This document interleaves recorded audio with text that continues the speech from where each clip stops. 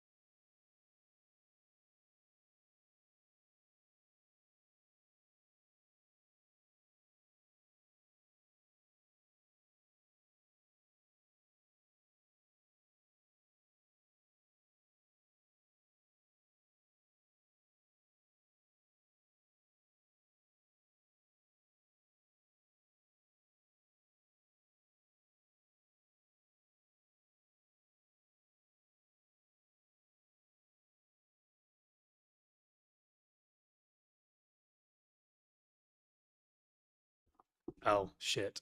I was just talking this entire time and nobody heard me. Just to confirm, you guys can hear me now, right?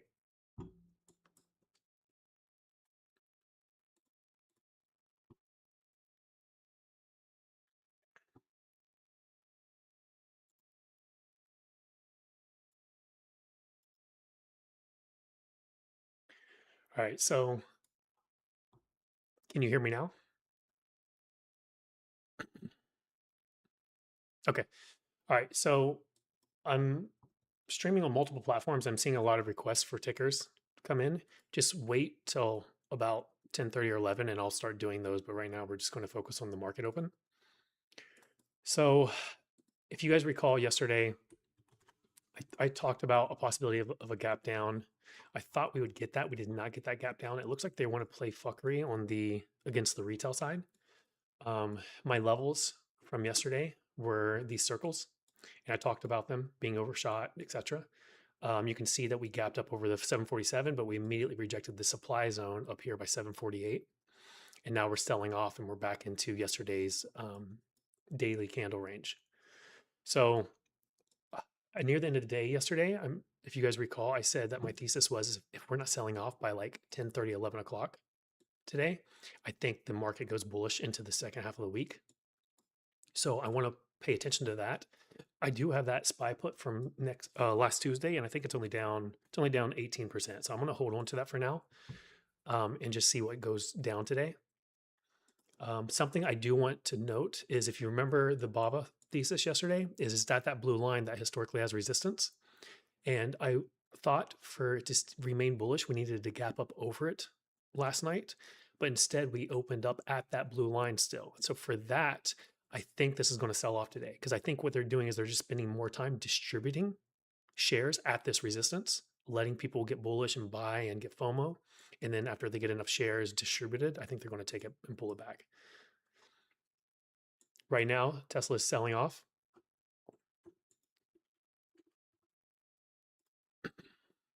Give me 1 second.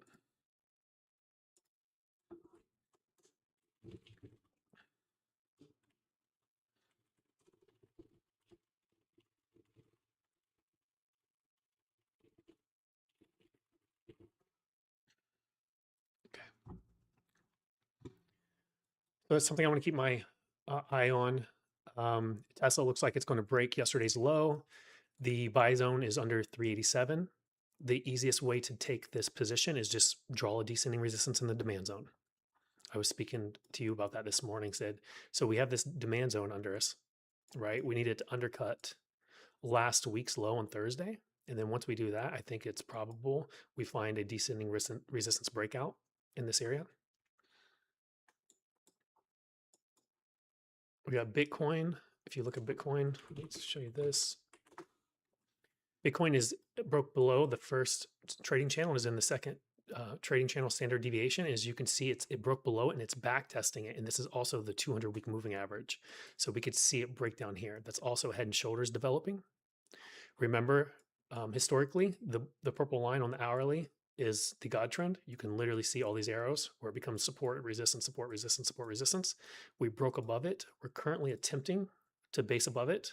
And that's what we're going to watch for today. If it starts accepting under this 61,000, then we're going to retest these lows. The main thing I'm concerned about and why I kind of have a bias we might sell off is if you look at this ascending support from the March 30th low and we draw it upwards, this is nothing more for QQQ, a break below a back test. Do you see this back test? And now we're starting to back test and we're hitting the hourly purple line. So I'm going to add to next Tuesday's short position here at the 720 area, which is literally where we're at right here. So it's down about 30%. I'm going to buy a couple more right now on the 746, 714s.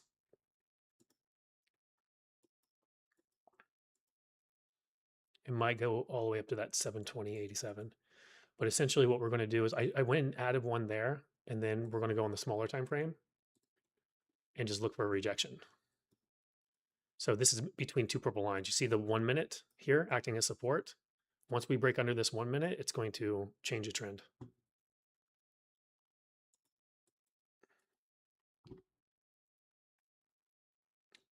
And then remember, guys, in about like an hour, hour and a half, I'll start taking chart requests. But I want to just find out this open and figure out the direction of the day.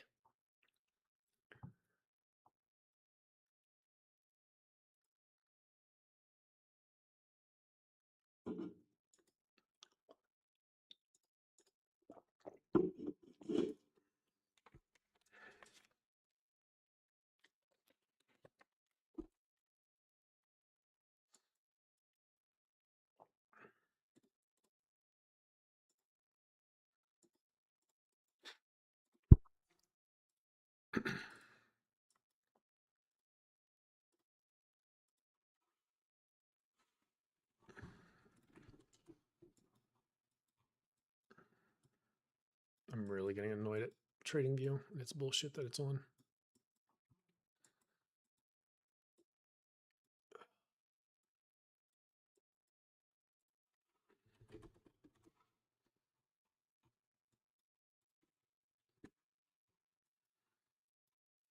Trying to keep an eye. So on this hourly, do you guys see this little demand zone?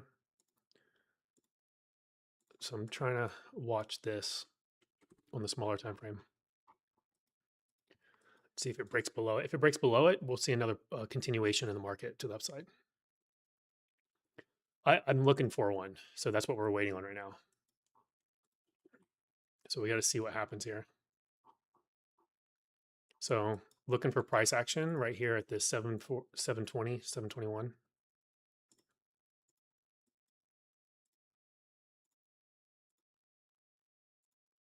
Got to see what type of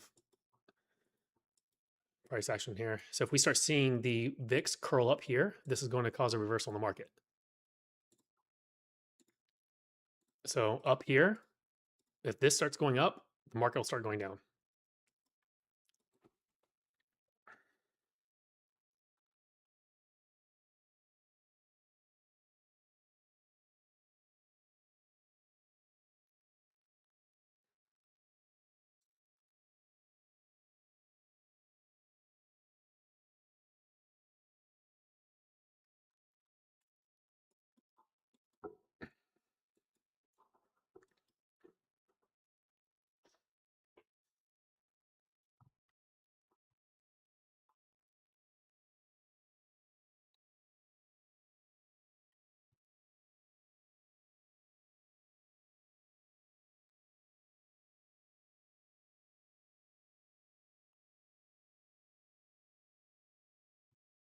All right, we're getting a red candle and it's breaking under this ascending.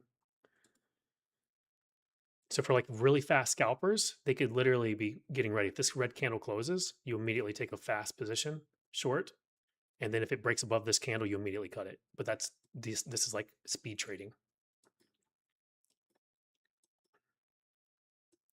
There's a very small demand zone. I think if it breaks below this right here, you'll see a stronger dump. But we got to see if this candle closes red.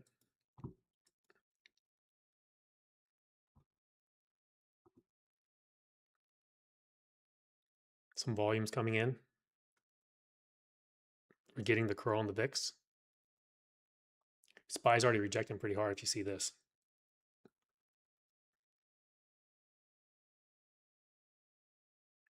I took those puts up here on the next Tuesday that I added. Decently sell candle. It's got to break below this. If it breaks below this, you're going to see here, and then that would be about $1 move, $1.50 move.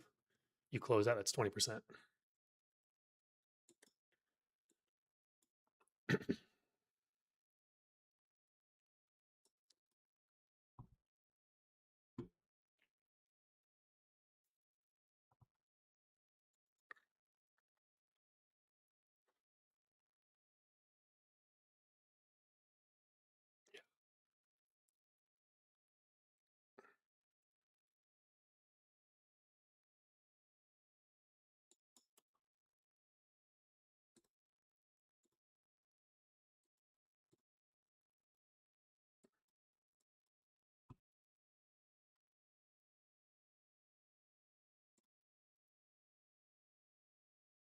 Strategy's trying to do a little something. Bitcoin's just chilling and hanging out.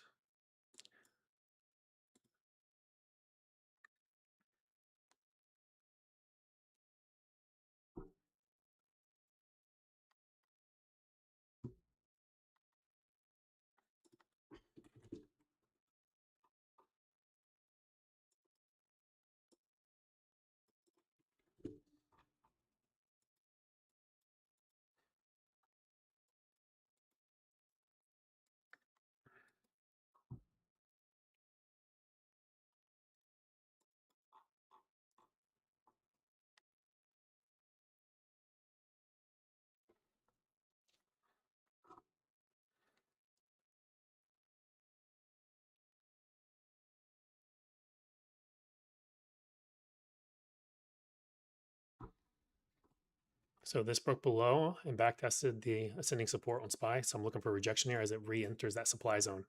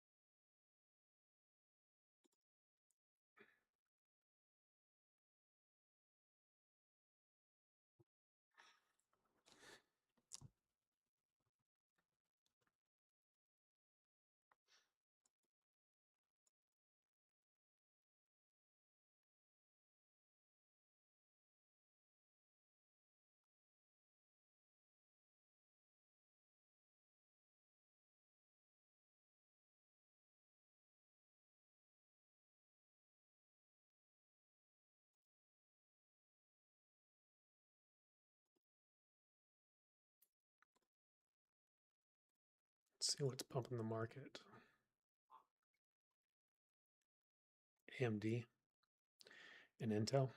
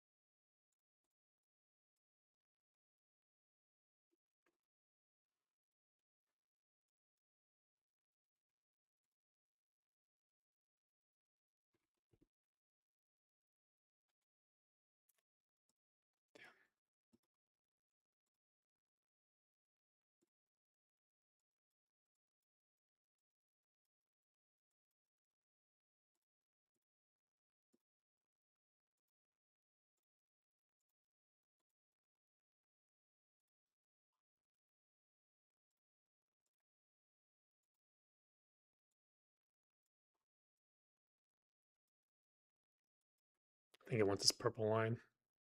I think Intel's going to continue squeezing maybe.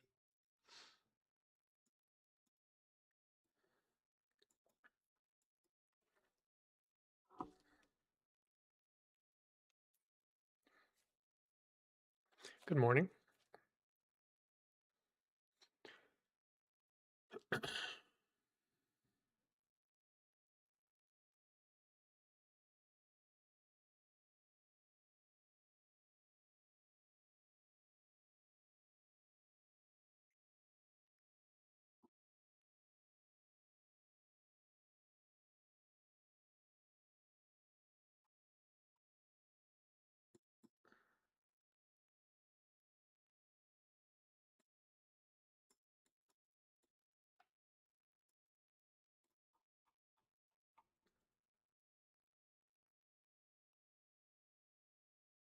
VIX is right at the bottom of that demand zone.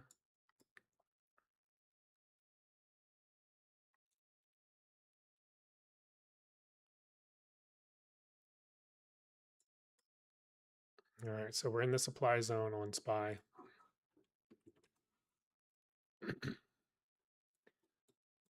And we're in the supply zone on QQQ. I think we reject here, to be honest.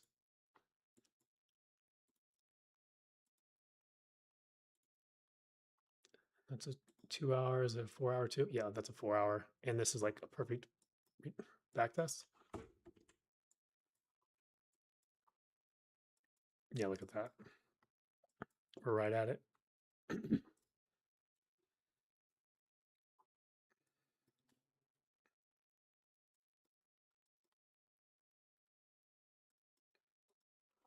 I have those next Tuesdays that I bought, so I'm gonna sit on those. But this is where you would look to take a position on any weakness for a day trade. Both the SPY and QQQ are entering 4 hour demand or 4 hour supply. Let me look. Mara popping out of the demand zone that I called. Iran, MSTR is doing decent. CLSK is doing decent. All out of my buy zones this week. So I'm not going to talk about any names yet. I'm focusing on the market. When we get into like slow hour, like around 10:30, 11, I'll start taking chart requests. For now, I'm looking at a day trade on SPY and looking to identify the market direction on the day.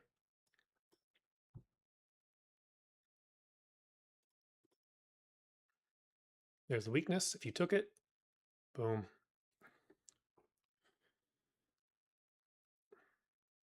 That's 20% on 719 QQQs.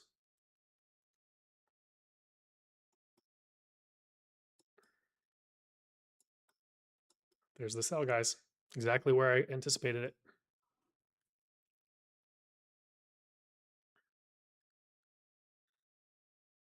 You could close that trade right now and you'd make 25% if you took any type of shorts. You're done for the day. Given, I think this could literally do a complete reversal. We are at a very important level at QQQ. I think it wants this level. No, it can't take it. Could it? I don't like that. Continued sell off, guys. Looking right at it.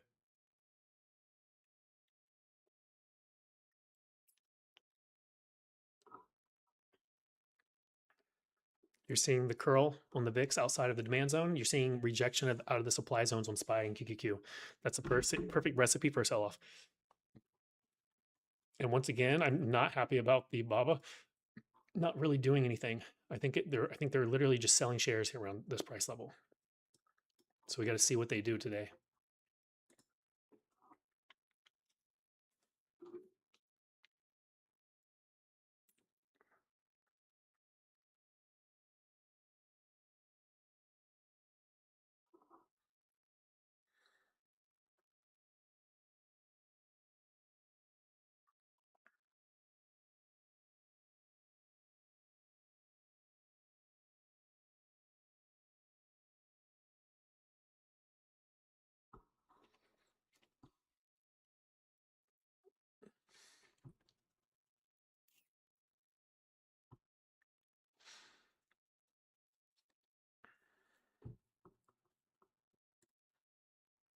As you can see, guys, 4-hour supply zone, ascending resistance, breakdown, backtest. That's a double short position.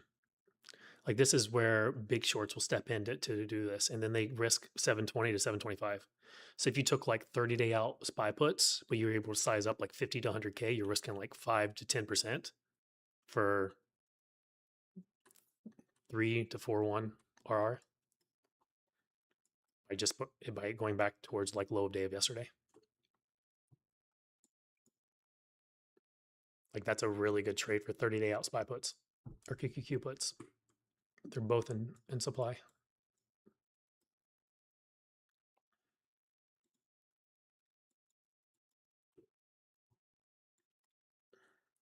You need continued weakness though. You can see declining volume during the entire rise. It's not good. Now we just need to see. Usually they sell off around 9:38 and then 10 o'clock. That's like the sell points.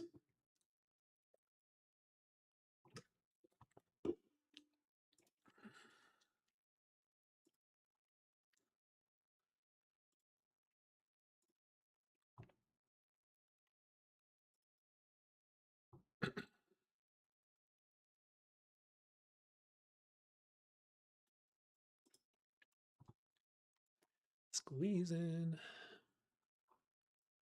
VIX broke below that demand zone. I don't like that.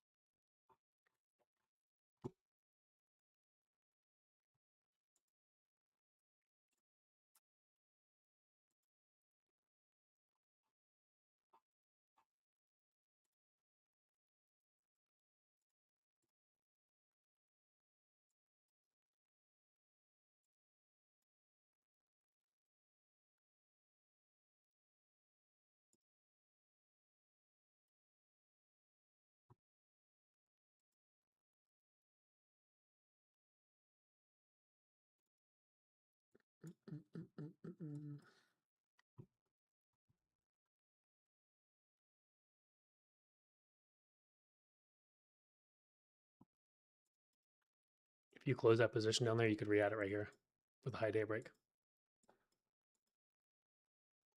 As soon as you make like 10%, you're done. No reason being greedy. I'm just being patient with the next Tuesdays. But I'm also just giving you guys lessons on intraday trading.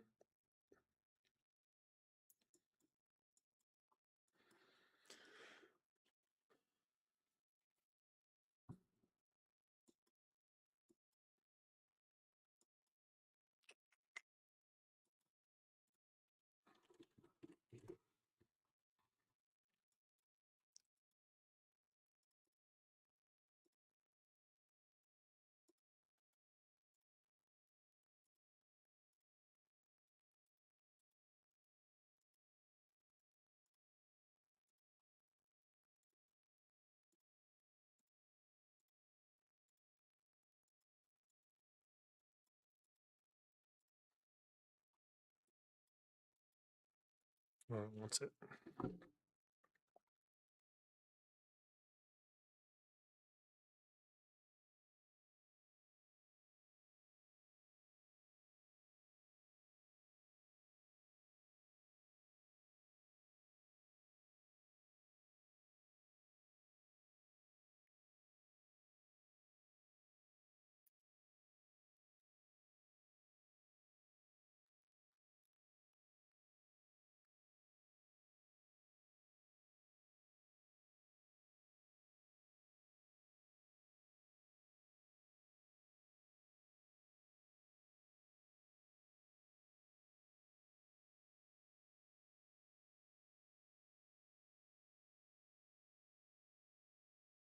Finally hit the resistance line on the SPY.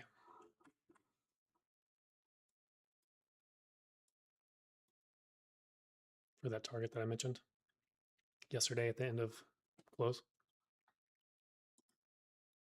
I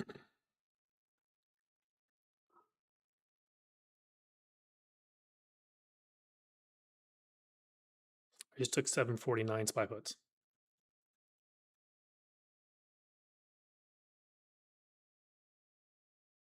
I'll close it if it breaks above that candle at the resistance line.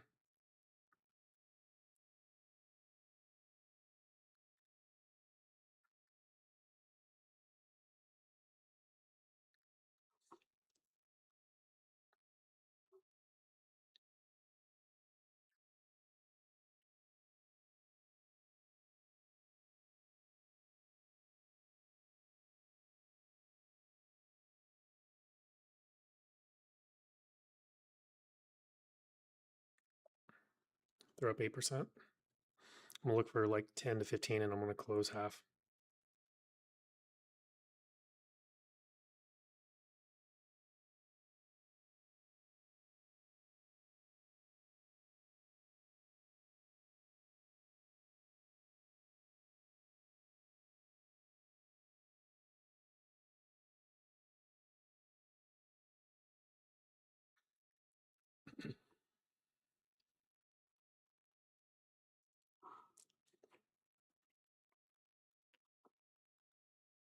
I'll start taking chart requests after 10:30, guys. I'm just trying to find the direction of the market for the day.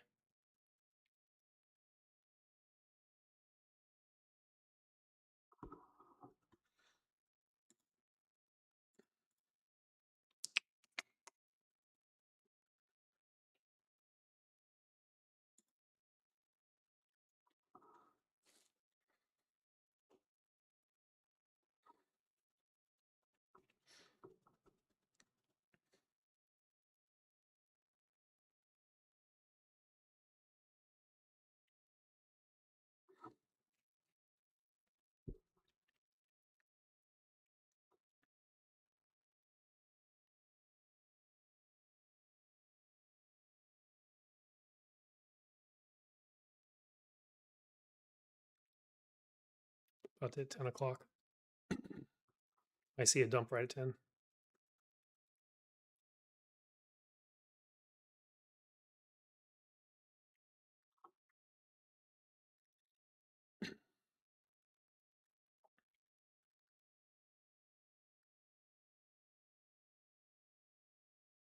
I'll close half under 50.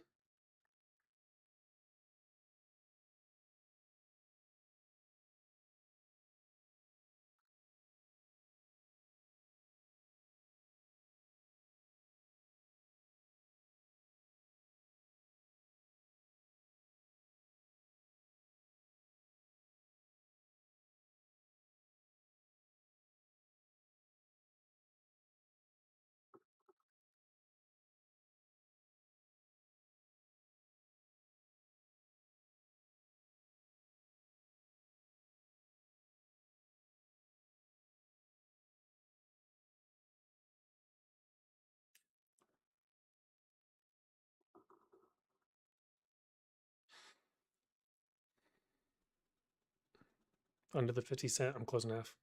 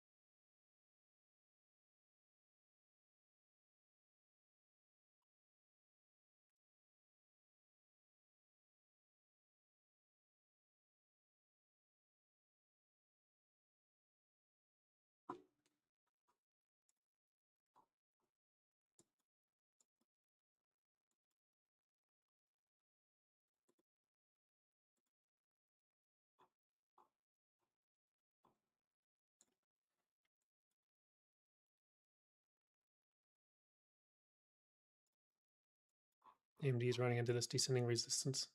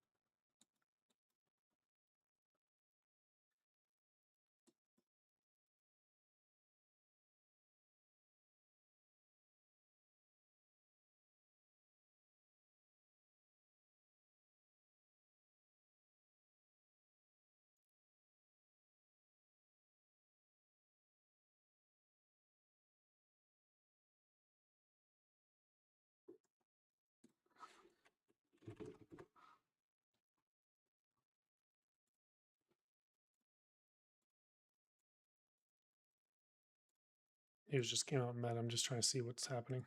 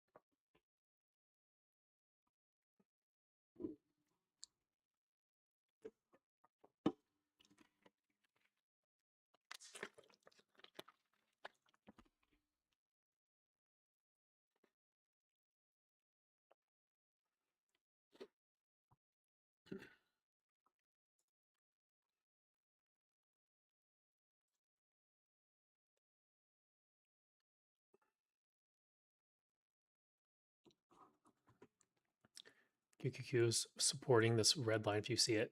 So that's the bullish trend if it breaks below it. If we sell off, I'll sell half under 50, and then my target for the rest will be this purple line down here around 747. Ideally, both those get hit, and then the day trade's done. And then I'm just holding that next Tuesday put position that I added a little bit this at the open.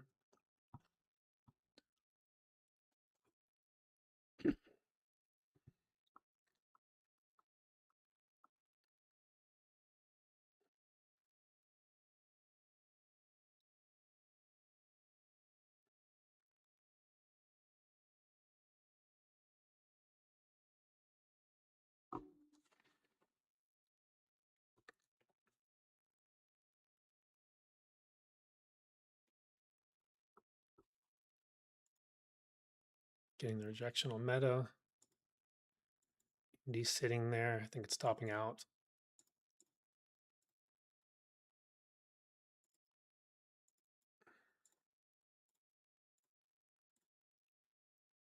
Here comes the break under 50. Flush it. Give me 20-cent drop. Drop right here to the 13. Quick. All right, close half. Made 18%. Now the rest is at break even. I'm going to go ahead and put in the stop loss for 1 penny above the cost basis. Throw up 23%. I'm looking for that purple line, and I'll close the rest. Actually going to trim half right now.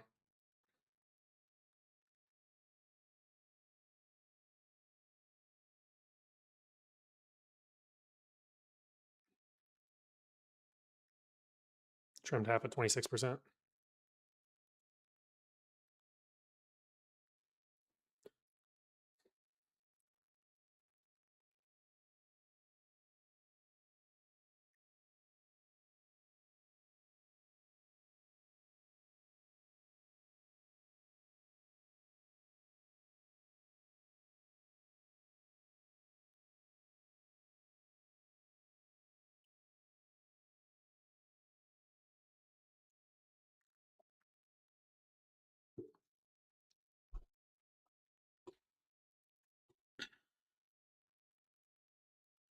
Yeah, it's a major supply zone. It's in sync with SPY and QQQ.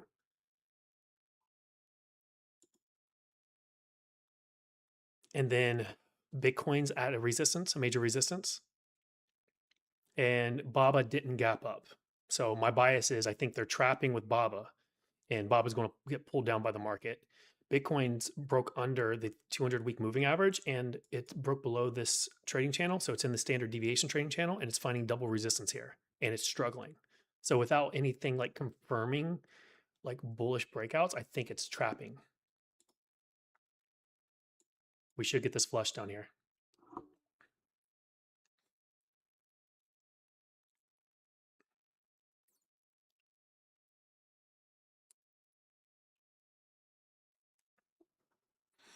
I'm not doing tickers yet. I'll do them around like 10:45-ish.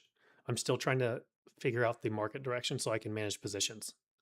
I'll do chart analysis later when the market slows down, but for now I'm trying to make money.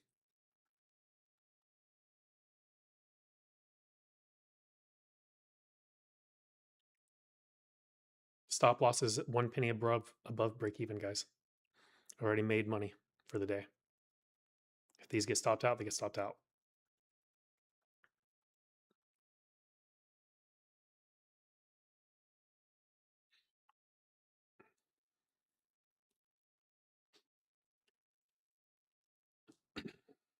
Like it's mainly this. It's mainly QQQ that gives me a super bias we're going to reject here. We have ascending support from the April low, guys. This entire bull trend. We broke below it. We're back testing, and this is how you get confirmation. You don't buy the breakdown, you buy the breakdown back test, and when it back tests, now you have a risk to reward. Not only is this back testing this ascending support that it broke, because that's a change in trend, guys. Since April, it's been a bullish trend. Now we're changing trends. We made a lower low over here compared to last week. And not only is this backtesting this ascending support that changed the trend, it's in a 4-hour supply zone. That's actually an 8-hour supply zone. So it's pretty much a daily supply zone. So I think this is a bigger drop than, I think this can be a big drop. Like this can be nasty. 44% on the day trade. Right here, it can get a little iffy if you wanted to go ahead and close it. I'm going to be a little greedy since I made money for the day. But I'm not letting this trade go red. We don't let trades go red, especially after you went green and made money. I'm looking for that purple line. As soon as we get that purple line, I close the position. I'm done with my day trade for the day.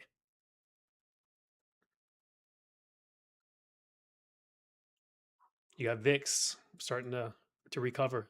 That's a look below and fell, that demand zone.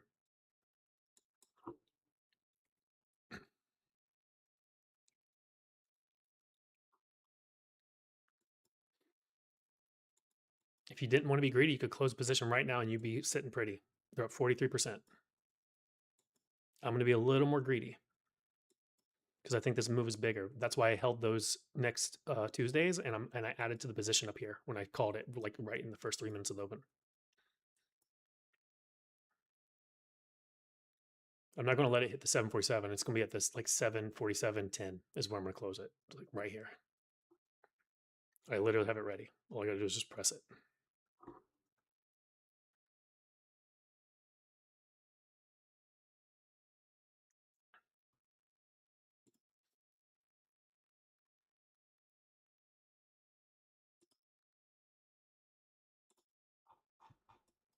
AMD is breaking the sending support, if you can see that, guys. Intel's just rejecting full on. It's already gave half the gains back. QQQ might support the market here. You see how it hit this blue line before SPY? So big tech might support the market here.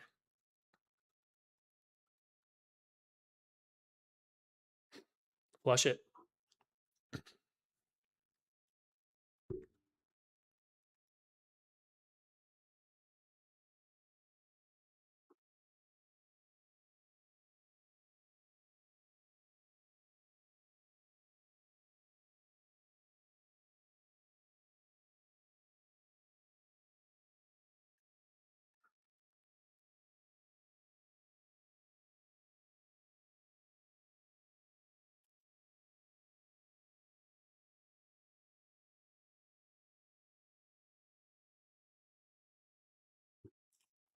It was 749 SPY puts, but that's at the top. I'm about to close the position, so don't be getting FOMO. You missed the trade if you didn't take it.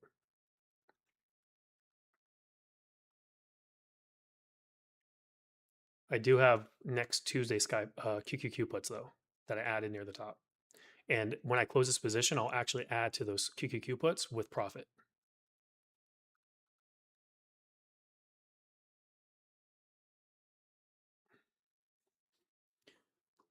If we break above this line, I'm going to close this SPY put.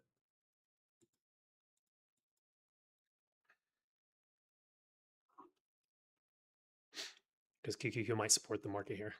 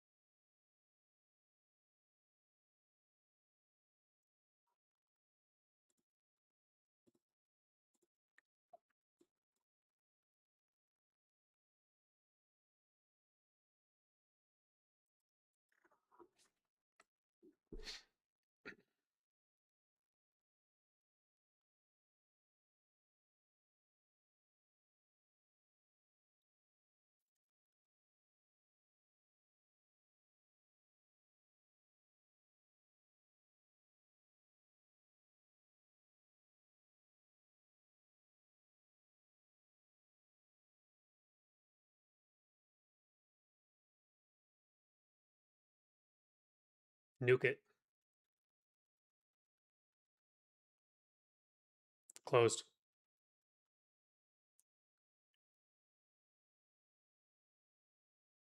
%76, guys. It's probably going to go lower, but I wasn't going to be greedy. Yep, there it is. Nuke it. Low of the day. It's literally just going to slam it. I'm going to regret that because it's going to be probably like a 200% plus play. But I do have the next Tuesdays.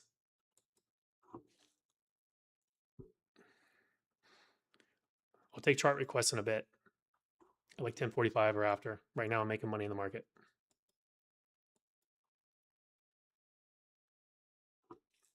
76% on that put. And like it's up way past that now. I should have kept one runner. That was really silly of me to not keep a runner. I should have kept one. Yeah, look at that. Look at that volume coming in, guys. Highest after the first 6 minutes. On SPY. Slamming it. Look at that. So QQQ is hitting its purple line, so you got to look for support here. If not, if it gets through this, it's going to get bad. Yeah, they're slamming it. Look at that.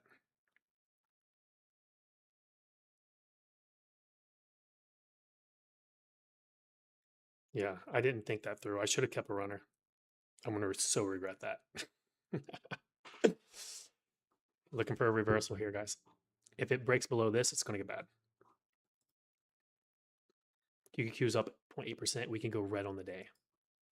That could be like a 500% plus move. But right now, you see the volume coming in. They're attempting to support it here at the purple line. Yep. But that's very weak demand. You know, it's like a 5-minute low of the day.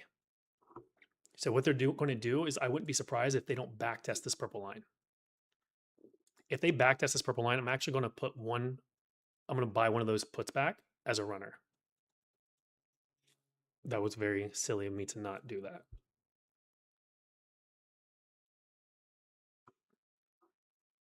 So this red trend zone, the 15-minute purple trend at 747, we broke below it. So this is the trend for the last day and a half. So it actually might just reject at this red line. We might not even make it to the purple. Right now, actually, the downtrend is the red. You see the red on both? The red cloud? That's the downtrend since the top. So now, actually, line in the sand, bearish below this candle right here. But right now, we're rejecting just literally the day and a half trend. If you guys see that.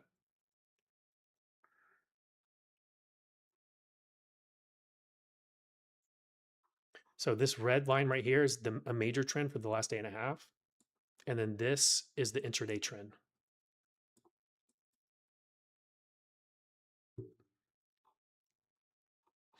VIX is trying to make a new high from the open. If it does, that'll put pressure on the market. But it's that simple, guys. I made a trade. I made, what was it? 28, like 18%, 28%, and 76%. That's all you need. You need a high accuracy win rate and then be able to size up with confidence. You don't need to take 20 million trades in a day.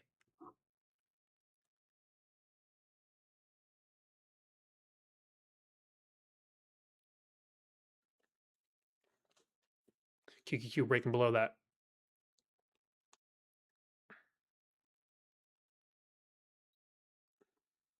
The 746s from for next Tuesday are up 5% right now.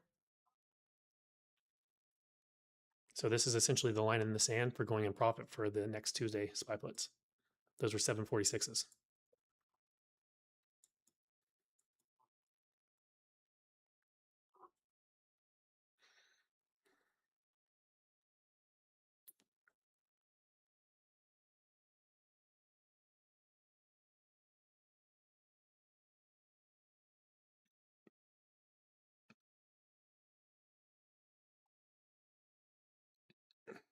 There we go. About to break that low. You could be greedy and take, like if you have profit, you could take one runner and risk like 30% profit on any pop. And then just if it breaks above this red cloud, then you close it. But I wouldn't buy it at the low of the day. Just see if they can get a liquidity sweep to the top side. Let them try to pop and then get some people to chase and buy and then sell into the buy. If you don't get the entry, you don't get the entry. We made money for the day. Because it's trying to support this here. You can see it. This is a 5-minute candle developing. But this is becoming a demand or supply based on the direction it takes. So if it breaks below it, it becomes supply. If it breaks above it, it becomes demand. There goes, there goes. And the flush. Flush it.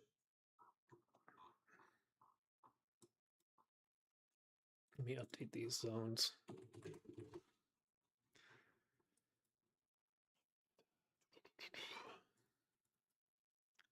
There's a gap here.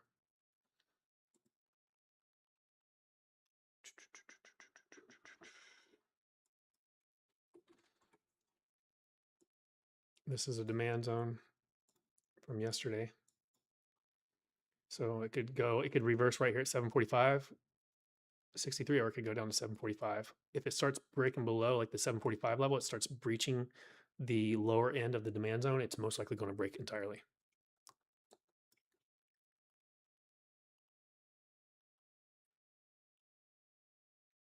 There goes the flush. Now you can literally do a descending resistance for a trend change if you re-added that runner. Breaks the descending resistance, you close it.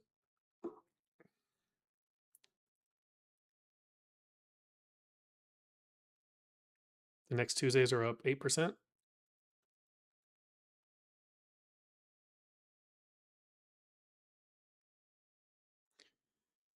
me see what QQQ is doing.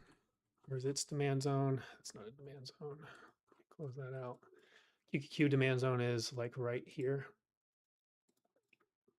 Let me see if there's something prettier to look at. Yeah, that's literally flawless right there. I think QQQ pulls it down to this demand zone. And this is a light one. This is a really big one right here. If it breaks below this, we're in trouble. I think QQQ pulls the market down though. I think it goes for its zone. We'll see.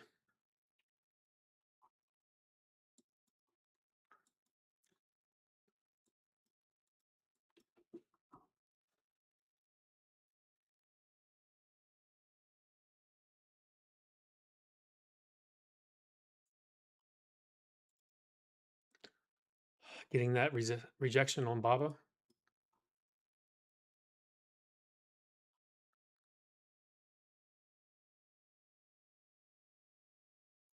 Bitcoin's rejecting. MSTR is rejecting. Tesla's rejecting. If we get up here, I'm gonna consider re-adding that runner. I'm just gonna buy literally just simply one SPY put.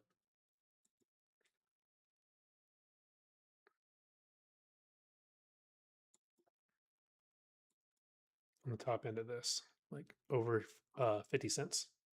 It might not make it, but we'll see.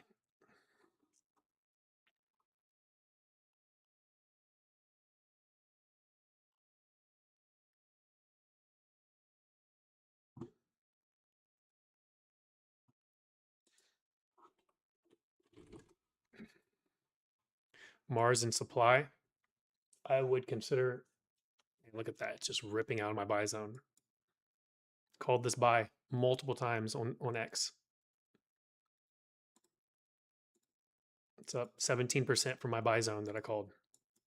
It's now hitting resistance. I would consider trimming Mara.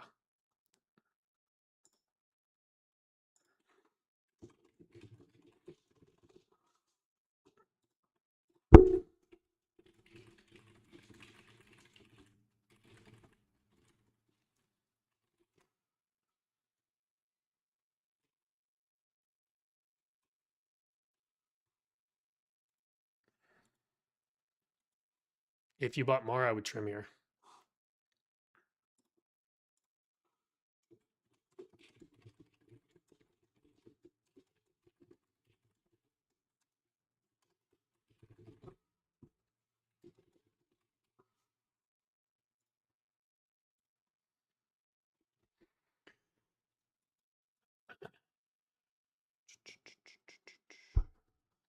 All right, I'm taking, wait. I'm looking at taking that runner, that SPY put runner. I'm just going to buy one. It's going to be of profit.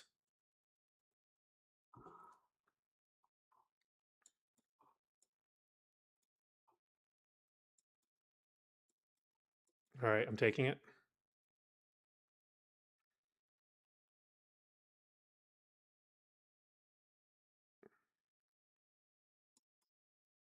$746 at 119.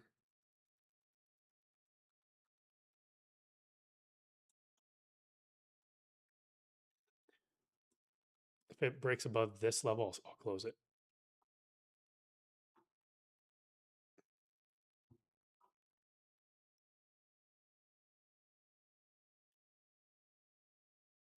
I would not buy any calls with this week expiration. My bias is to the downside.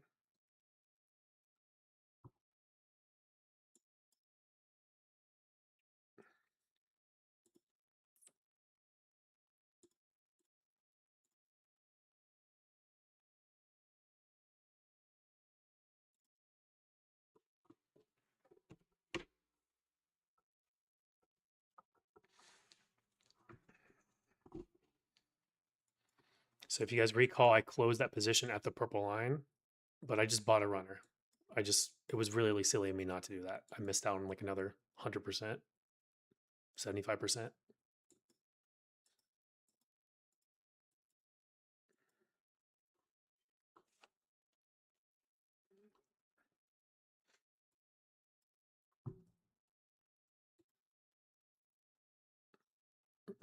After 10:45, it starts getting choppy, or it'll pick a trend for the day. So if it starts getting all above the blue line going into that 10:45, it might literally trend all the way back to the high, and I'm not going to sit in it. We need to start seeing a trend, like a rejection going into 10:45.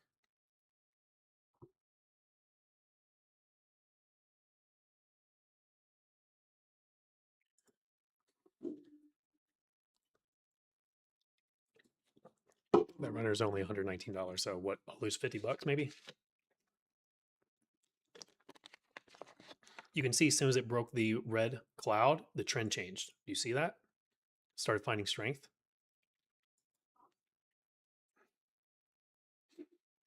Could have been more patient for this level.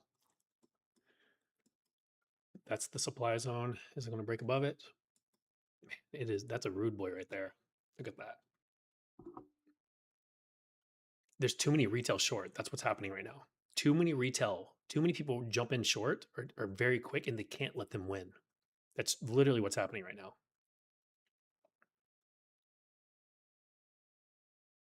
I'm adding to my short. I'm going to buy one more. It's down to like 90 cents right now. So it's a 119 and a 90, so that's like $220. I'll close it though if we literally just break like 30 cents higher. I'm just going to see if it rejects the second resistance.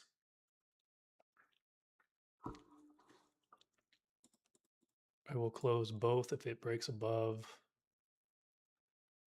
It's going to. There's too many retail.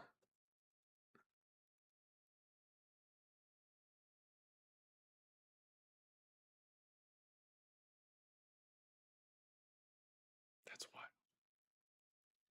And closed. It's annoying. Oh well. Gave something back.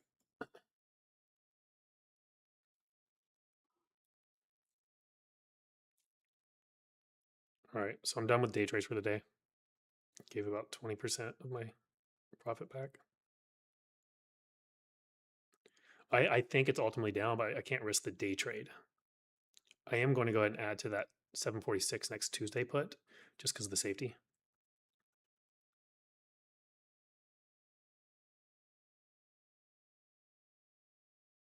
Oh, wow. I was wrong by the 20 cents on the top. They just sweeped it.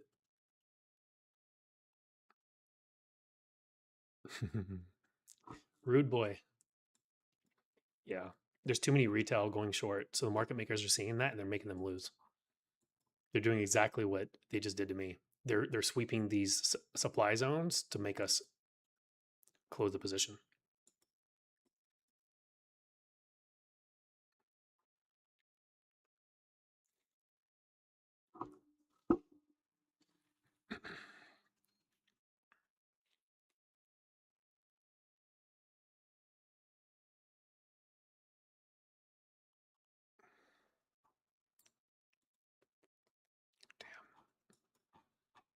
Mars not playing. It's just squeezing right over that level. It's going past the supply zone, which is showing insane strength, up 14%.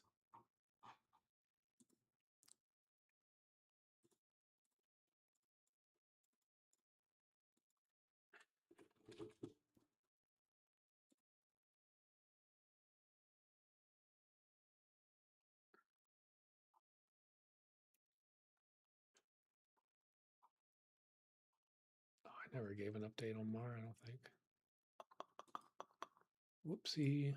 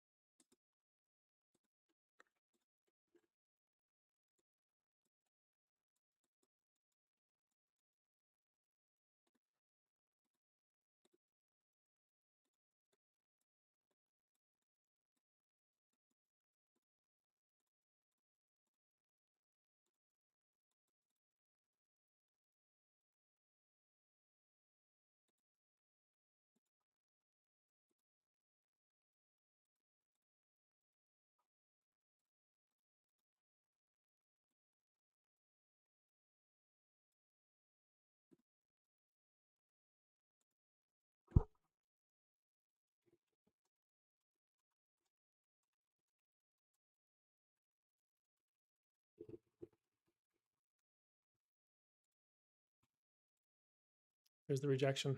Man, they sweep me. Fuckers. Oh well. So this is where they start trapping it. It's like, oh, I get FOMO and then I want to re-enter. I'm done for the day. I took my second attempt. They sweeped me. They stopped me out. I'm not going to take another trade because I have a winning trade and I have a losing trade. So now I have a 50% win rate. I'm still in the profit and I'm not going to be greedy. I still have the next Tuesday SPY puts, the 746s. And this is right around this level is my break even level. But you have to exercise discipline because you start getting chopped up around this time frame.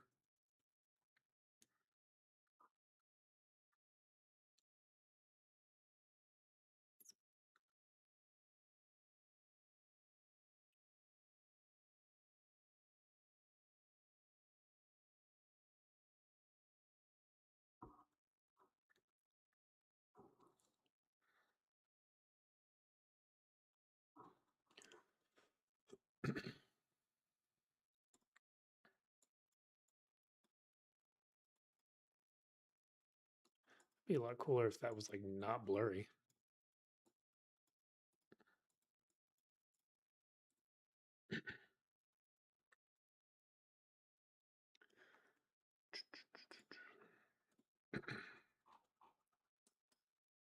Stop loss on Neo is that pivot low in June. It should not break that low. If it breaks that low, that's not a good thing at all.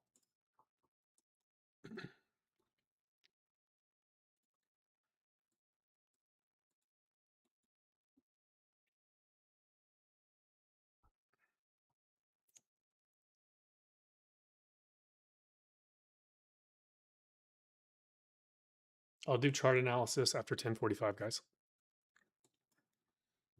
I know you guys are wanting to get some names analyzed for yourself. I'll take care of that, I promise.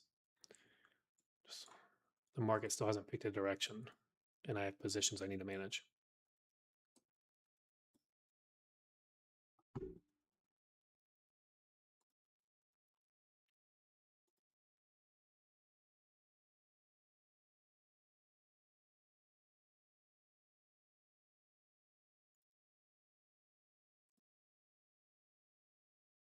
Now it wants to respect my blue line after it sweeped it.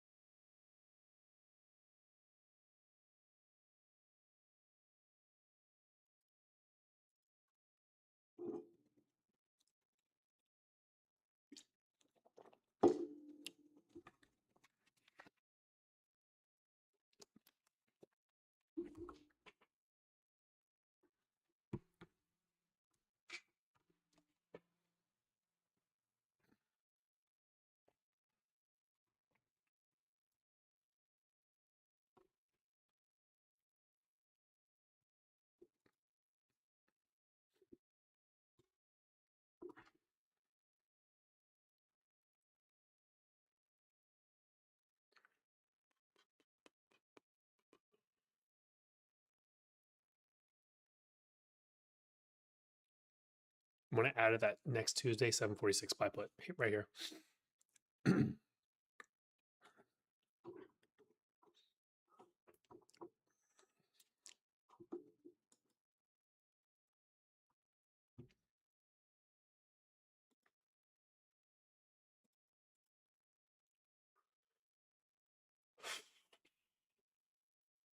Sorry, I didn't realize I was blowing in the mic.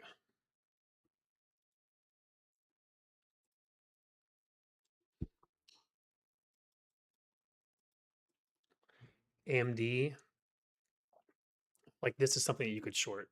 I wouldn't do it. I wouldn't do this week, but I would do like 3-week outputs. And your risk to reward is right here. Breaks above 572, 573, and then you close it. But it's starting to rally into this descending resistance and supply zone. So it's a fair place to try. And like the average daily range candle is like 8 to 9% on AMD. So it doesn't typically go over like 8 to 9%. So typically it'll tap out just because the historical daily candle isn't more than 9%. So unless it's like unless there's news driven, which I haven't even looked to see if there's news, but it's very important to like understand daily candle ranges because then you know the average percentage gain that a stock can have, and you can use that to your advantage for finding a stock that's topping out, which AMD's is around 8 to 9%. We're running into descending resistance and supply. So all three of those line up for at least a pullback of 1 to 2%. It could be a big one. That could be the top, right, for a bigger move. But this isn't something I would do like on intraday trade though, because it is up 7%. So it could keep momentum.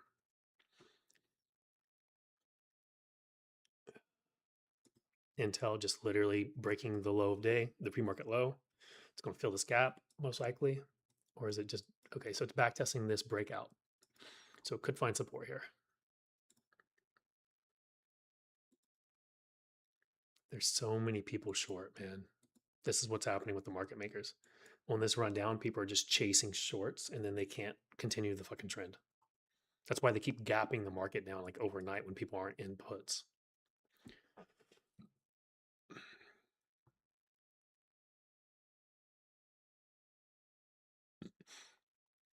Too big of a forecast leaning.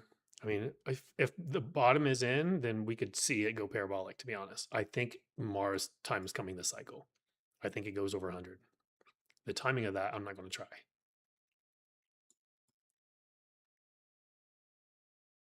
You could literally take this. You see it's rejecting the supply again initially.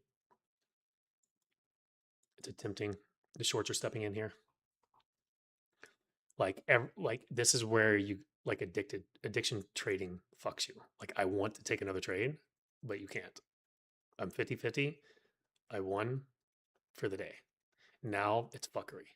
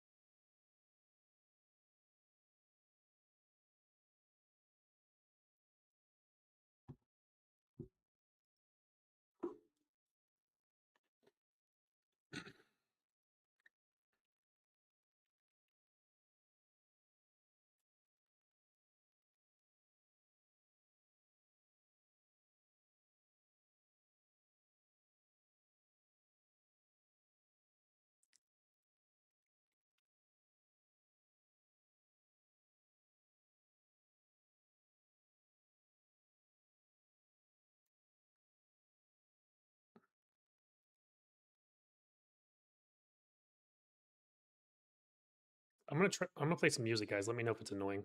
Hey Alexa, let me see if this thing even works. Hey Alexa. Nope, never mind. This must not be connected to the internet. Here's the Amazon Smart Plug 2-pack at $39.90.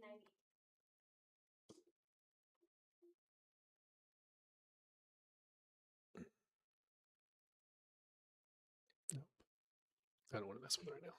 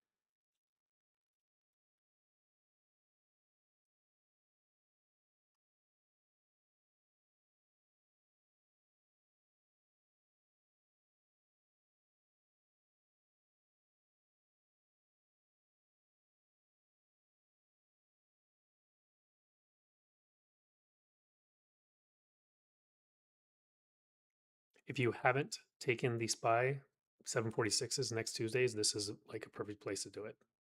Stop loss is above 749.50.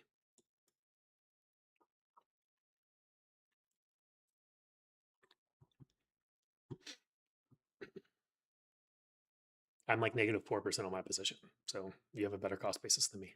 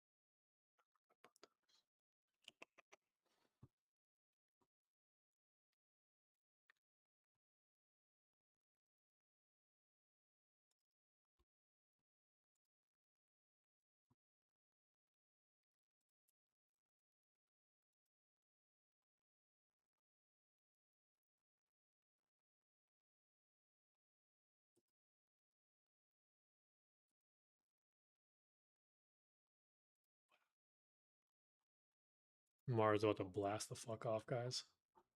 It broke through that supply like it wasn't nothing.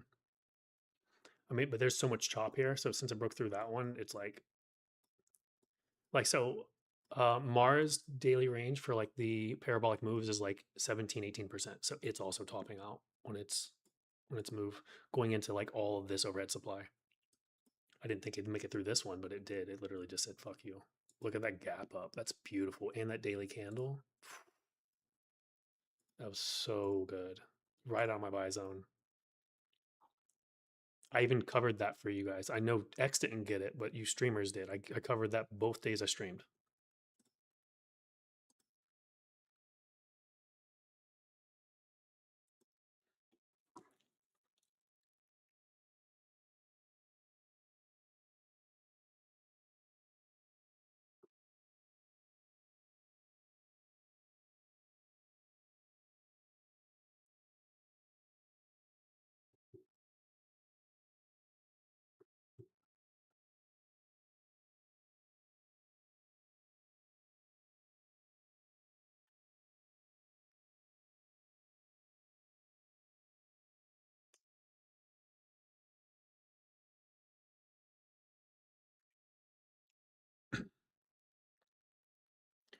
It's in my bio on X.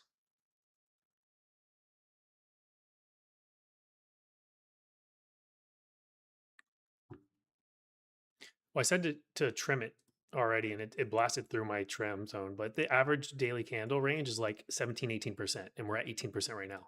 So my bias is it most likely starts to sell off right at this level.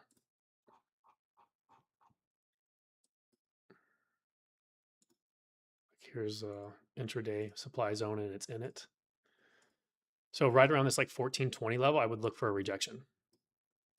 How bad it rejects, I'm not sure. But in this supply zone, I mean, it's a big supply zone though, right? So it can go another 9%, but typically it doesn't make it. If it's bearish, it won't make it past the 50% of a supply zone. If it gets above 50% of the supply zone, typically it keeps going.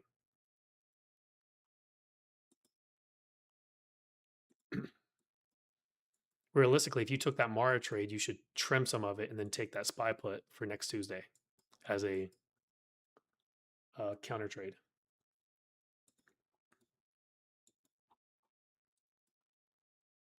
Obviously, don't use the whole profit, but take a put or two. Can make you a couple $100 up to a couple thousand. I think Mara goes over $100 a share in the next year. The timing of that's going to be hard. So I would advise nothing less than a year out calls, or if you have shares, just sit on it. It's going to follow Bitcoin, and my bias is Bitcoin has a very strong possibility that's already bottomed, but if it didn't, it bottoms by September. So, and Mars been outperforming Bitcoin. Mars up 100% from its low. Bitcoin is 5% from its low.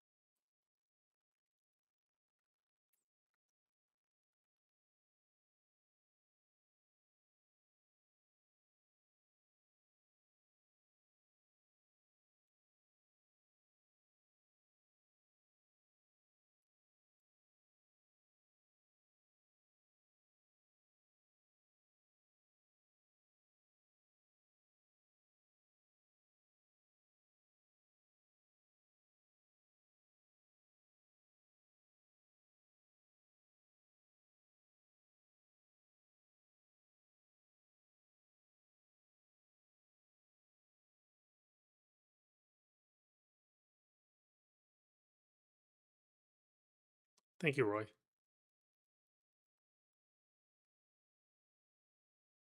I'll cover stocks here shortly, guys.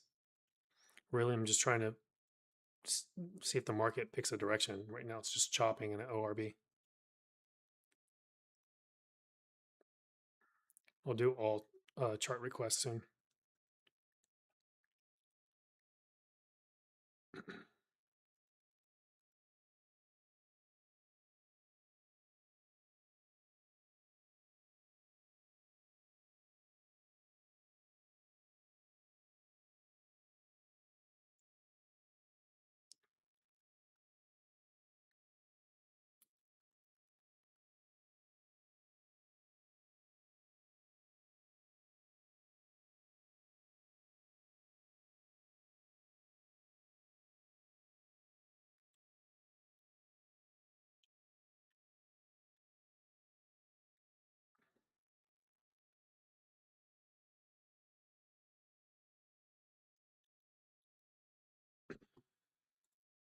It's rejecting that 1420 area, attempting to on Mara, right at the 18% average daily candle range for parabolic moves.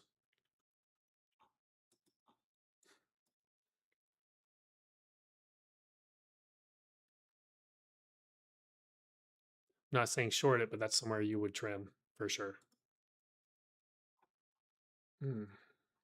Bob was doing a little something over here. It's in this gap fill.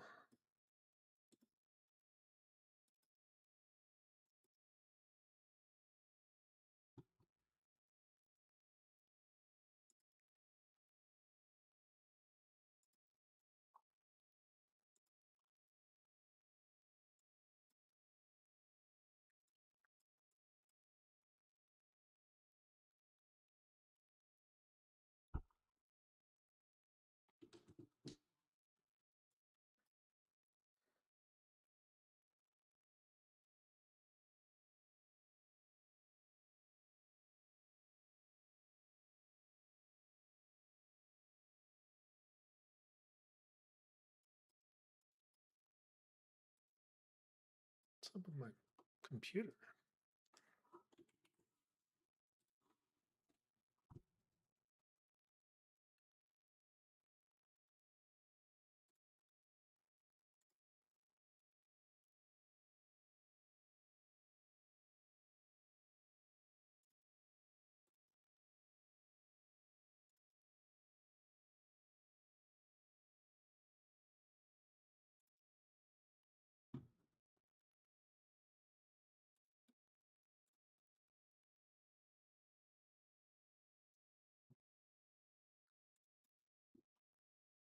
What is going on there?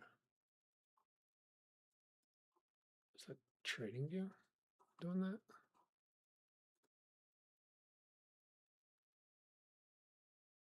What the fuck is that? Okay. Sorry, like that, the screen share that I'm sharing, it's like lagging on my mouse.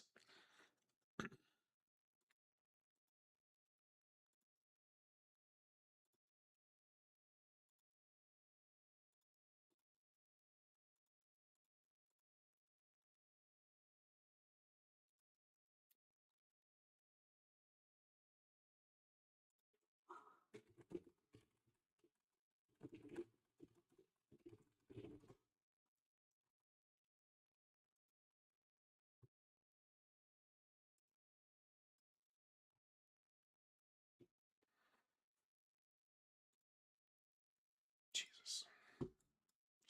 Absolutely crazy.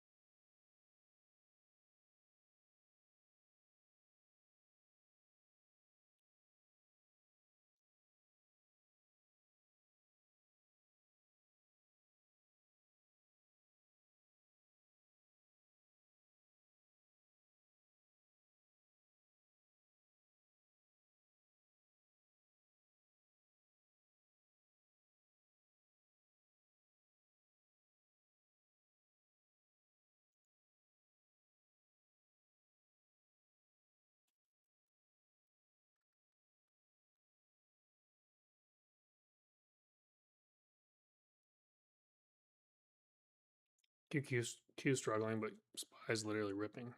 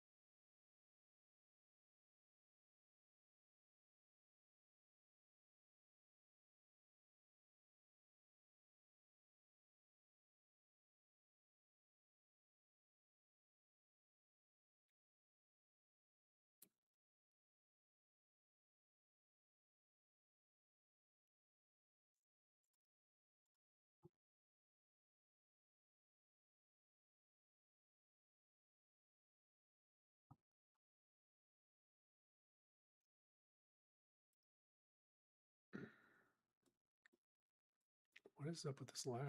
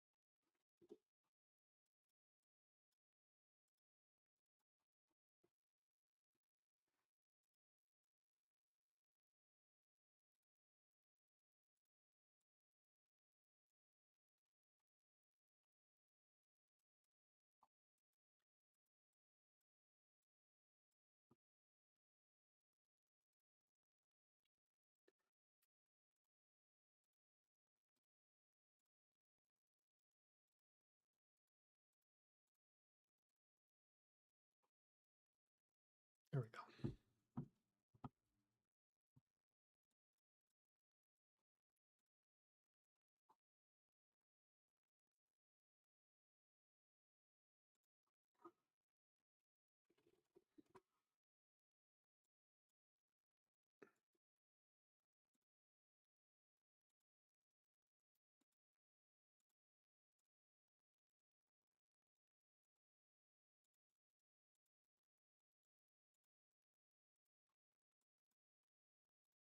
Should see a rejection here, in my opinion, on Mora.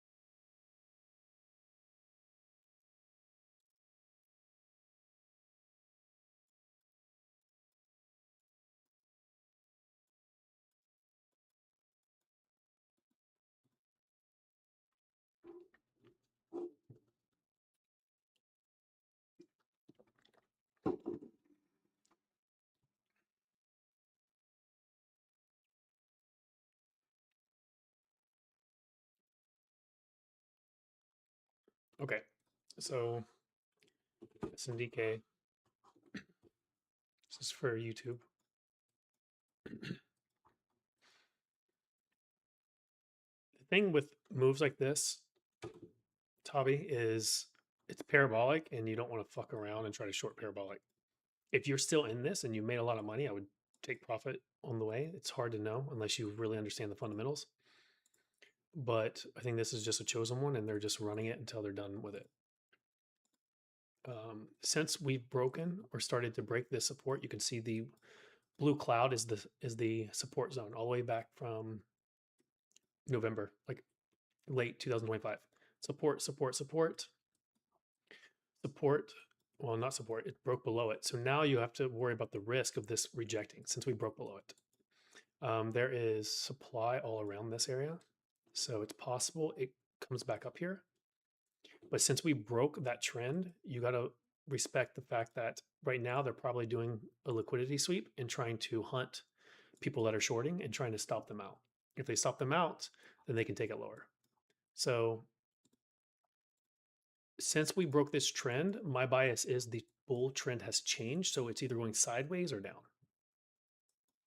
Common retracements is 50 to 61%. So between this 50 to 61% is probably where it's going to find rejection. If you're in it, I would trim, I would sell as much as you feel comfortable with, and I would make sure that I do not let it go red. Something that has went up this drastically, if you let your position go red, most likely it's going to go severely red. So be careful with that.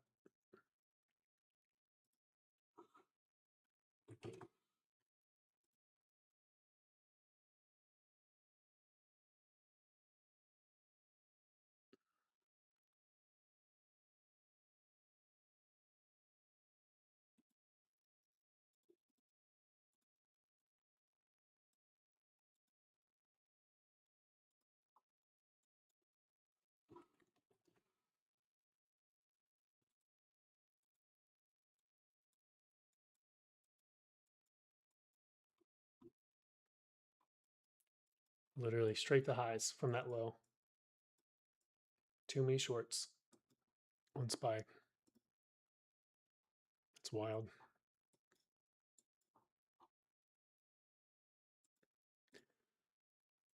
Okay, so JKS. I mean, buddy, this thing is underwater since 2020. Anyone that's bought shares of this since 2020 is red. So any buying is going to be met with resistance because people just want to get the fuck out of this. For the last 6 years, if you bought this stock, you're red. I wouldn't touch this. I don't know the company. It's solar, so that within itself isn't that appetizing.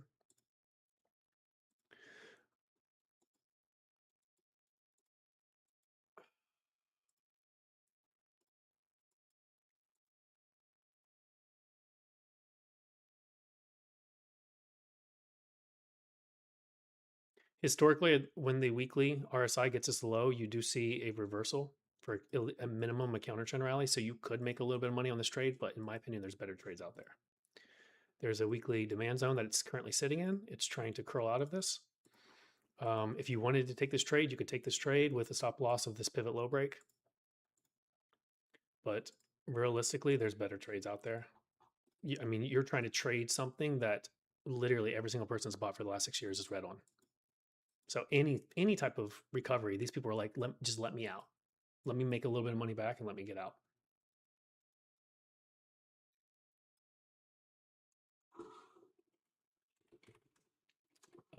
MSTR, my bias is the bottom is in, and we're going to see significantly higher levels into the end of the year. Currently, there's a demand zone right here. At this low, your stop loss is the pivot low of June. Any dips that happen in this market, I think get bought. My buy zone was under 91 to add to scale it back in. So that's my thought process on that. But overall, I do think we see higher. I think we breach this 100 and we go over like to like 110 to 125 probably in the next 60 days. In a bearish sense, if we were looking at this Fibs retracement, the 50 to 60, is common rejection, which is 109 to 115. There's a supply zone here, which we already rejected. So if we break this high, then that supply zone is invalidated. But now there's a supply zone here. So it's going to struggle a little bit until it gets above this. But once it gets above this, I think it gets pretty easily up to the next zone of over 110. And I think the dips will be bought. And this is now a 3-day demand zone. So it could drop down to 88.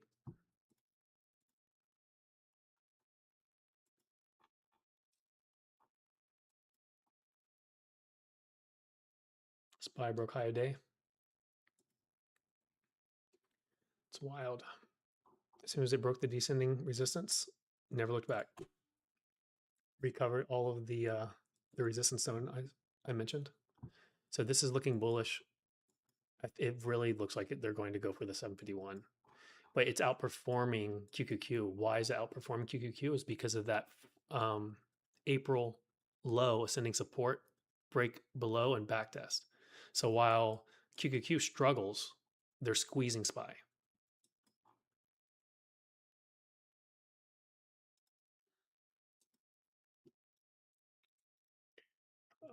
For QQQ, someone mentioned going to 700.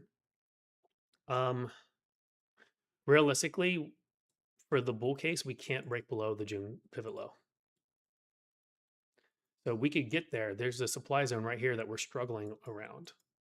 We could sweep this low from yesterday, but for the bull case, we can't break the June low. If we break the June low, I think we see it gets a lot more ugly. We could see a 10% drop, which actually, what was that? That was an 8% drop. So we could see like a 13% drop, 12, 13, down to 650. Ultimately, I was looking for like a low over here, but that's pretty low. So this, and my thesis yesterday was if we start rallying into 11 o'clock, that we just might rally the rest of the week. And let's see, MSTR is doing decent. MARA went up 18%. Bitcoin's still struggling at that level. It needs to get over 63.5, 64K. I think Bitcoin's that confirmation right there. If it gets over 64K, the market rallies the rest of the week. I really was looking for Tesla to go down into this buy zone. It hasn't triggered. Everything else this week that I've mentioned is triggered. IRN, CLSK, MARA, NVIDIA, MSTR, BABA. I mentioned all those on Monday, and every single one of those buy zones were hit. US oil buy zone was hit. Every single one of them hit from my calls out on Monday on X and Discord, and every one of them is up significantly.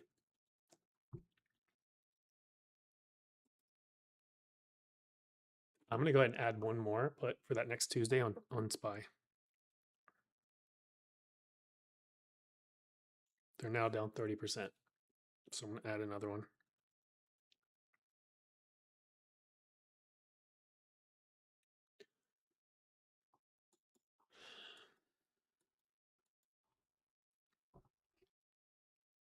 All right. So covered YouTube. Not hear anyone talk on TikTok. Okay, now let me check X.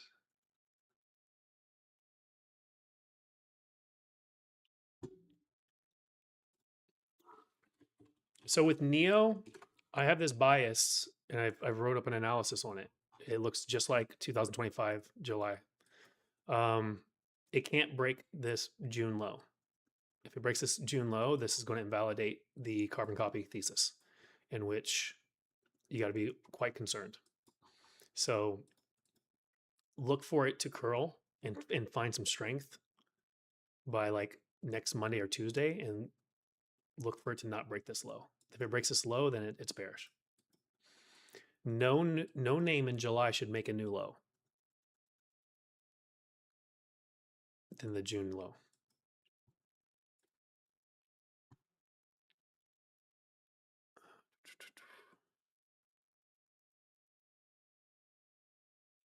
Thoughts on WYF? What is that? WYFI? White fiber? IPOs are rough. I mean, this is a very clear supply zone. It didn't break very low below it, but this is a supply zone now. So bearish below the all-time high. The closer you get to this, the less your reward, the higher your risk. And inside that weekly supply is a 2-day supply zone. So it could make it, it's right there. So I would look for a rejection between this 39 and 47. But until it breaches this 47, the risk is to the downside with that supply zone, that weekly supply. The highest daily candles are at the top, which shows distribution. So you got to look for pop sellers.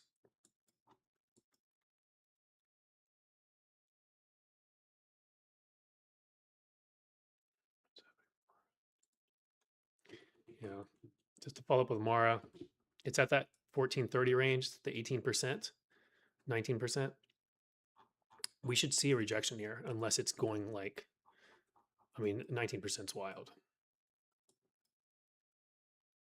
If it pulls back, look for like a 38 to 50% retracement of this candle. You don't want to see more than 50%. That 50% is at that purple line, which is 1350. So any dip into 1350 for a bullish thesis should get bought.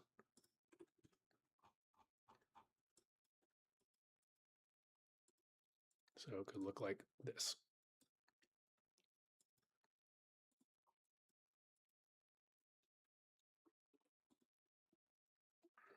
It's wild.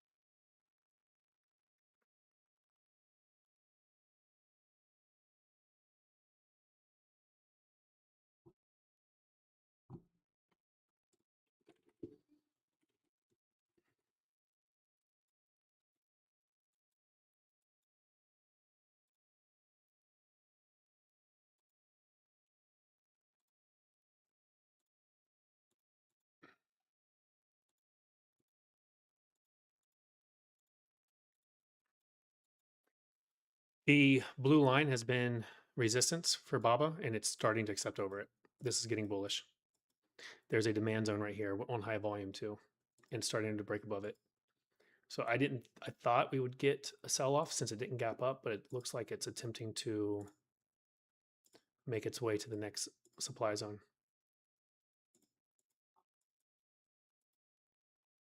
Essentially, it can't break pre-market low.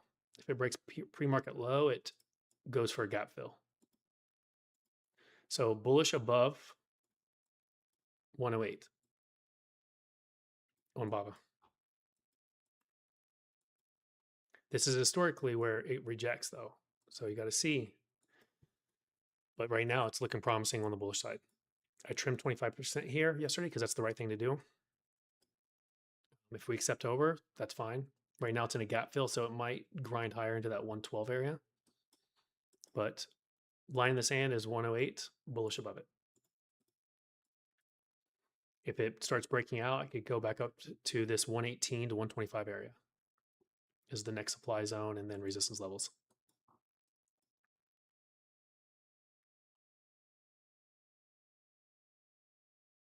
Stop loss I mentioned, you can't, on NEO, you can't break below the June low. CLH, I mentioned, I think it's got a high probability that the bottom is in, but this pivot low is a stop loss of 2070, 2050. It's finding rejection at the purple line, and it's trying to re-enter this consolidation and demand zone. What is this? Probably like a 2-week demand zone.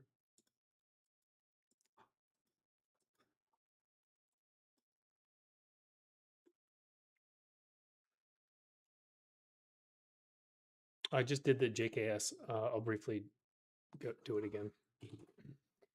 Essentially, it's a shit stock, bro. Every single person that's bought this in the last 6 years is underwater. So any pop is going to get sold because people want to get out. There's like a small chance here that it could defend this March 2025 low, but the fact that we've retraced this much is not a good look. If it was meant to be bullish, it would have continued. The fact that it's retesting, low probability, it could. You can go for it. The closer and deeper you get into this, the less risk you're taking on. But if it breaks that low, I'd get out. But I mean, look at this. It's upside down. Every single person in the last 6 years is upside down.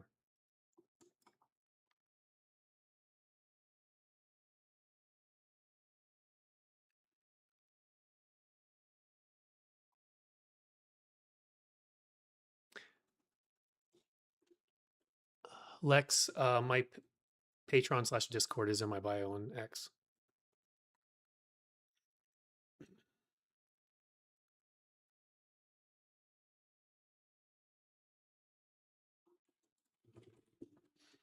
I don't have an ultimate target for BABA. It's play it, trade it. I mean, 2024 and 2025 went 60% and 80%. So minimum, if it went 60%, you could see 140s get hit all the way back up here. If it follows the carbon copy of 2024, 2025, and the minimum of 60%, we can see it literally come up to the supply zone, which is very possible. I wouldn't sleep on it, but you also need to take some profit on the way and not be greedy. You know, you could trim at these resistance levels and then hold 50% of your position for the full move. That could not be bad. So at least you make something.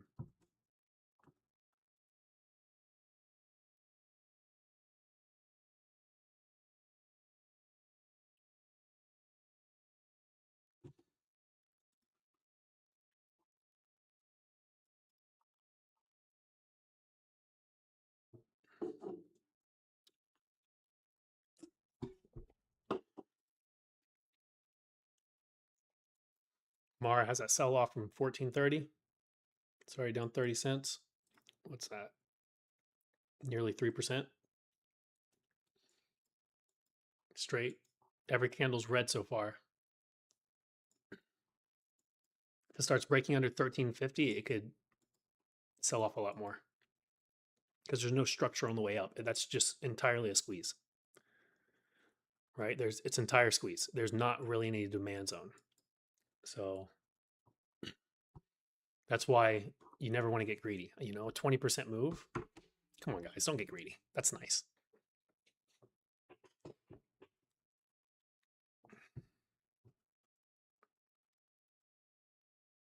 MU.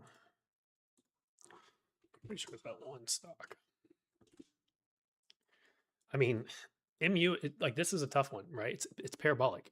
It said fuck you to anyone that's tried to sell, go short, any of it, right? If you tried doing anything, it punished you, except hold.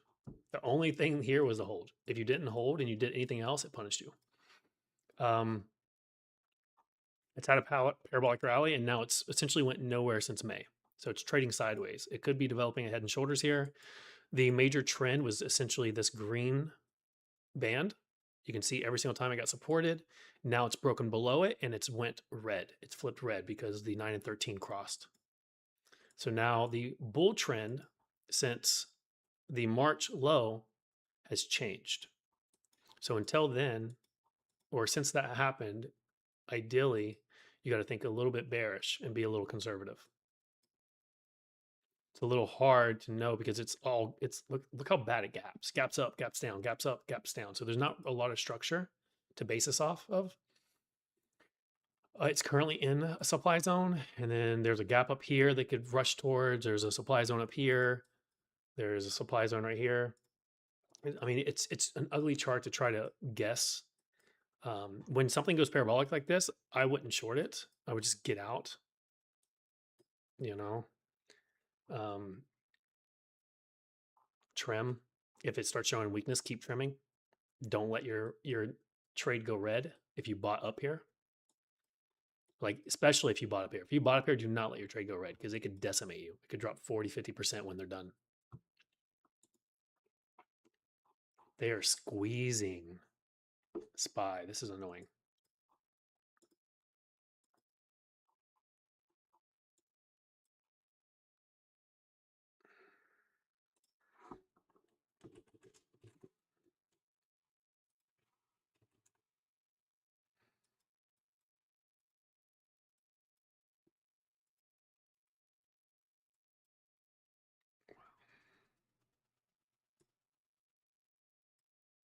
Through that.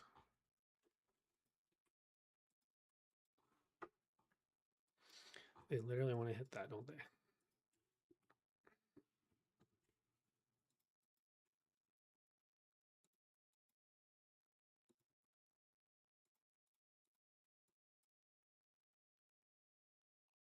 Tap that demand zone and flipped immediately.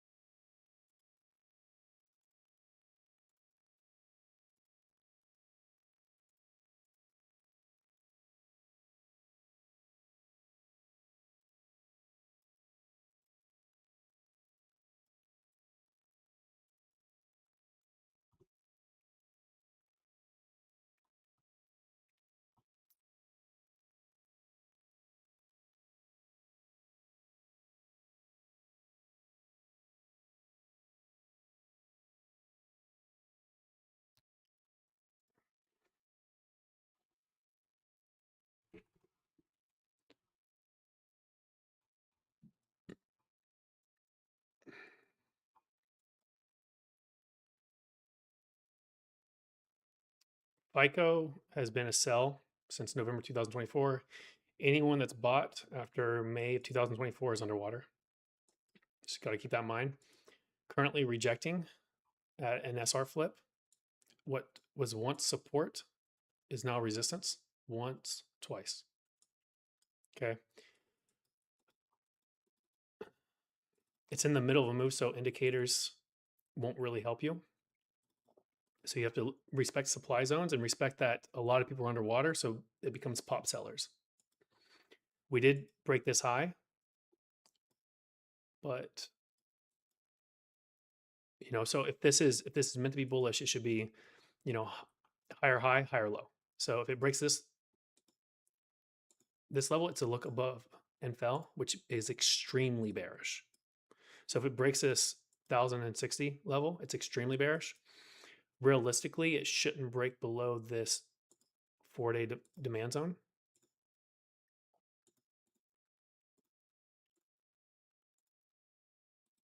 So if it breaks below 1150, you can hope that it supports here, but I doubt it. If it breaks below 1150, most likely it breaks this level. They could set this up to where it's like maybe a half-ass inverse head and shoulders, but I wouldn't be too confident in that. There's a supply zone up here. That would be the next level if it finds a new high. If it finds a new high, it could rally up to this 1421. You got this descending purple line.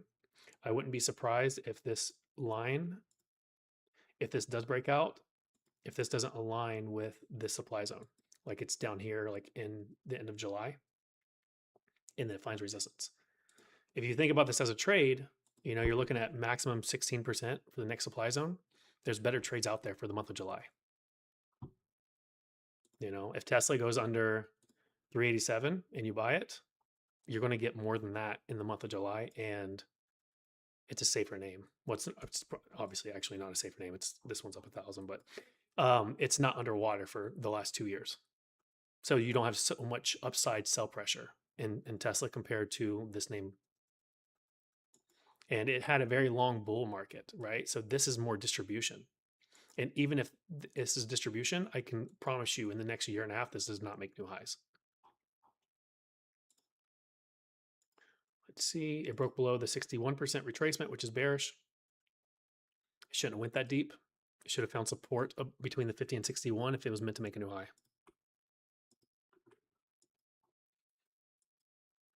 Right now you're at resistance, and right now Tesla is near a buy zone. So in my opinion, if you're in the money on this one and you're up, I would take profit and I would look at entering Tesla.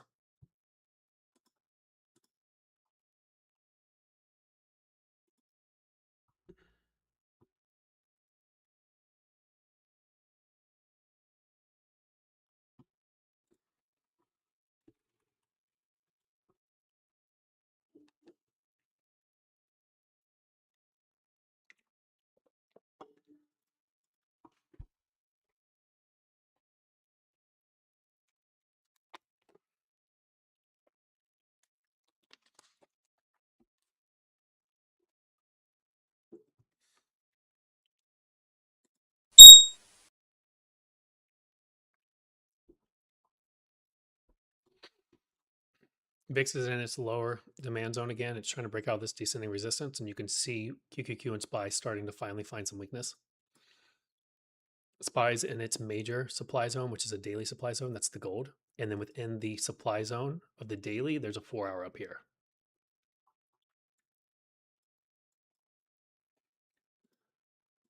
We got ascending support on SPY that we need to keep an eye on, and it's actually attempting to break it right now. Or could find support here. QQQ, same thing. So we got ascending support breakdowns and descending resistance breakout on VIX. So here we could see a move.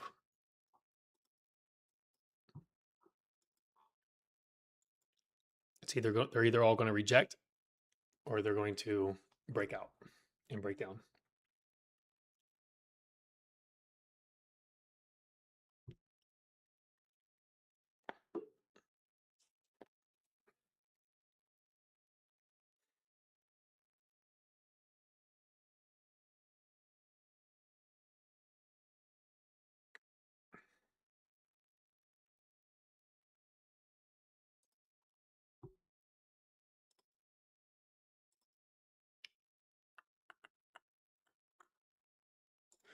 Mara hitting a lot of green, down 4% now, or a lot of red. Straight sell so far.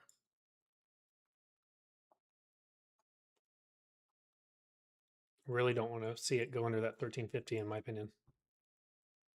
It's not going to be a good look.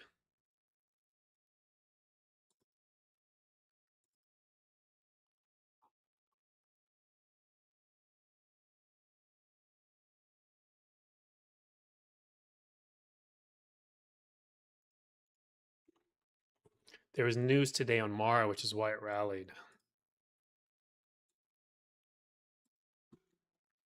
Mara acquires strategic Texas land from HIF to accelerate large-scale digital infrastructure growth.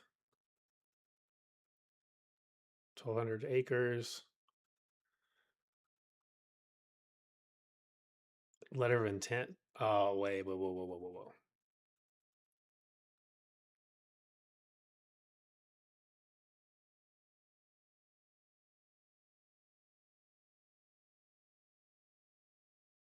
Let's do this. Help me out here, Grok.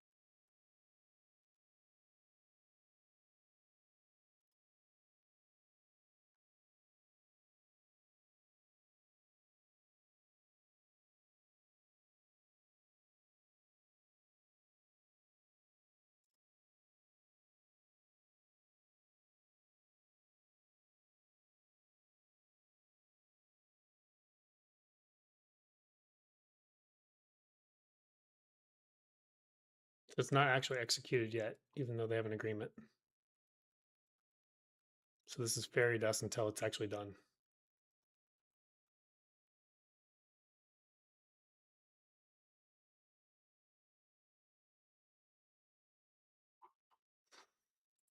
I think they talk about expansion, not actually already owning the land. And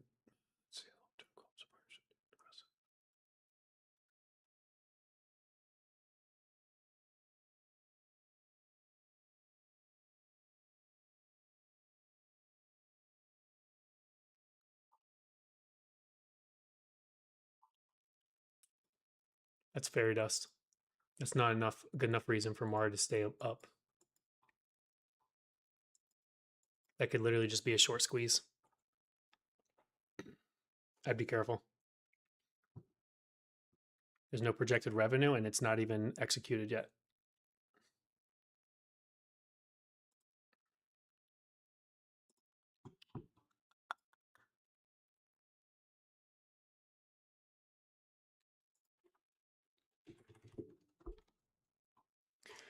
VRT, I mean, it's all-time highs, man. Your trend is the blue line. You know, I don't know your position on this. I wouldn't buy it.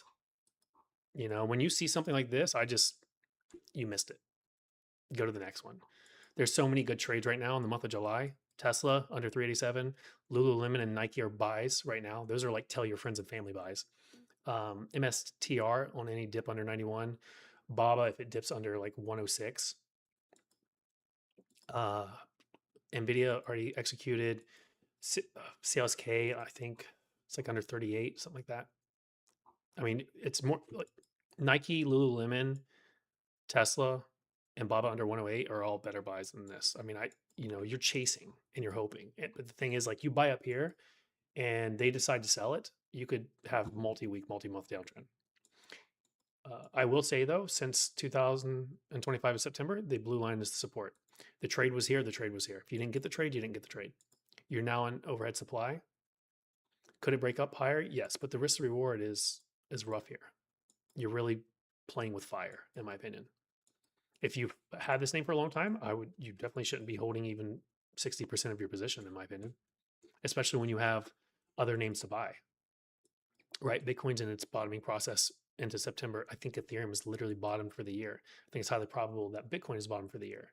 But if you want to do safe, you can literally just do Tesla. You can do Nike, Lululemon.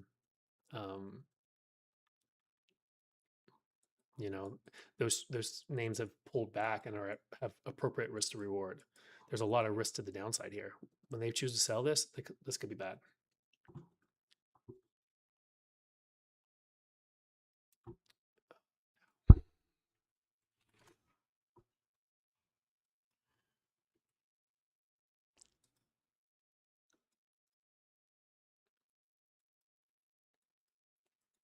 Looks like I've already drawn this.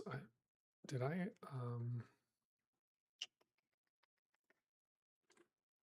Let me see if I posted something on this. I don't remember when I did this TA.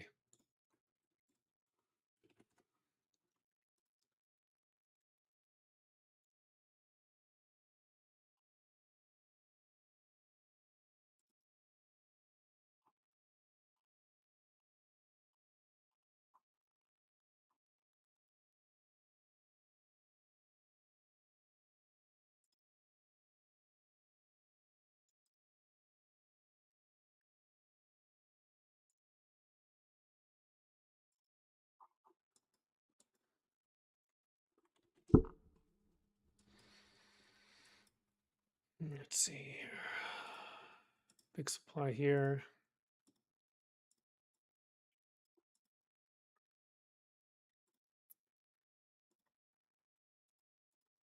$50 to 61% retracement zone.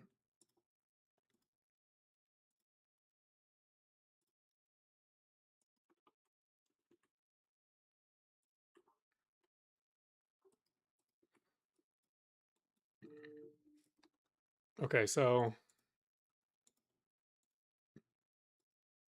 blue line is the SR flip, resistance, resistance. Currently, it's trying to flip this and act as support. It's trying to find support here to go higher. I would say bullish above the blue line. So today's low. I don't like this chart overall. It's ugly. But the risk to reward here is decent. You know, especially if you bought the low, because it literally opened at the low and then rallied straight up. It's currently in this daily supply though. I mean, there's two, to be honest.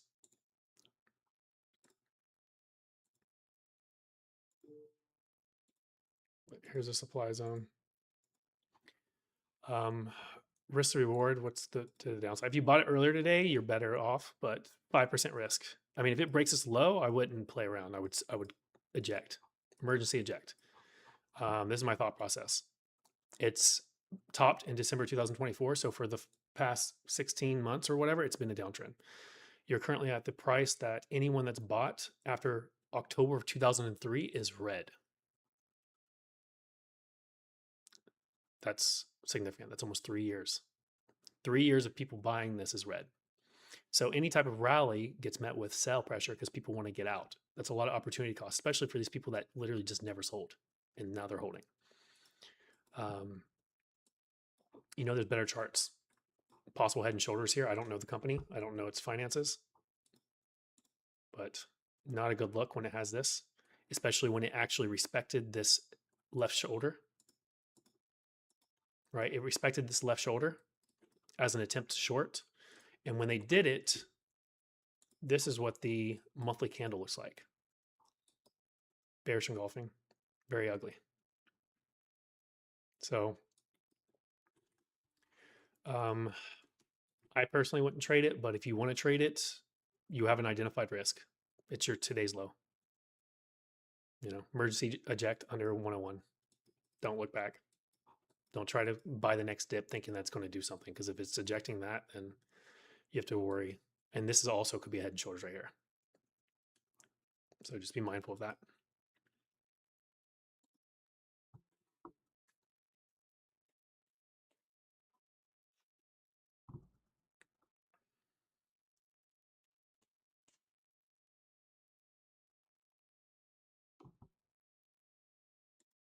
All right.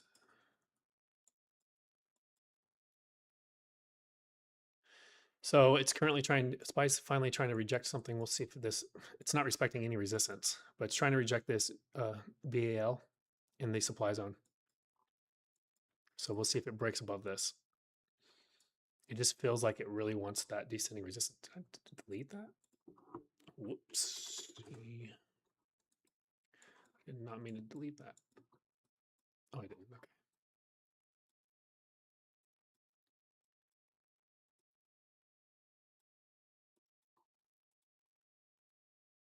Yeah, it's literally the VPOC of the supply zone. That 551 or 751. That's an inverse head and shoulders. Man.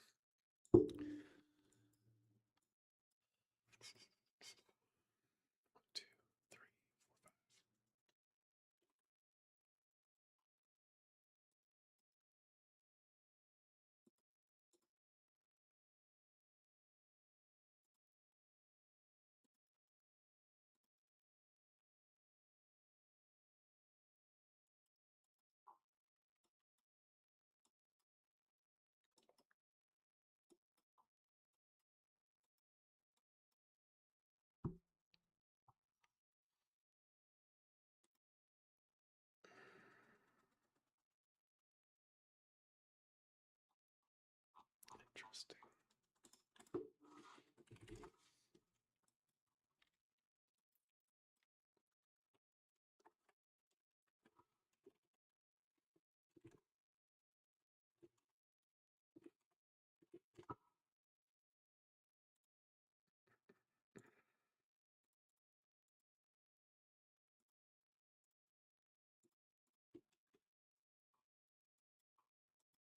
Falling wedge on VIX.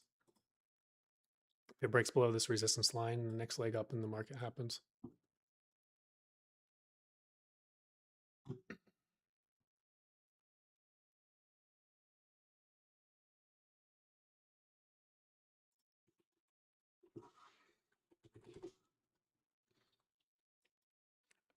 Anyone that wants to try, you could take an intraday short right here with this 728 as a stop loss. If it just breaks high day, just be very quick with it if you decide to do it. I personally am not because I've already made money and I'm not a degenerate. But you're looking at 3% risk on some like 750 intraday puts. Just very quick. If it breaks even this high, this previous candle high, 750.28. I wouldn't be greedy though. Take 10, 15, 20%. But with this falling wedge on VIX, I think that we get a little drop here. It's too close to this bottom. There it goes. I'm gonna bring up the 750 SPYs so I can see what they look like. 94 cents.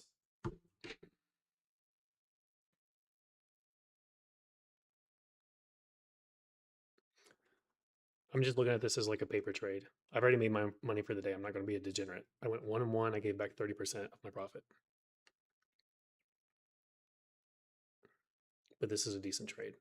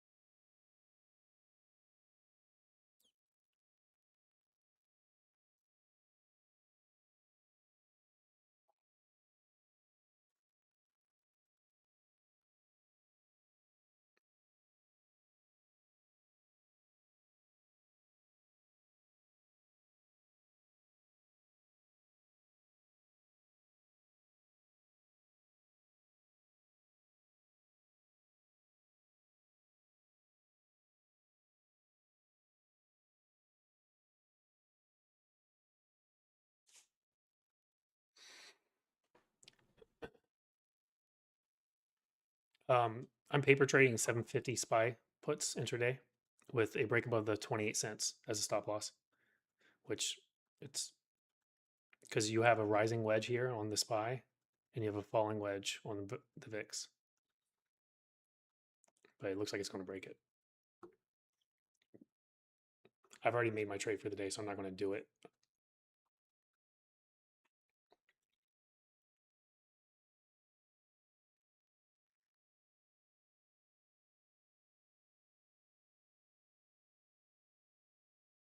I clocked it at 0.90. They're around 0.85 right now.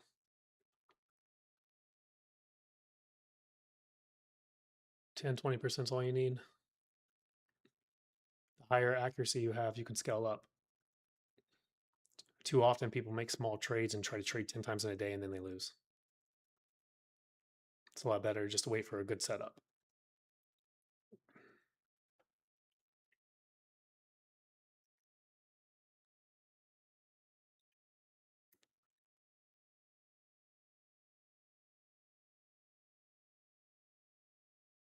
You know, like the easiest thing to do as soon as you make 10%, sell half.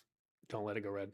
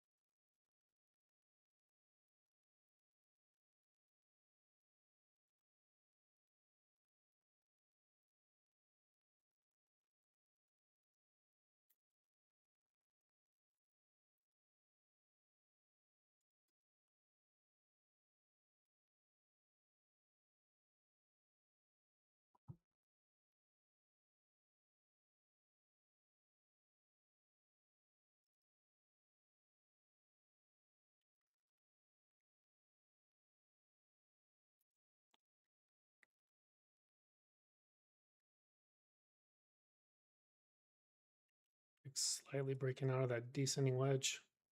Seeing a little bit of weakness in the indexes. Every drop gets bought though. There's too many shorts in the market.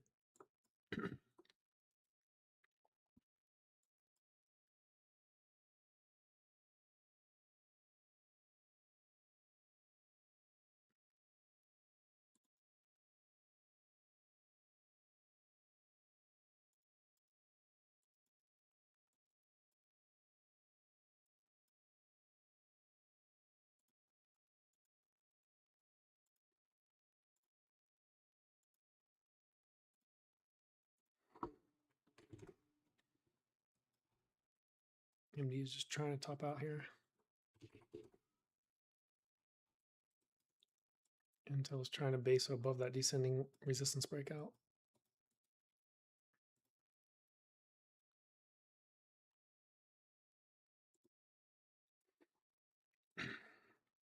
Oil straight sold off out of my supply zone.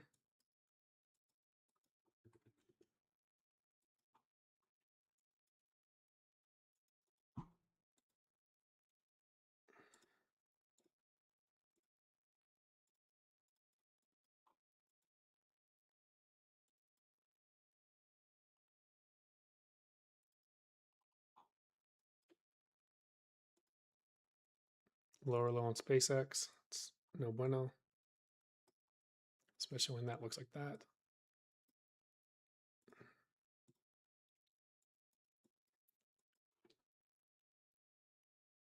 Up 8% on the paper trade.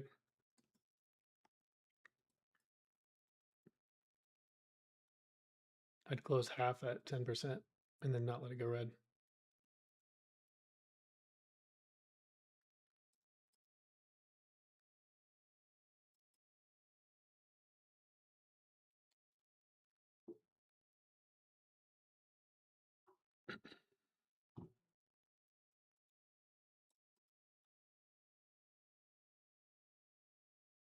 There's 10%. I'd close half.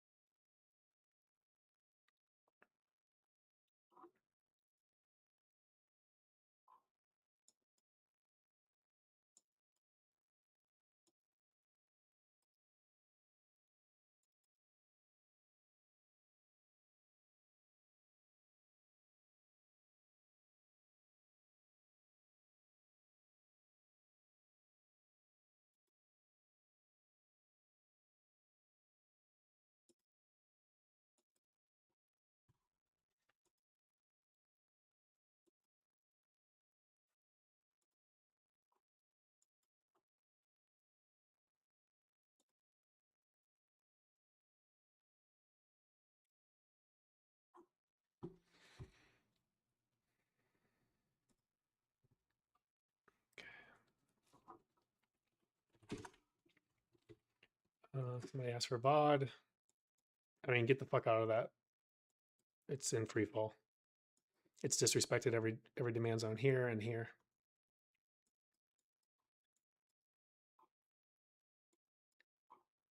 You know, look for the demand zone here in the blue line on the weekly.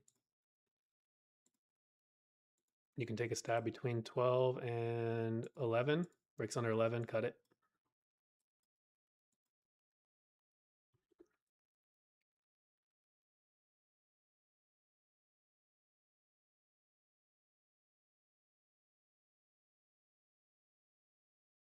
SLNH. CLSK. SPY's breaking down.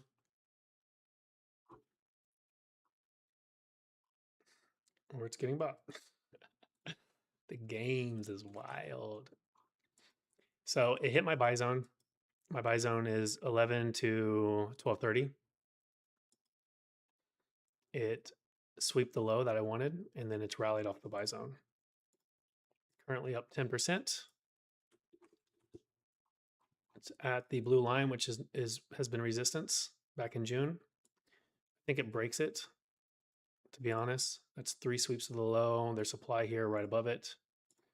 So it'll probably break above it, hit this, and then pull back. Very bullish above 14. Supply here. There's SR flip here.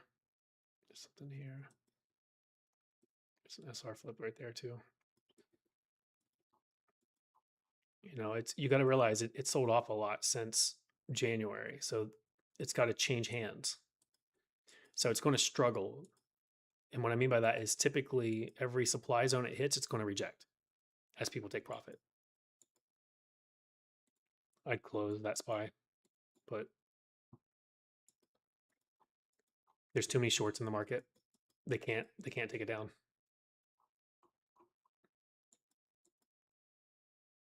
That's wild.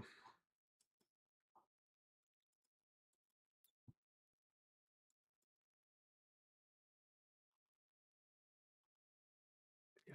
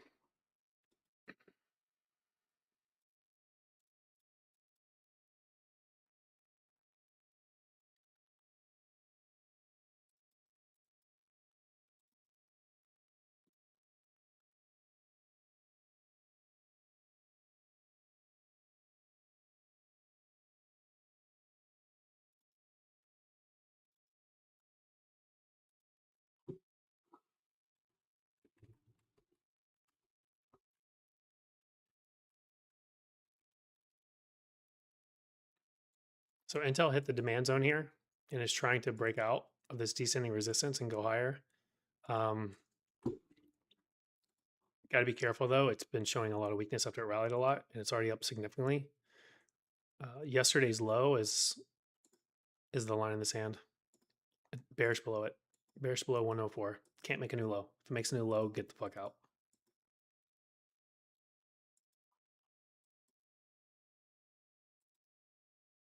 Yeah. If it makes a new low, it's probably going to go for this blue line down at the 85 level.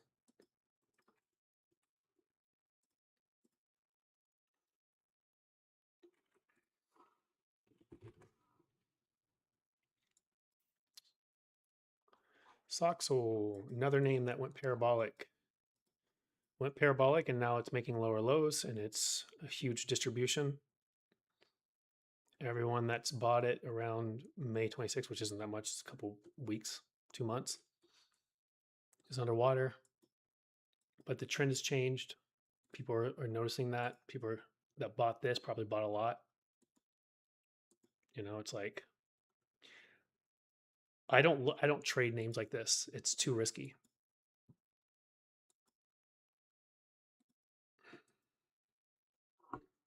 Yeah, literally SPY wants that 751.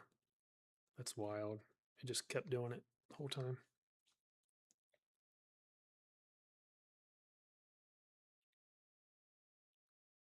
VIX breaking under that support level.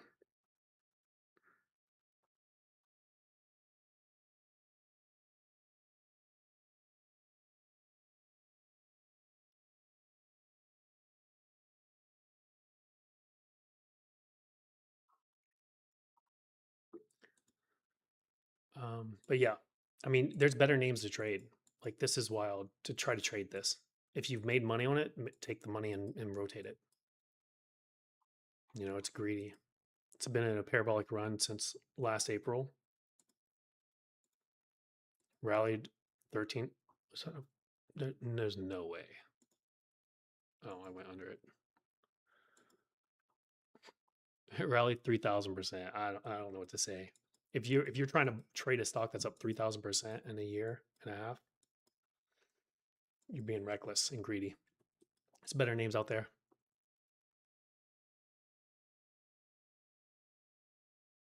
I've covered Intel and CLSK, EWZ. Lower low, it broke the entire bull trend from July bottom. July 2025, the blue line was the support. It broke below it. Odds are it goes and backtests this. Most likely it does something like this. But you're now on a lower low scenario, so you have to be careful.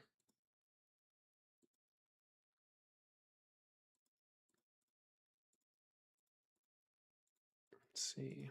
Trying to support at the 200-day moving average. More than likely it'll break below and then go to this purple line.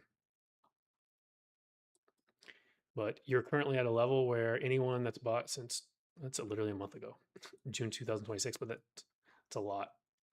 All these people were underwater, and then this was a huge fuck you 2 or 3 weeks. Straight waterfall. They did this once, they can do it again. So if this is ABC, they'll rally it up to the blue line, and then if it's an A equals C, you know, and it rejects the blue line, you're looking at $28 a share. Then you start going back into this. But when you look back, if you look left, all major rallies get sold into, right? It essentially went sideways since 2015, right? In this zone, you sell over the last 15 years. In this zone, you sell. In this zone, you buy. If you would have did that in the last 15 years, you would have made money. But now it's rejecting this area. You know, it hasn't breached this area since 2018. So I wouldn't fuck with it. And this is where you should have sold. It's a trading channel, a 10-year trading channel.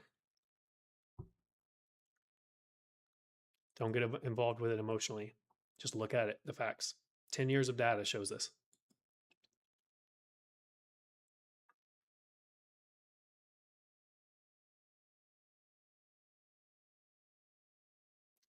I manually draw them, the supply zones and demand zones.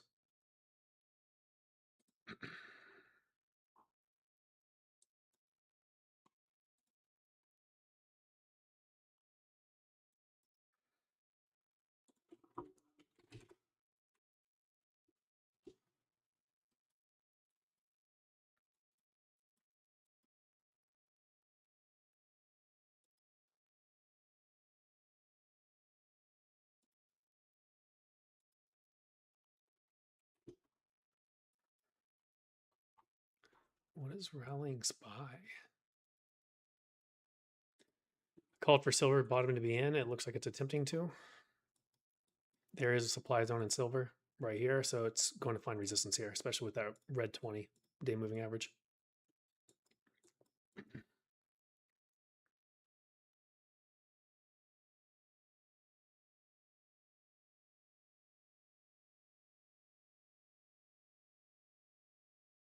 Mara down 5% from my top call. CLSK doing good.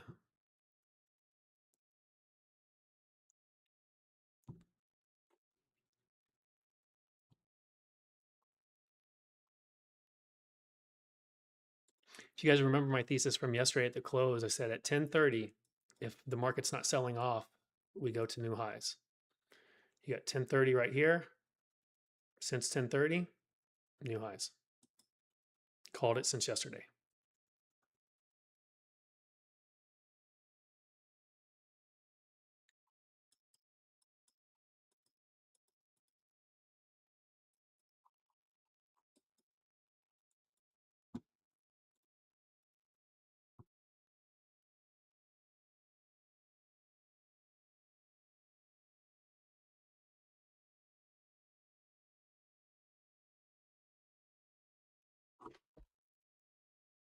UNR.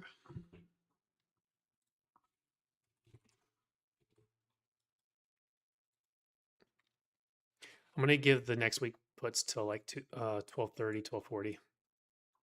If I'm not seeing a change in trend by then, I'm probably going to close them. It's just annoying. Like I had these 3 levels and I was like, okay, well, it's very like, I didn't think they would actually go for the 751, but it looks like they're going to.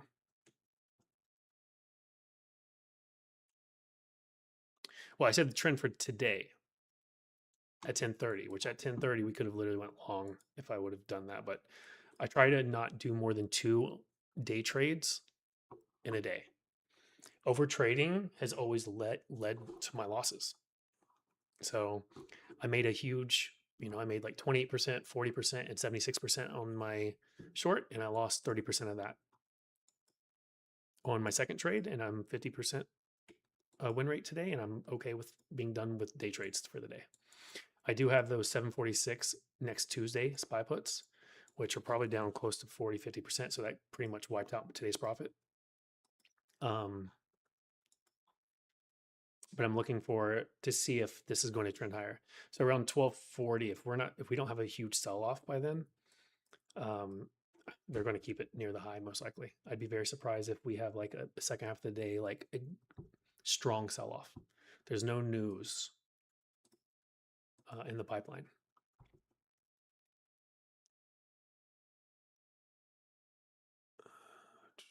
UNR, LUNR. So I'm going to do this LUNR, and then I'm going to grab some food really quick, and then I'm going to do all my charting in front of you guys if you guys just want to observe me. But I'm going to update all my posts because I barely posted yesterday. And then after I do that, I can answer more questions and we can bullshit and talk if you guys want.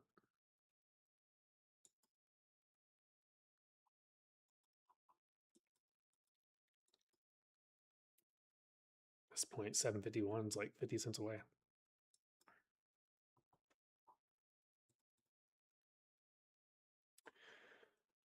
This LUNR. I mean, you got to notice that every single one of them was a pump and dump. Look left. Every single name is a pump and dump. Every single one of them. Now, given, even though it's a pump and dump, what do you see here? Support under the breach of the purple low. So the likelihood is it finds support around this area.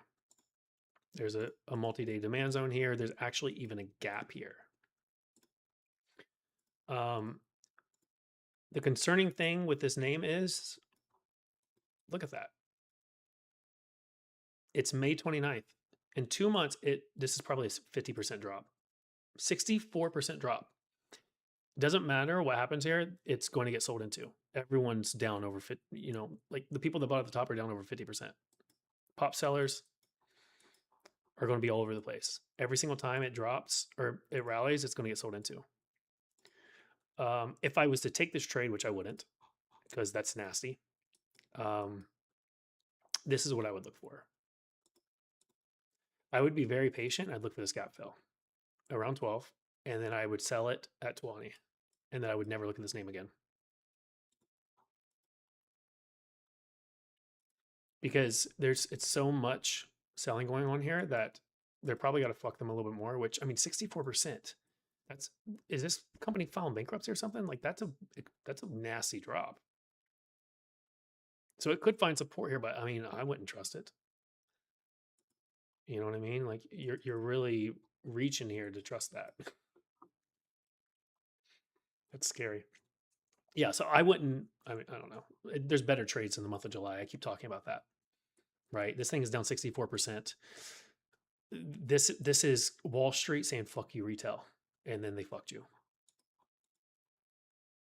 I gotta stop cussing, by the way.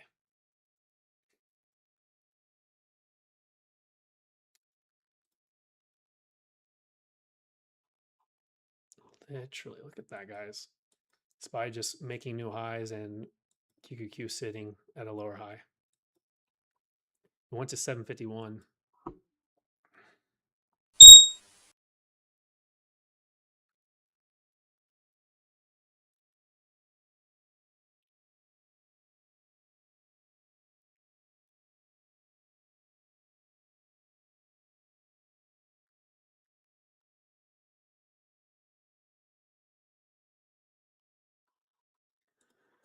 Yeah, there's better trades in the month of July than this, man. This is greed. I mean, you can go based on this for the gap fill in this demand zone, but down 64%, that's a scary trade. That's reckless. You know, if you trade stuff like this, you're not going to succeed in trading. You need better setups. You need to know what a good setup looks like, and this is not one. This is hopium for a counter trade. You know, you got to really zoom out on the monthly and weekly and look at charts that have good setups, and then go to the daily, right? But if you trade names that look like this, you're going to lose your account. You might get lucky a couple of times, but in the long run, you'll blow your account.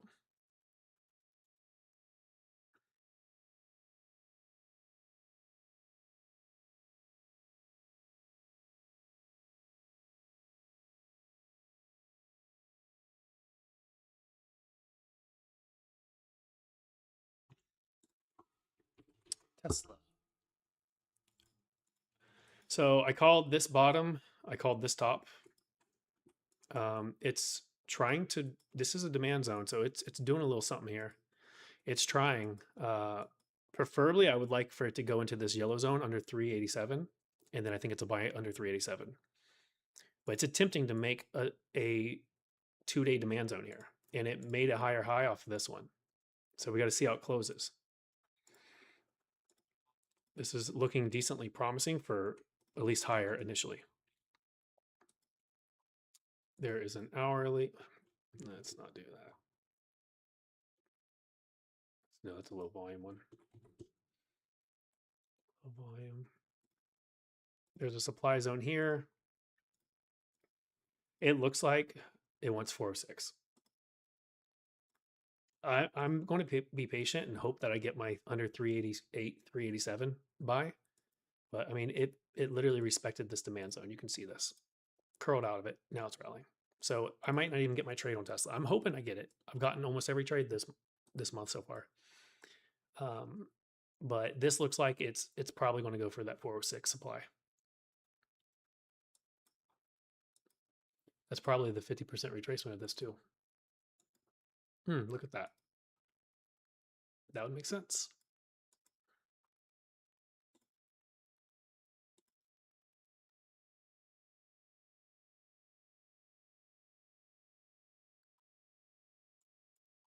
Mars showing more weakness. That news was fluff. That's a short squeeze news article.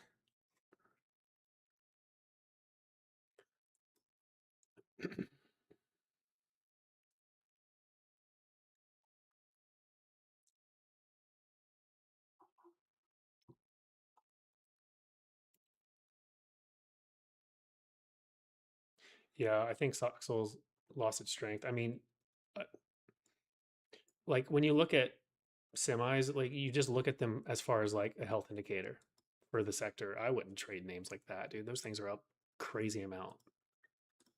That's you know, that's something if you were in it initially, then awesome, but dude, yeah, I don't trade names that look like that.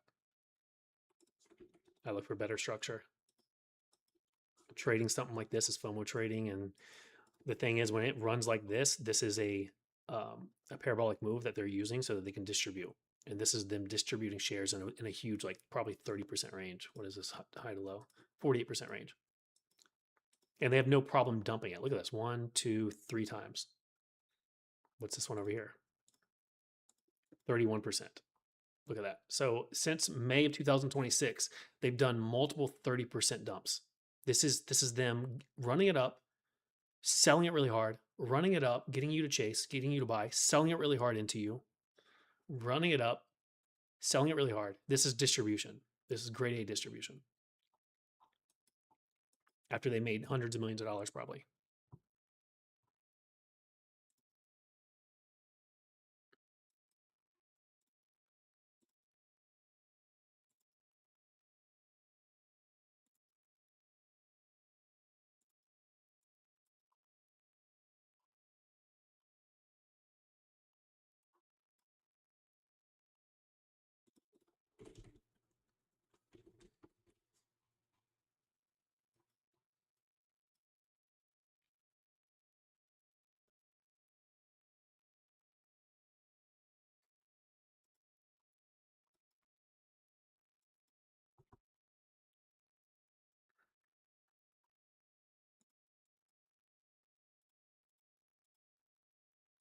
All right, guys, I'm going to eat really quick. I'll be back in 5 minutes. I'll leave my video footage on though.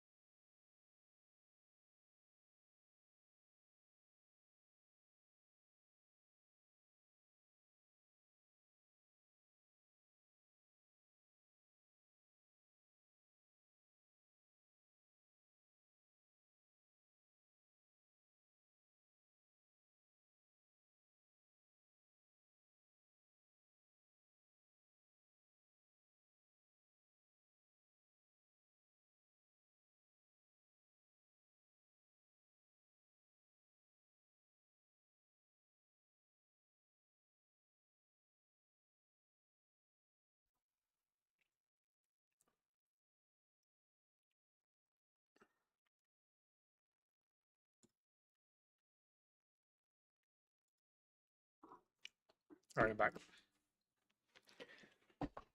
Audio test. Can you hear me?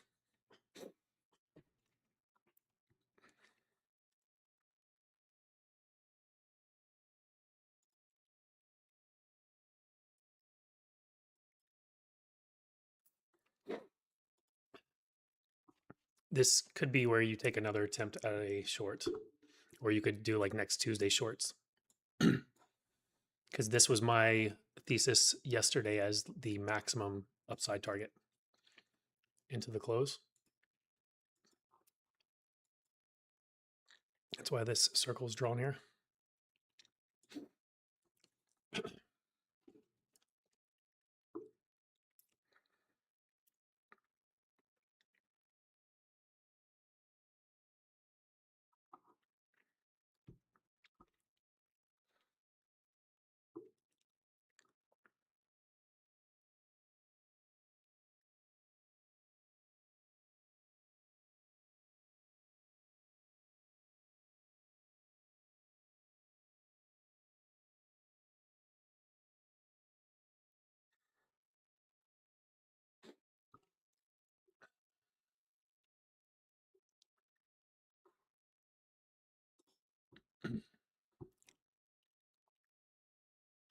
Getting the rejection so far.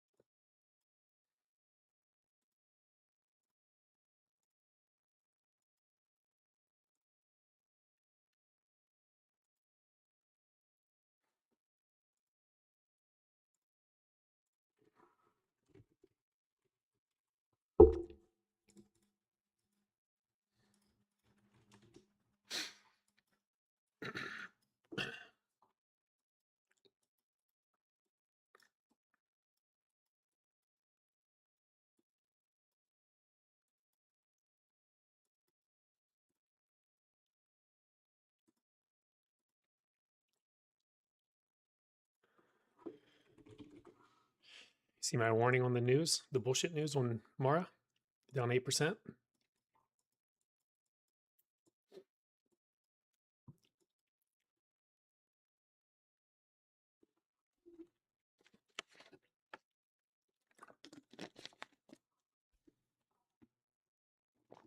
Just to confirm, you guys can hear me, right?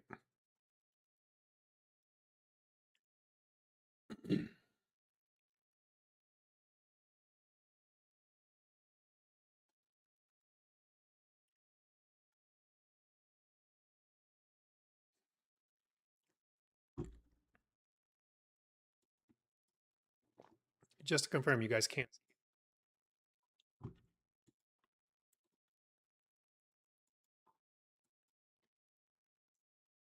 Okay.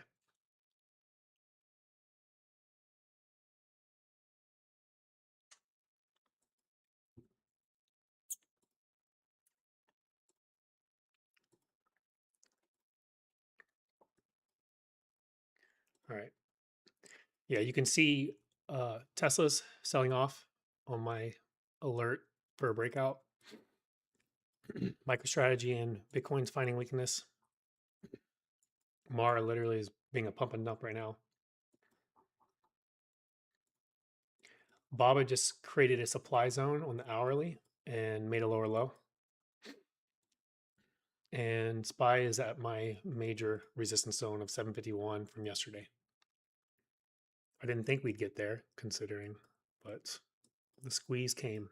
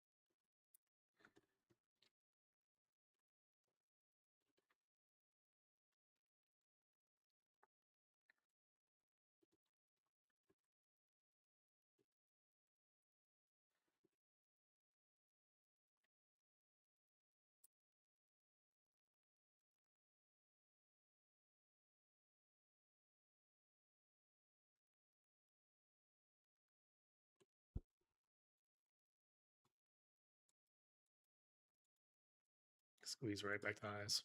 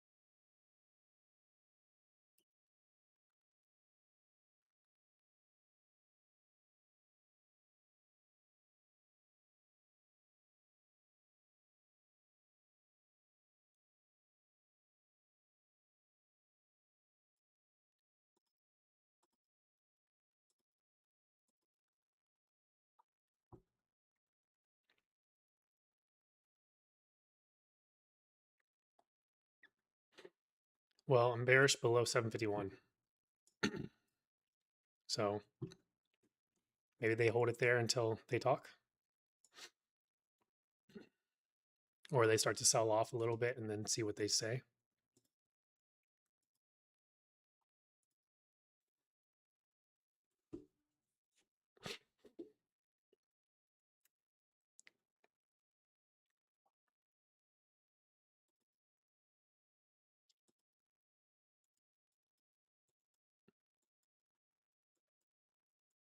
So my if condition was yesterday was at 10:30. If we weren't making new lows, then we would rally to the highs. We did that, but now we're at a major resistance of the 751. It broke the first two resistance levels, and it's kind of completing the inverse head and shoulders.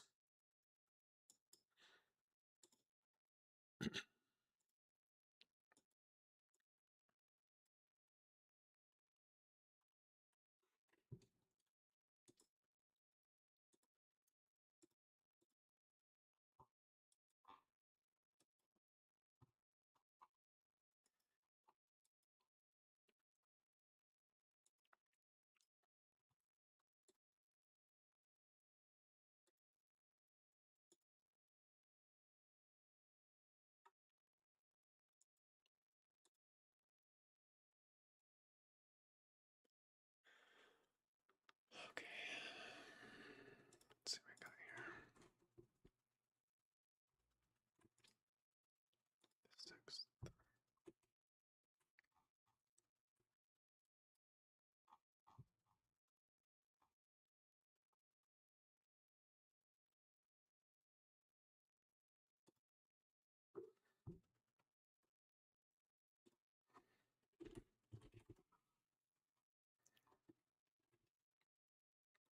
All right, guys, I'm going to do some charting. I am bearish below 751, which means that's you could take that as a trade. We're sitting at 750.70. I'll give it, you can got to give like 30, 50 cents. I wouldn't do an intraday trade, but you could take something there for short.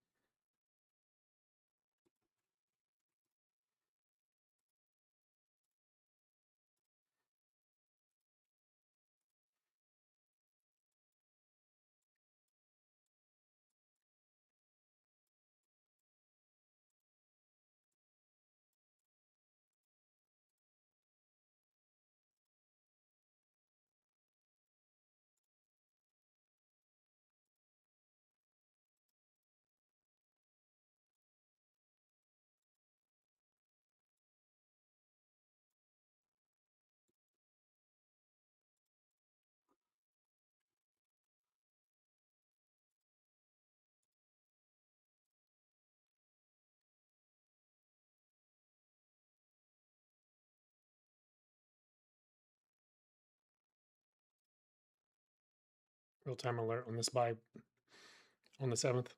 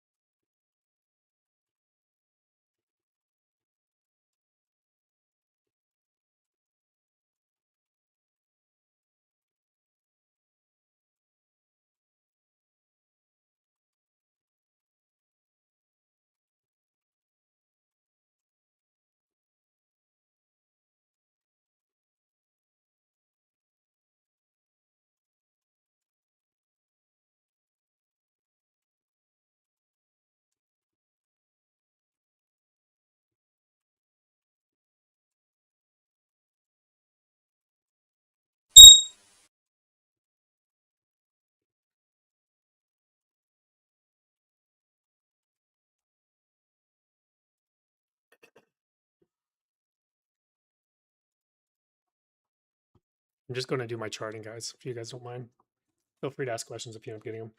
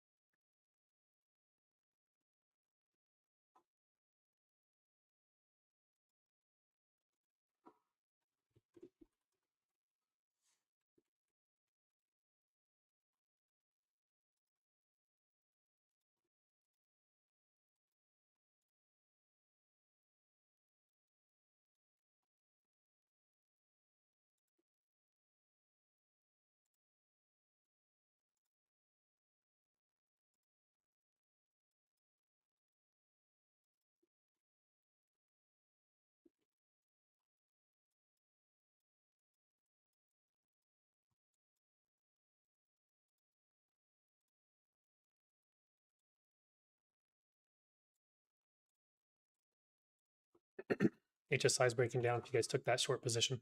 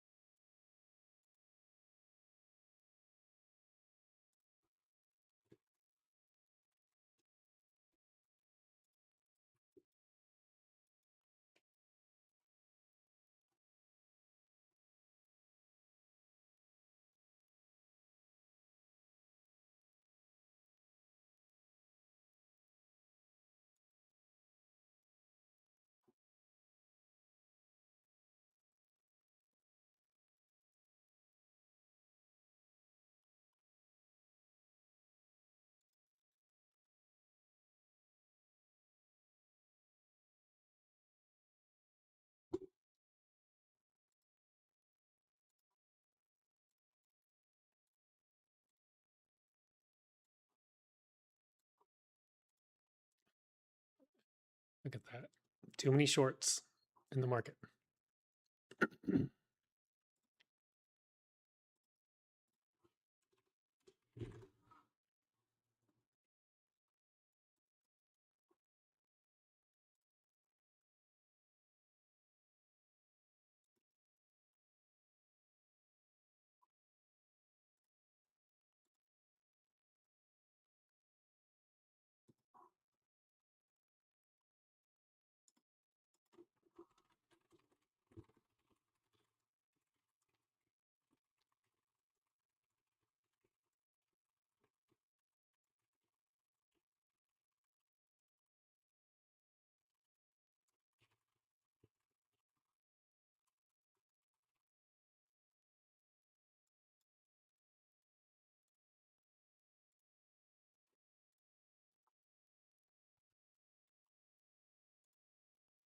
Oh, yep.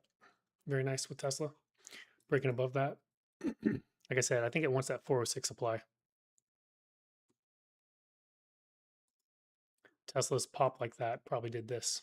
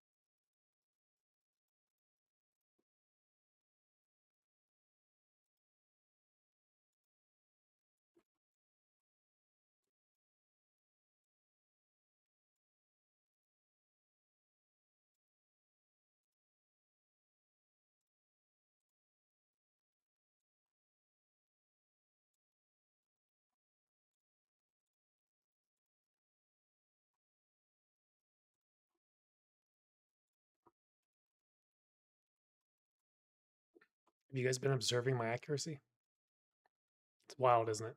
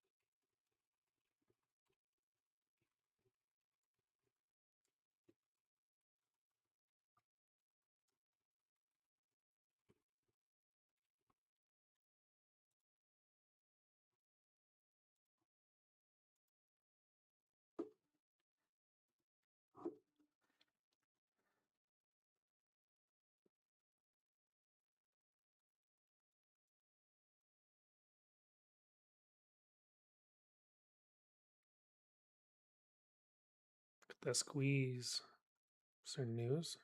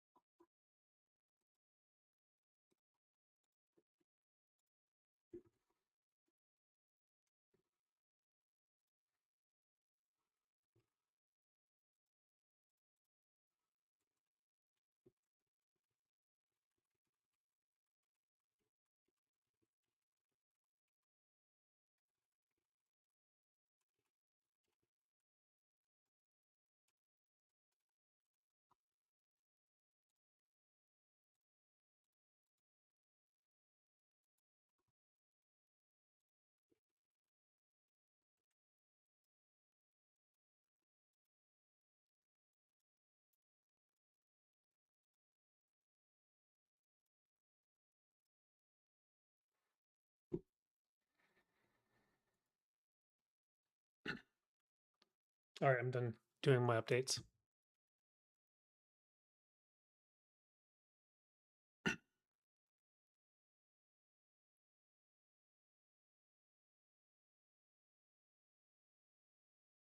With the iron chart, it just keeps tapping it. The more it taps it, the more it weakens.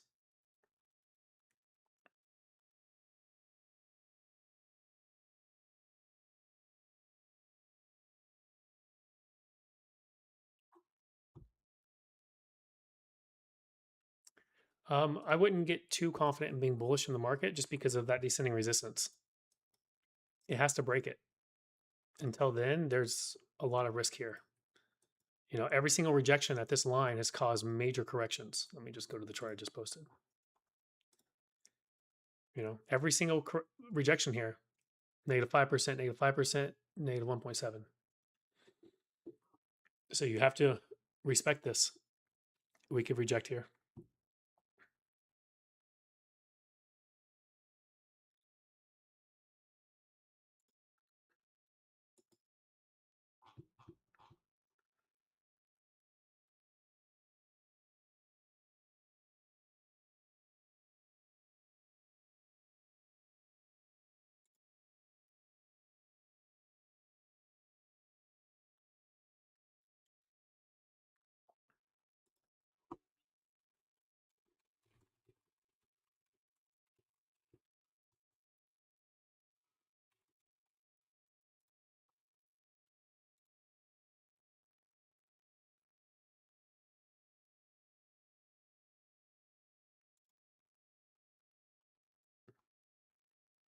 Yeah. So we're at a key level with the market. We got to be really careful here. Tesla pushing into that 406, as mentioned. I called this low, this high, and then this low. I probably should have made a post about this so I could be right about this too, but it's okay. Whatever. I'm not going to fuss over 4%, a 4% move. Did you guys see how accurate every single one of those posts were, though?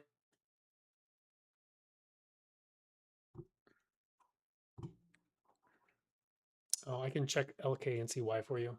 Colton, are you still there on YouTube? I'm not going to chart it if you're not there.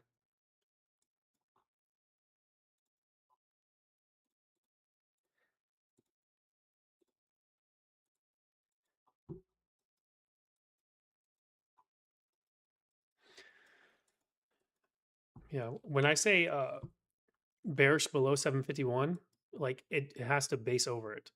So just be mindful of that. It can shoot over it a little bit. It can go 50 cents higher, or even like 75 cents higher. You just have to see it stay bullish. It can hang out there for an hour and then still reject.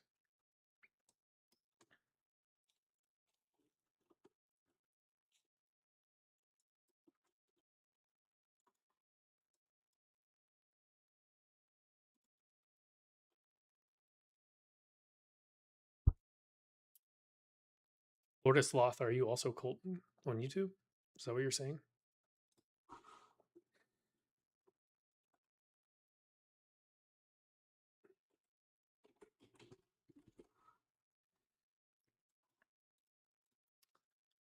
Uh, it dropped 63%.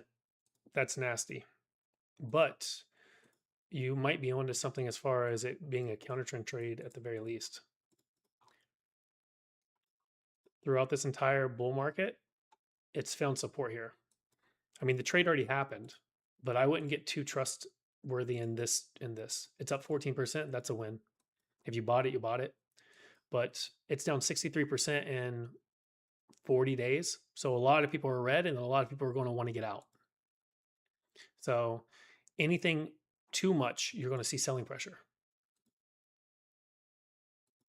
So you got to be mindful of that. But it looks good.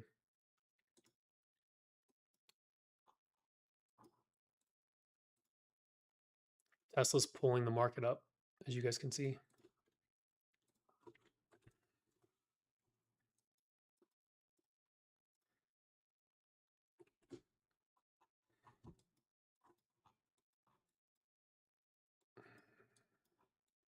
It's head and shoulders on the mega caps. And I don't like that at all.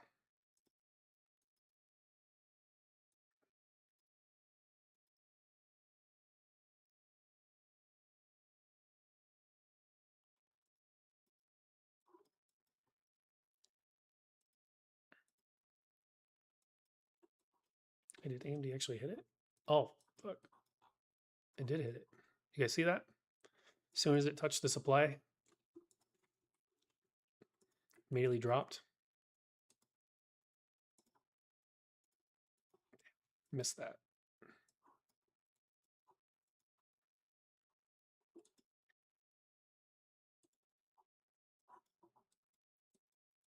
Inverse head and shoulders on Google.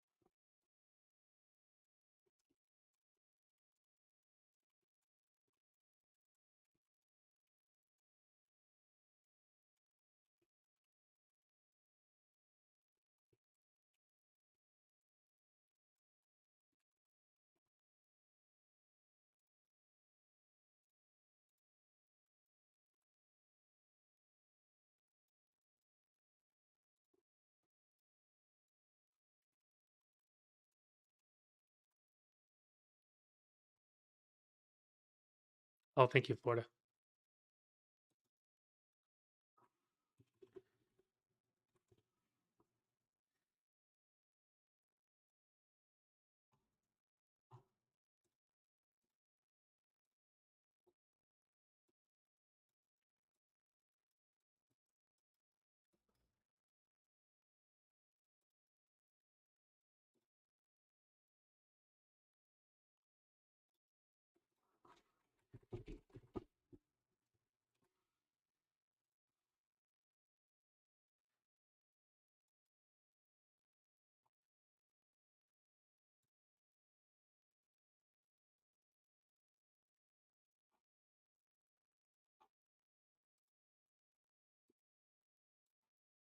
Gotcha, bitch.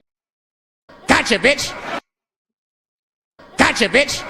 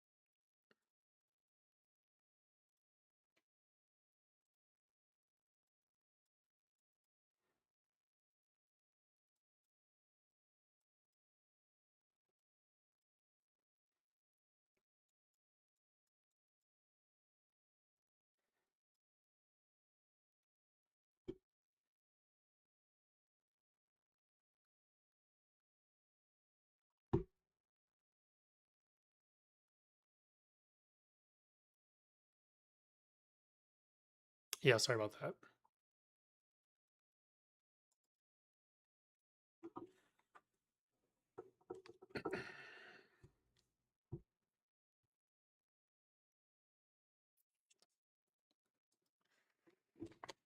Okay.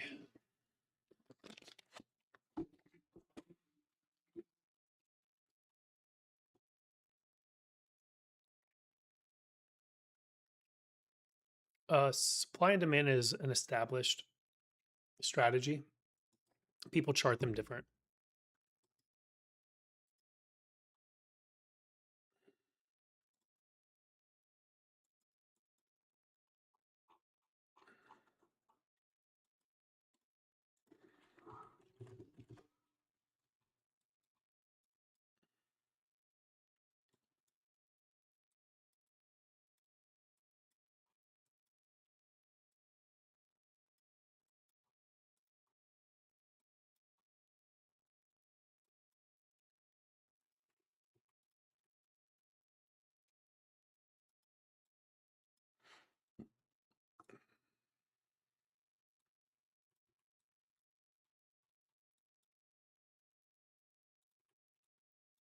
Right into that 4-hour supply.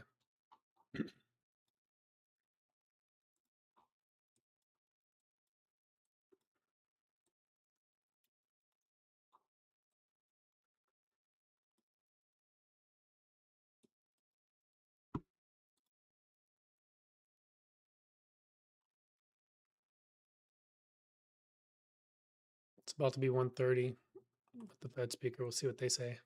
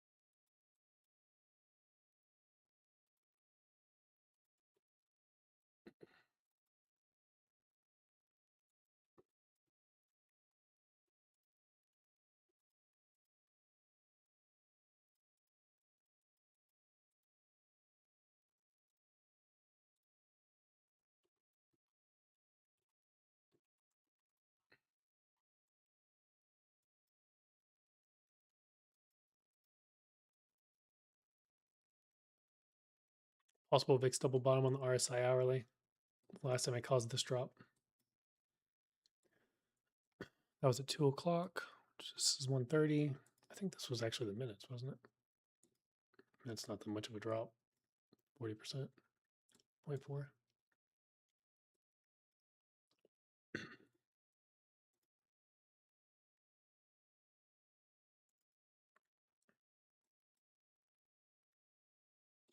Getting some rejection here at the 1:30 candle.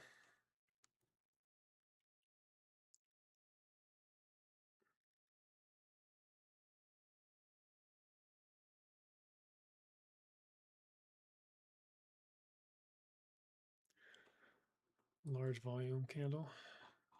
It's highest swan since 10:30. Comes one following it up though, so buy. Some volumes coming in the second half of the day.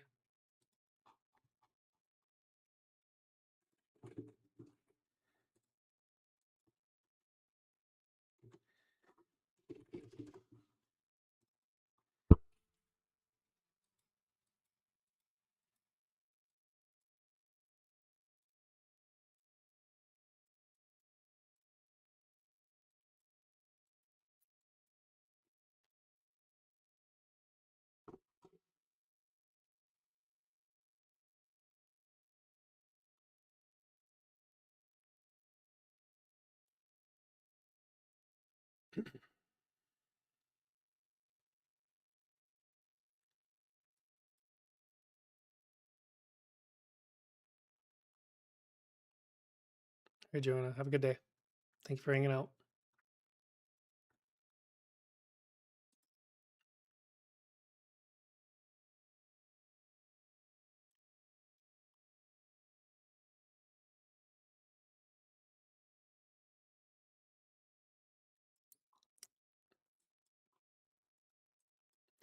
When the market has this many people one-sided, so there's too much retail trying to short the market, and that's why they're squeezing this so hard to make everyone lose their money.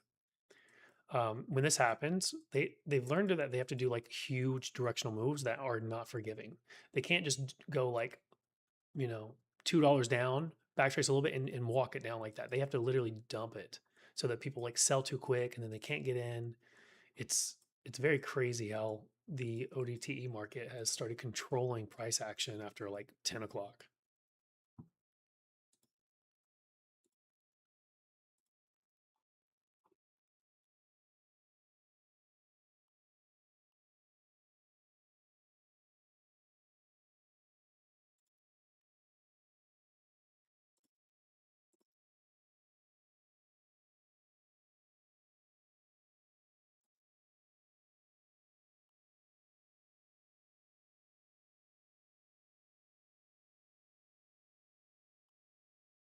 Why is everything I'm looking at 4 hours long, 4 hours ago?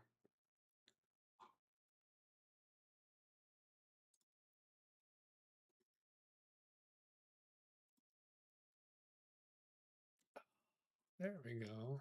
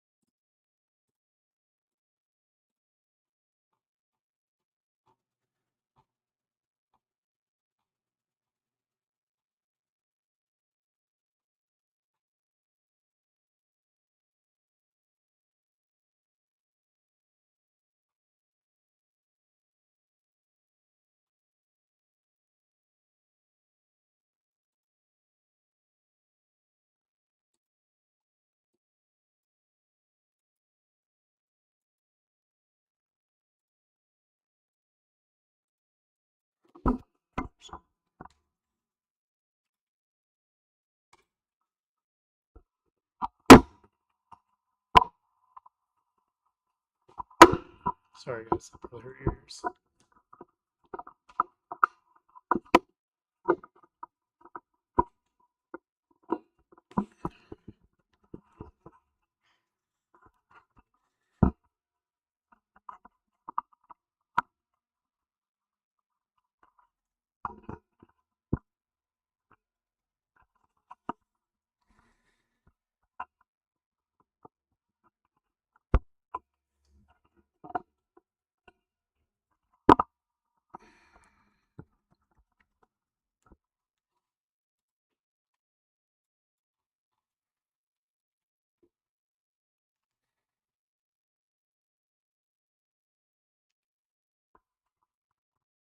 Okay.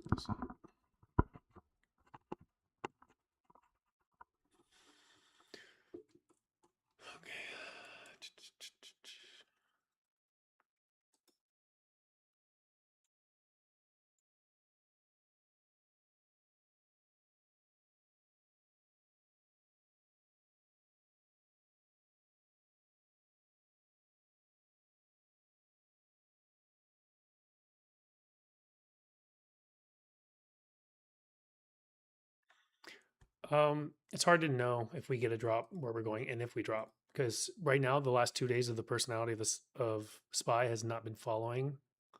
Like I've it's hit my levels, but it's being a lot more bullish than I anticipated.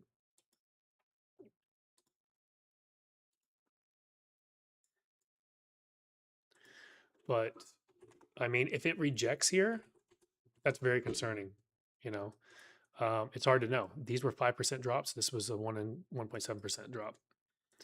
As long as it doesn't hit above this, we could sweep this low. But if it breaks above this, then this should find support.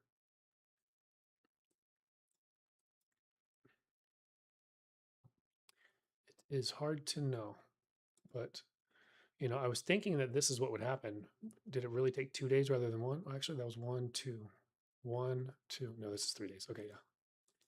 But if we break this high, then this isn't the thesis anymore, which it realistically shouldn't have even made it this far into this supply zone, but it has.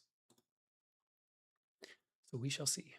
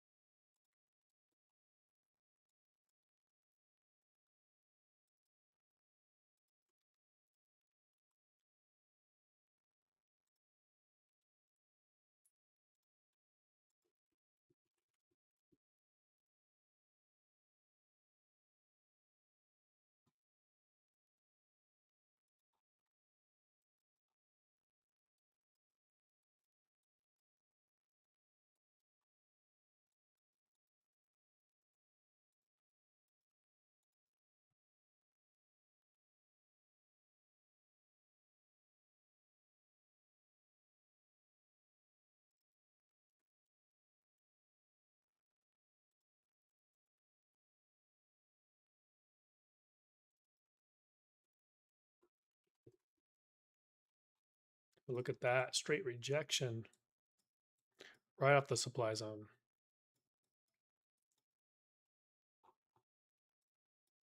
Charted that in real time for you guys too earlier today.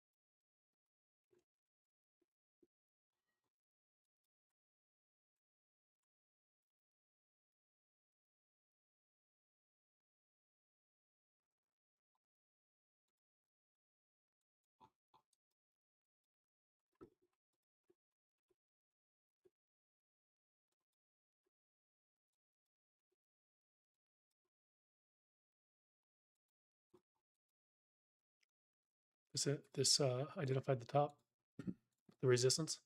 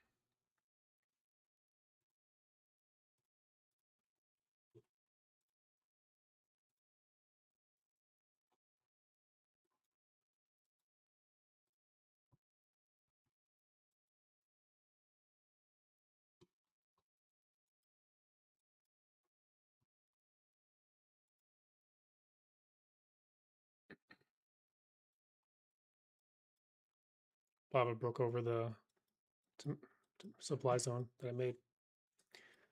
Looks like it wants its next leg up.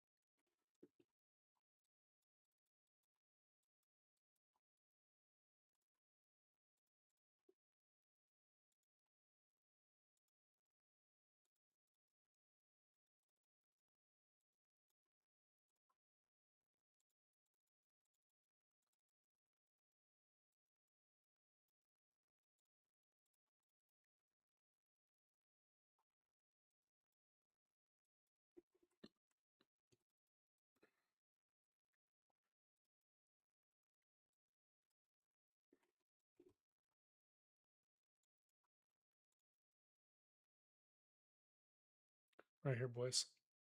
Give us that curl on the monthly.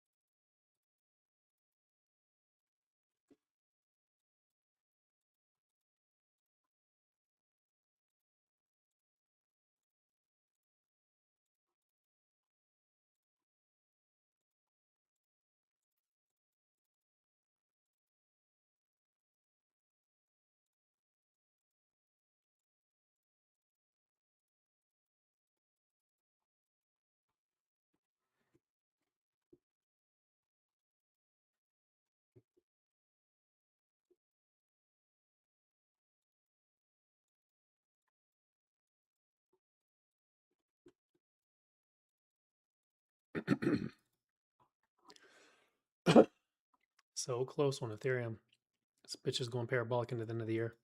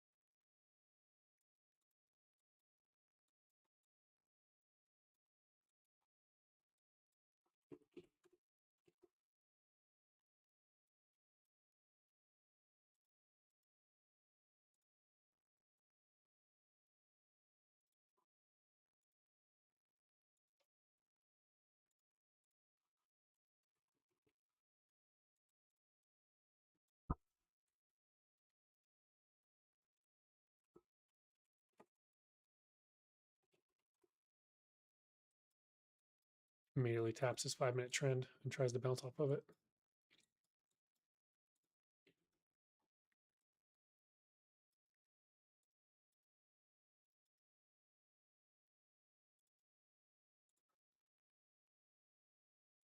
It just broke that ascending support. That's why it dropped so hard, but it got bought up like immediately. So we got to see what happens with this next candle.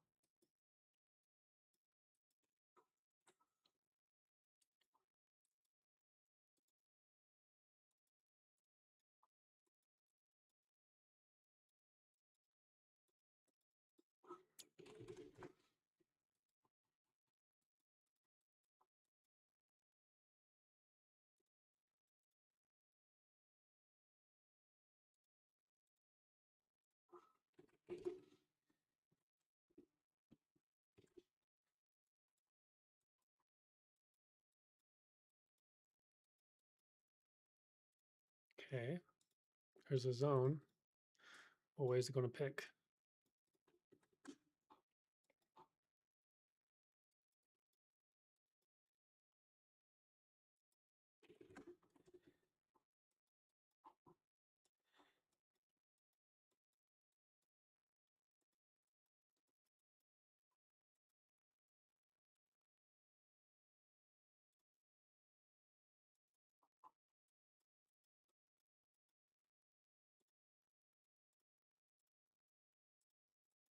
Ooh, look at that, guys. Mara just being disrespectful.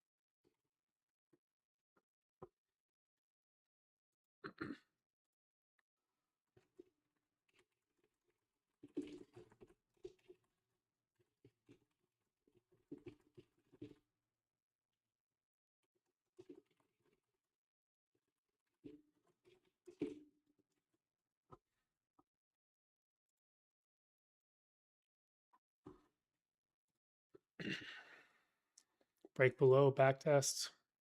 Attempt at a lower low here. We should try for this gold line on SPY, the 750.30. Really need to see this VIX break out of the gold box, and then we need to see this add break below this ascending support. This chart right here, ADD, when this starts breaking down, this tells us that distribution is happening in the market. Many names are starting to sell off.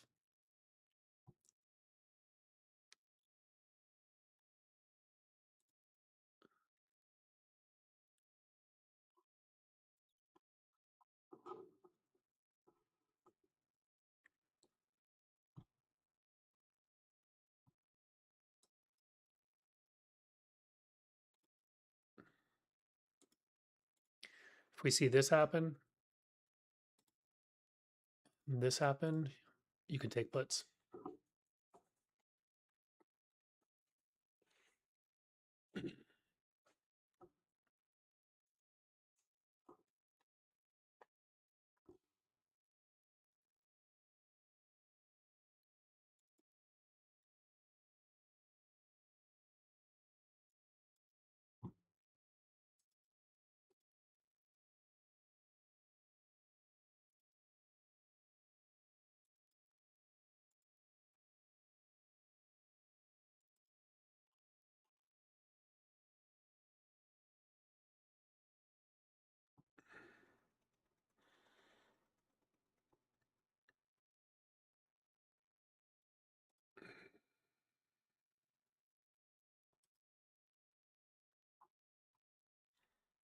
This will pull down the market. This last one, if it breaks down.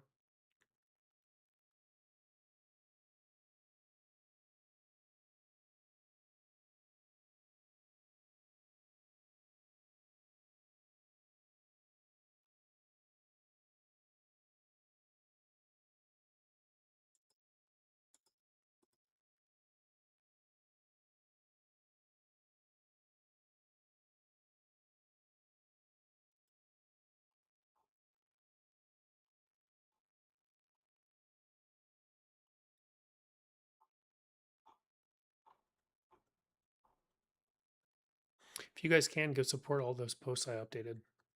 Just throw them likes. I'd really appreciate it.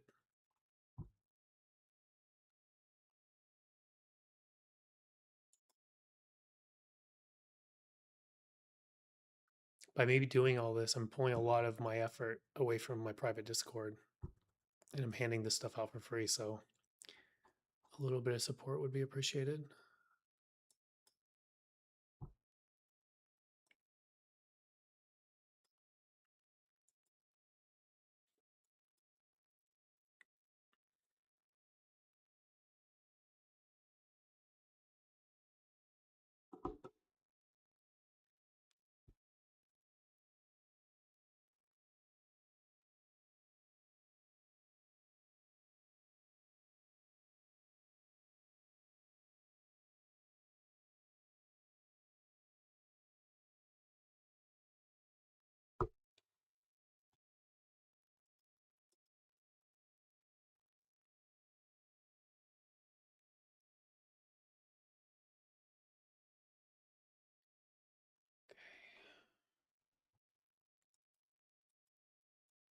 I'm watching for this.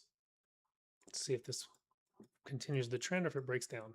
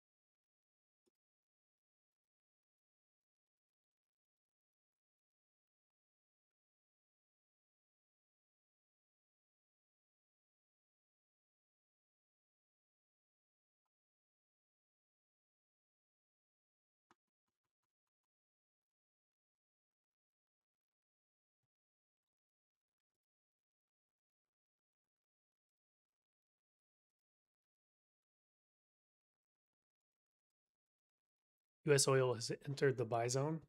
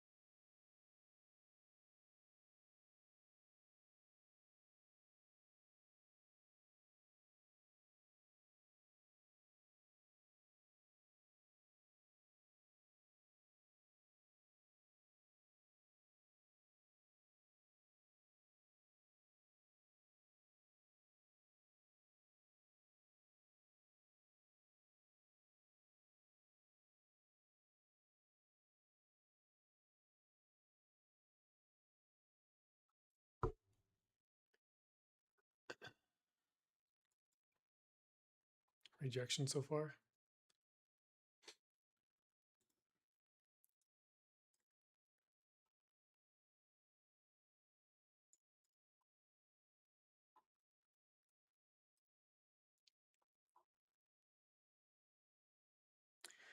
So this pullback on Mars, 1260 should be defended. Most likely grinds down here. If it starts retracing past 1260, then that's a little concerning.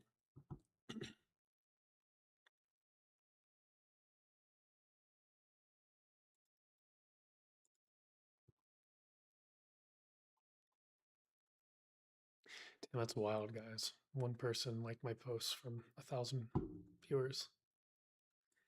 Okay, noted.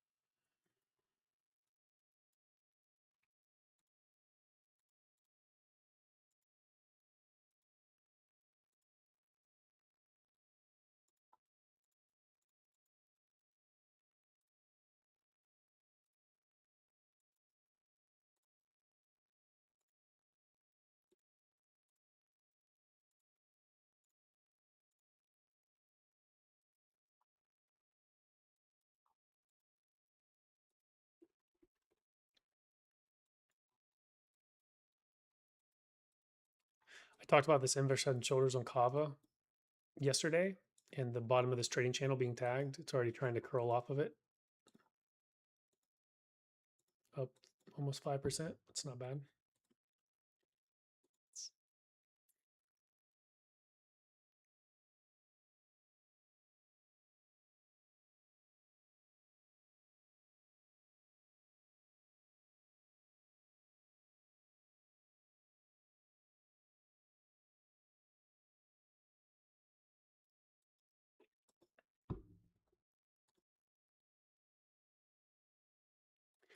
Tesla has now hit the supply zone.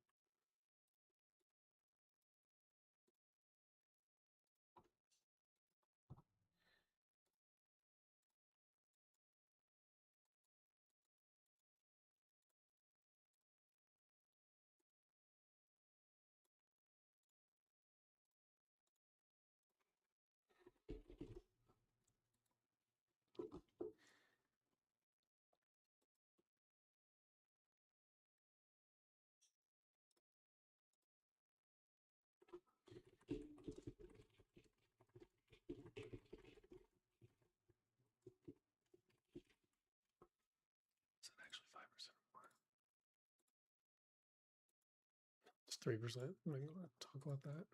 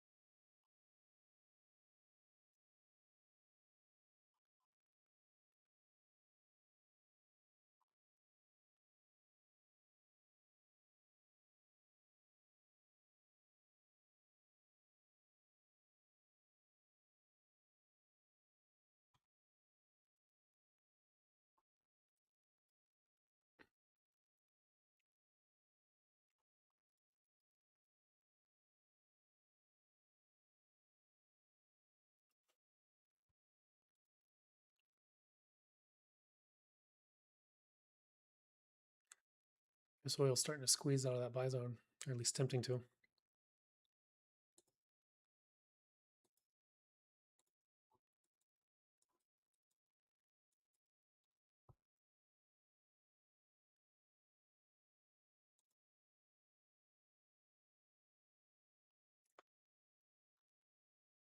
Market's trying to sell off. ADD is broke below backtested and about to make a new low. If this breaks below this, and this VIX breaks out of that gold box, we could see a pretty hefty sell-off. This candle earlier, it backtested that 751. Remember, that's my line in the sand.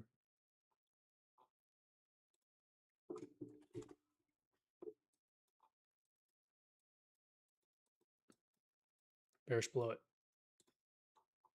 So is this a backtest and it's just basing over the 751 for higher?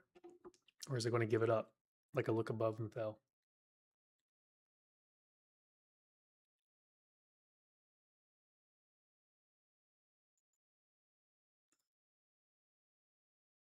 Starting to break down.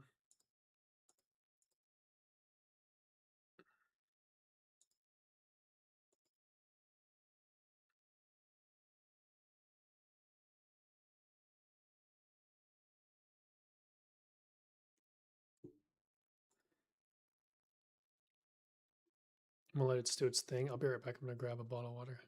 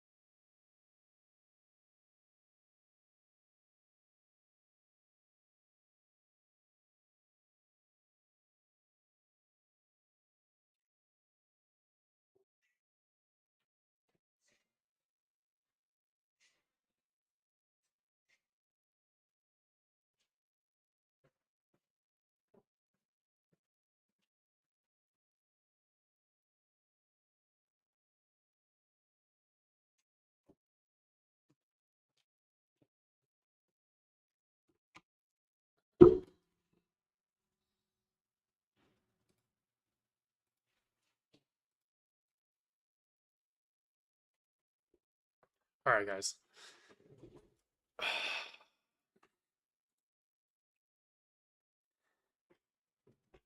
No talking shit.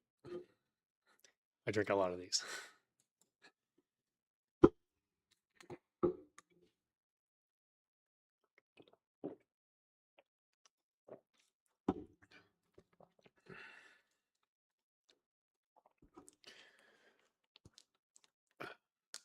Neo cannot break below June's pivot low for it to be bullish.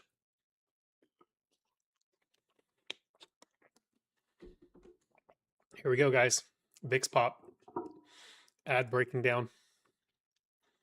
If VIX pops out of this gold box, if you're a day trader, you can take a put, or you can take a short, or you could probably do it right now. I think it's going to happen. I give it 80% chance it breaks out here. It at least touches this gold line, which is about $1. Well, 70 cents now. At minimum, it should at least touch his gold line.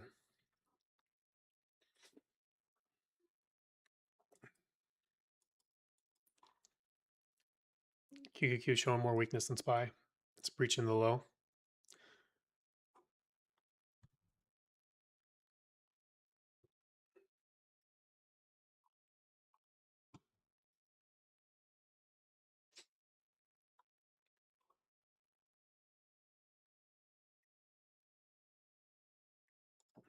I swear to God, if it rides back up to highs, I'm fucking.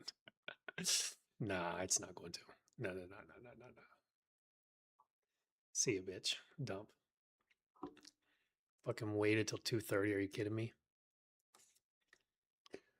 Had to destroy all those options. There's the ad. This means more names are dropping and making new lows than new highs.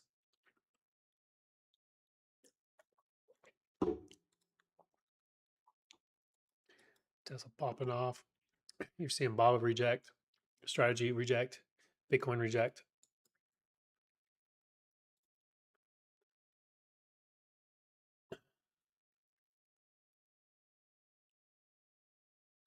You could, or you can literally just do like 751s. Just do it in the money, so you're not risking much. But I mean, it's already dropped 30 cents since then. So on a pop here, you could do it, but don't do out of the money if you're doing intraday. It's not been nice, but I think these are going to reject at these red clouds. I don't think price is going to go above these red clouds. I think they're going to find rejection, and we're going to see a new low. How low we go, I'm not sure. Let me keep my eyes on my phone just in case news comes in. 6 explosions heard in Iran 1 minute ago. 6 explosions? That's actually a lot, to be honest. That's not one, that's 6. That's the fuck. Yeah, you could do like 751s intraday, or you could do 749s for Tuesday. Because the ones I have for Tuesday, 746s, they're kind of far away. I mean, you could, but essentially, once we break down here, it can't reclaim 751. That's a no-no.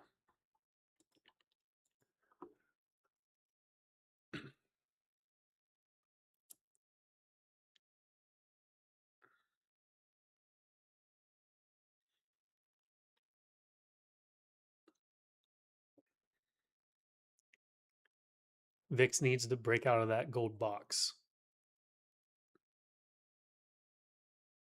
See how we're rejecting the gold lines? Here comes a new low. As soon as VIX breaks out that gold box, you're going to see a big dump.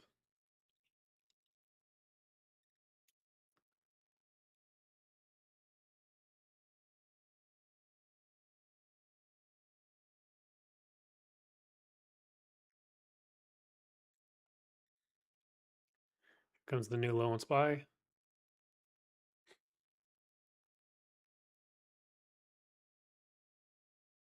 Yeah, it's about to make a new low, and VIX hasn't even broke out yet.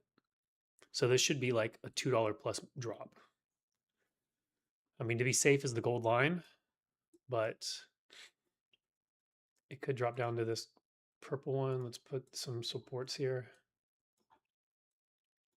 So these are the 3 targets: gold, red, purple. If it goes under the green, you see what I wrote there, very bearish. So that's line in the sand to be bullish. If you guys don't understand my if conditionals, I speak in if conditionals a lot because the market's about if conditionals.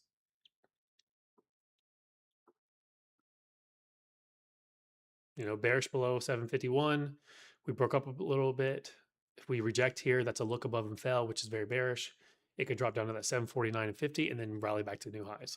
But if it breaks under the 749.50, then I'm bearish below it.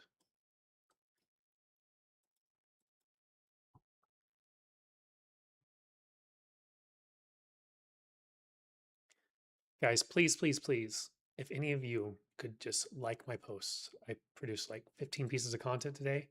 Maybe I shouldn't have did it right in front of you, and then you would appreciate it and go look for it. But I'm spending a lot of my time investing in you guys, and I don't get a reward out of this when I usually do this for my Discord. So it's not a lot to ask for, it's just a like. I'm not asking you to reshare it or retweet it or any of that.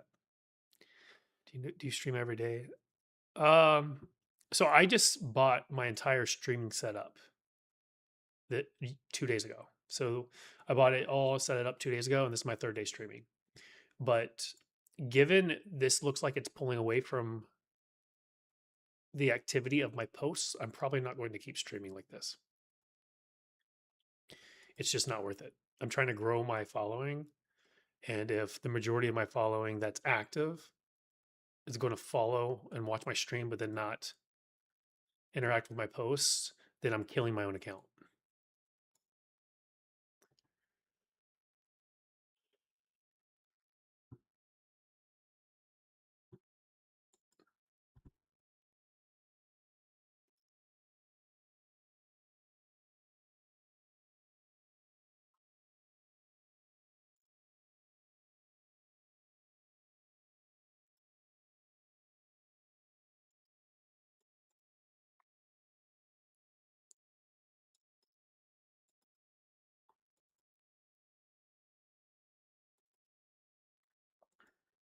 Had made a new low. VIX is so close to breaking out. They are being so ruthless, though.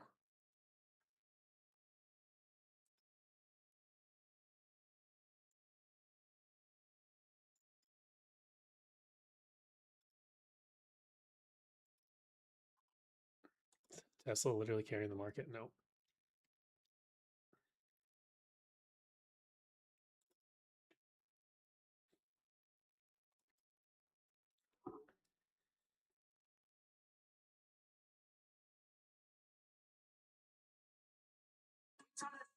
Sorry, guys. My phone's literally right at the mic.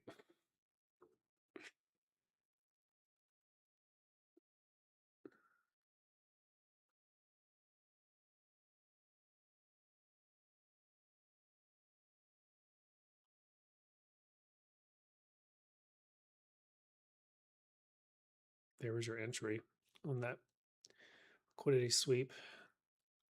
Just staring right at VIX, man. VIX is the last one. It's got to pop.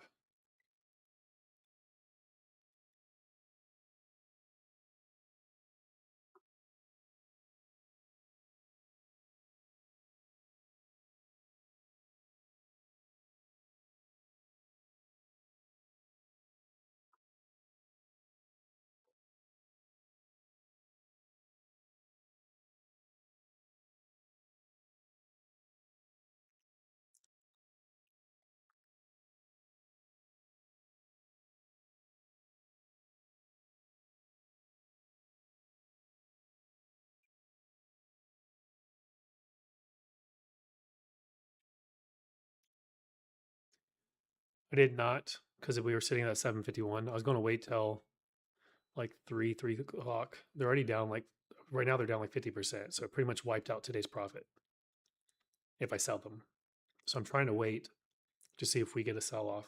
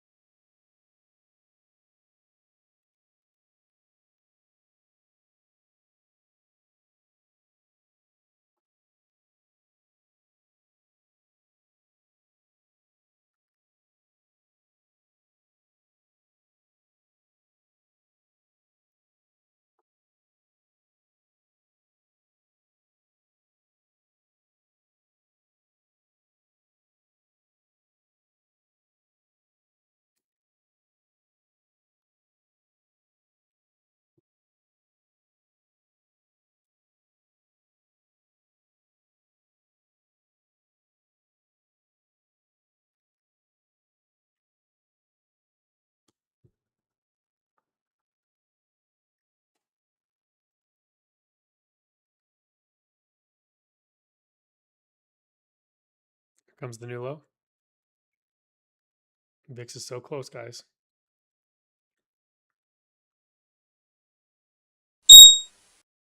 Supply broke the low.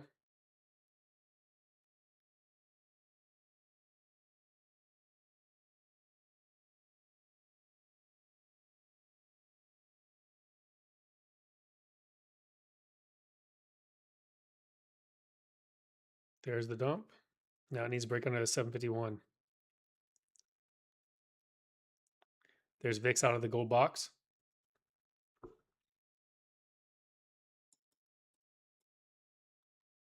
Here comes the melt.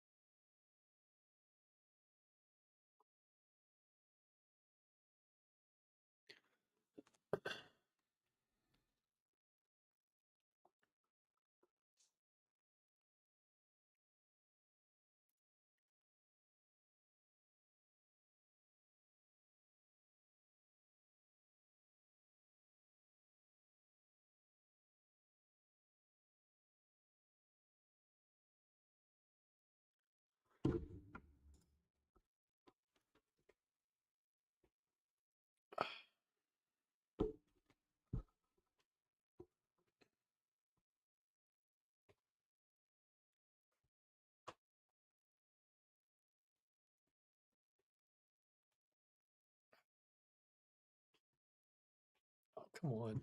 You see how it's respecting the 751 level?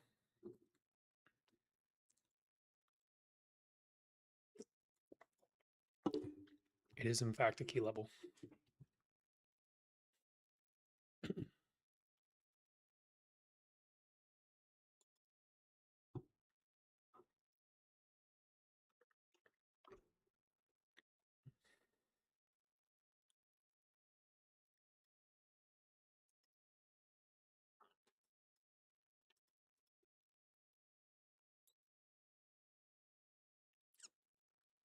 Oh, come on.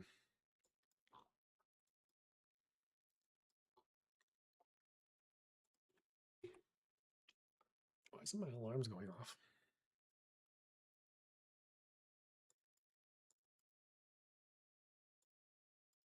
That should be going off.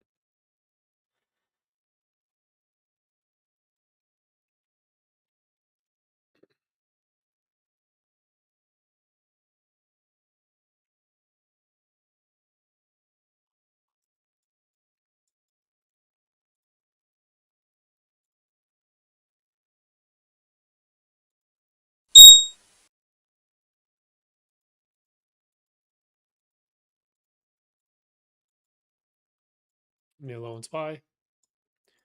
Trying to break that 750. One. Can see it trying to respect it.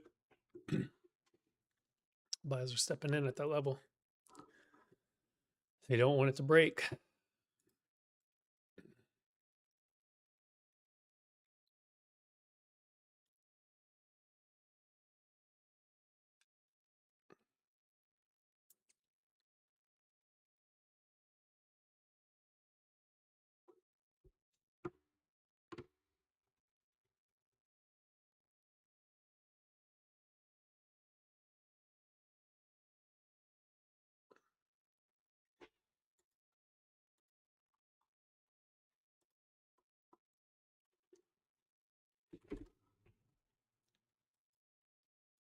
Continued rejection. Overhead supply on AMD now. Rejected exactly where I charted it.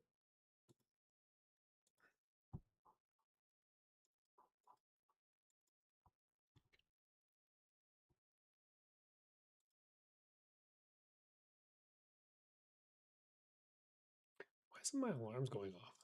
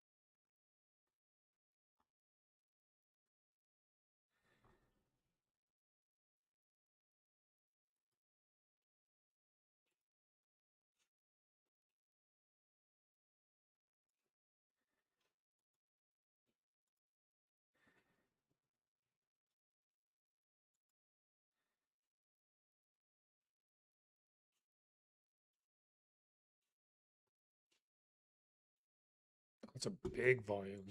What was that?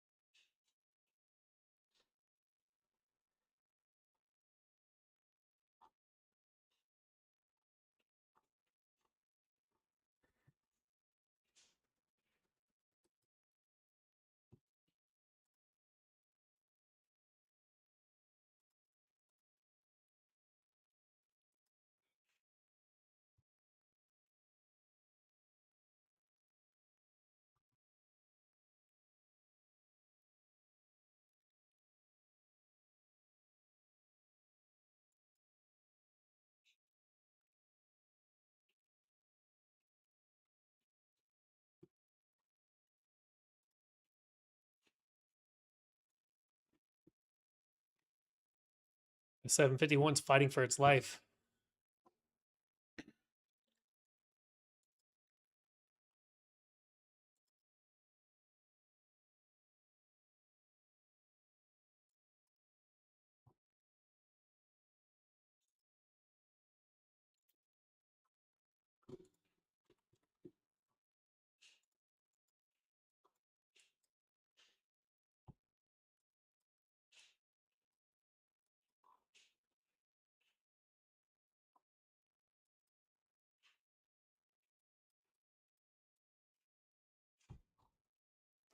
I think it's going to stay in this area till 3 o'clock because it's got to create a supply zone up top, and there's not one.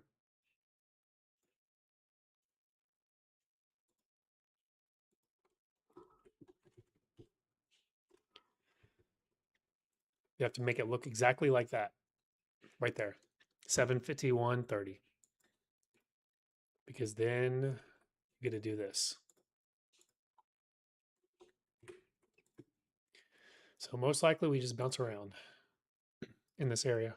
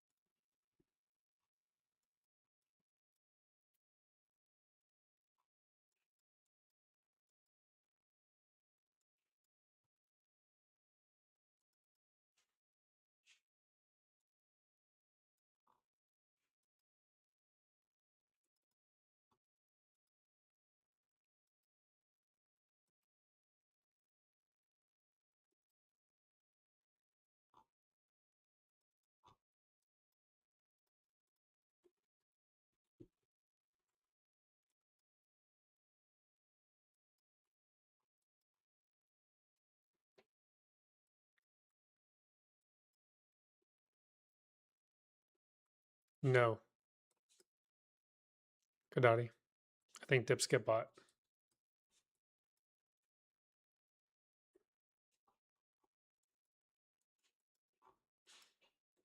I was looking for a little bit of a bigger low this week, but I think we just got it yesterday.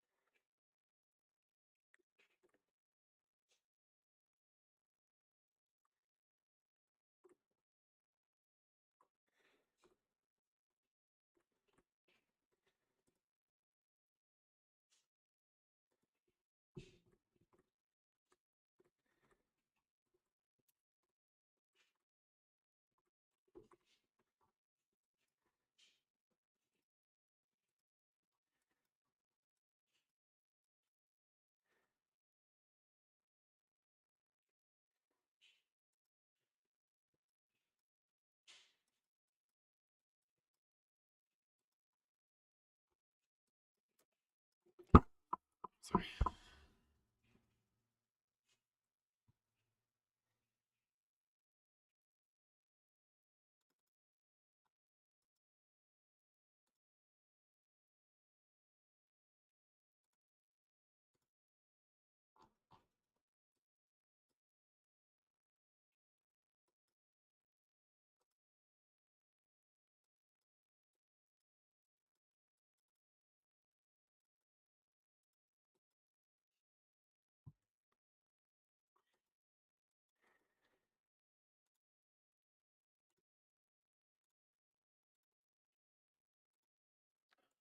Why are my alerts working?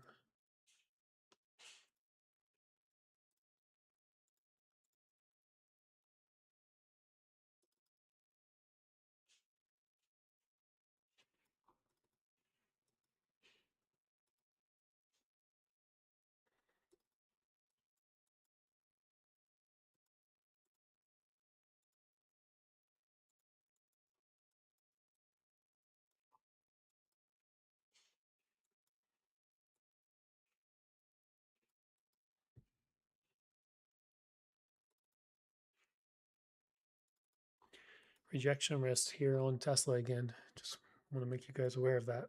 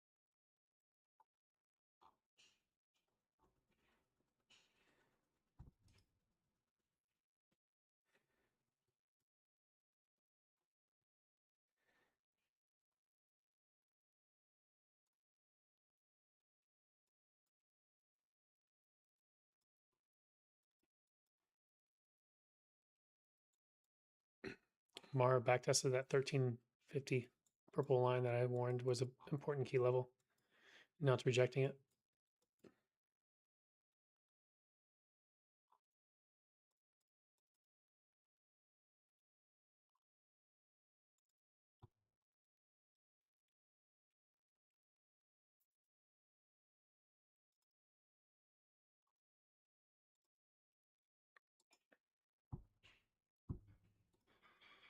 Spy new low, gold line hit. There's the gold line.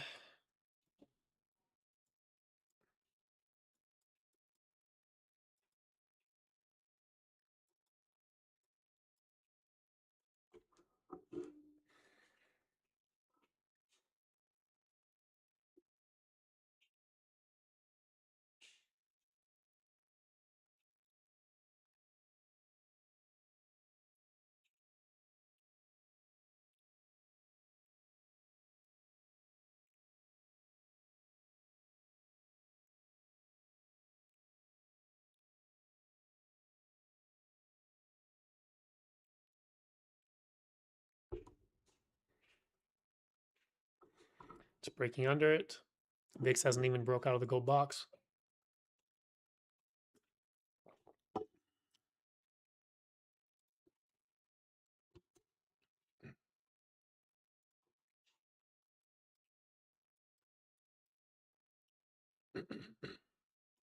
It's going to pop back up above 751 into the 3 o'clock close, I think.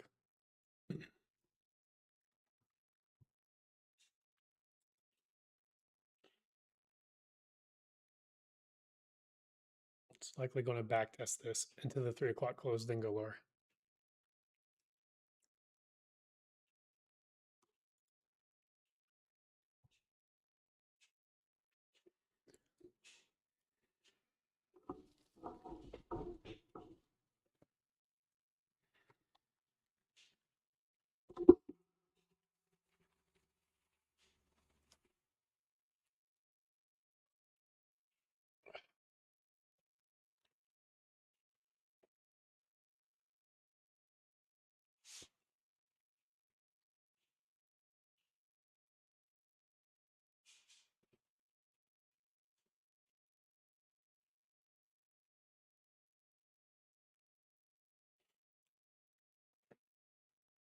If VIX breaks that high right here, it should cause the market to dump. And it's just waiting to. VIX could get up to 1640. That might be aligned with a bottom.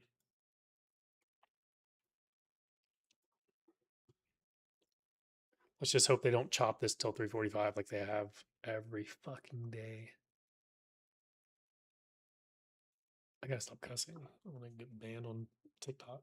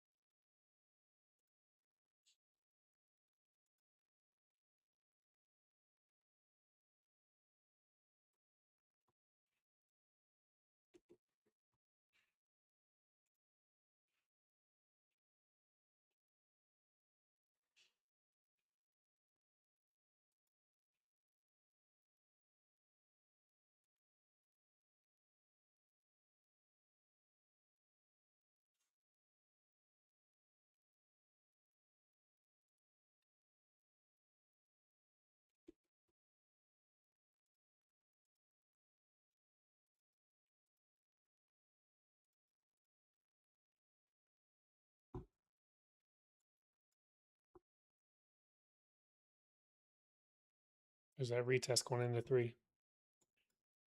Saw it coming from a mile away.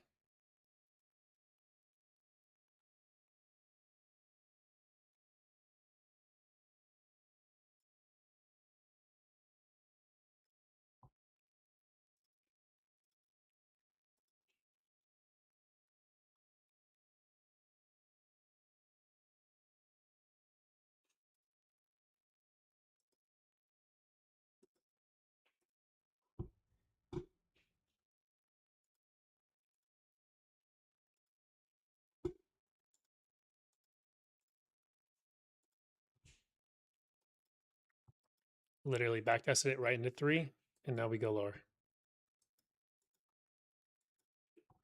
Called it. Looking for 750.24.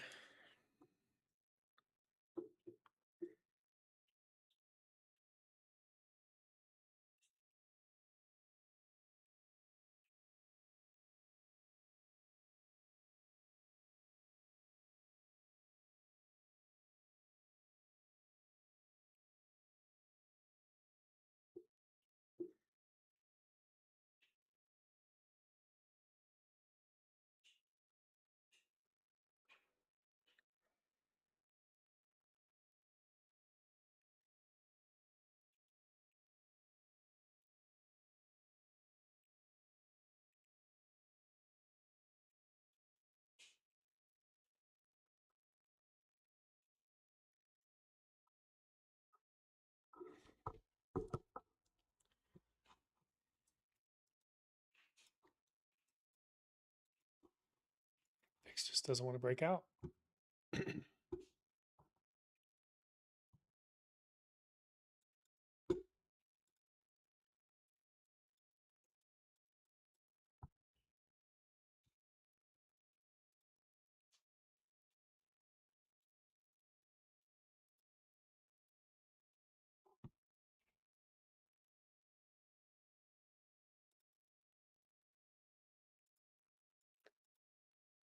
Watch fix.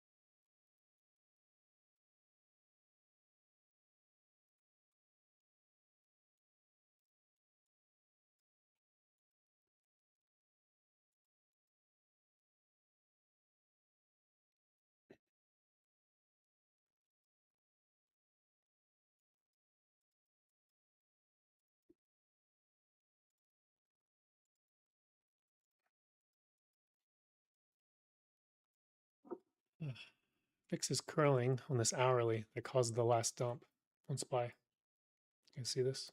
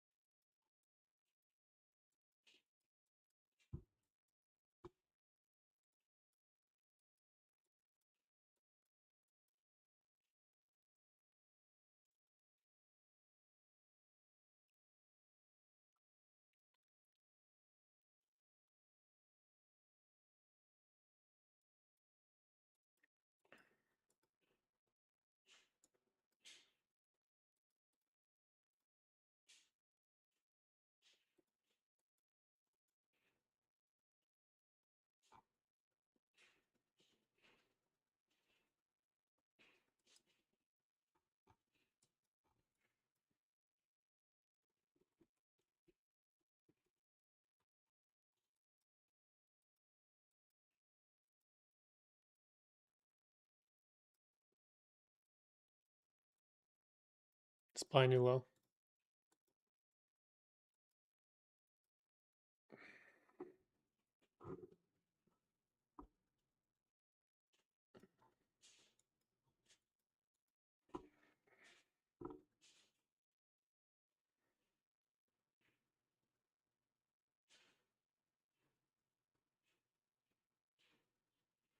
It's too slow. They need to dump this.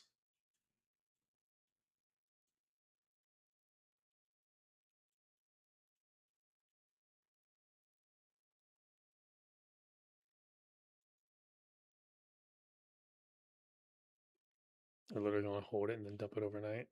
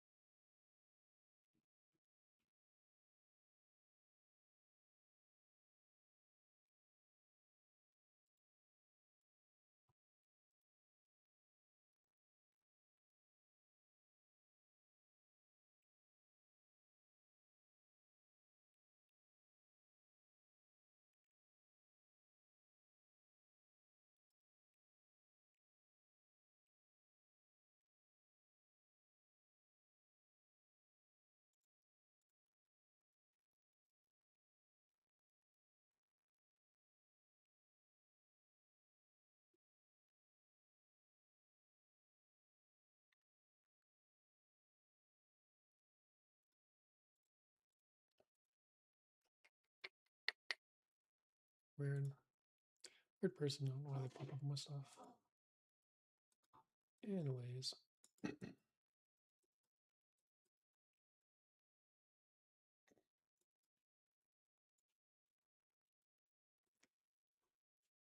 All right, looks like they're just wasting our time.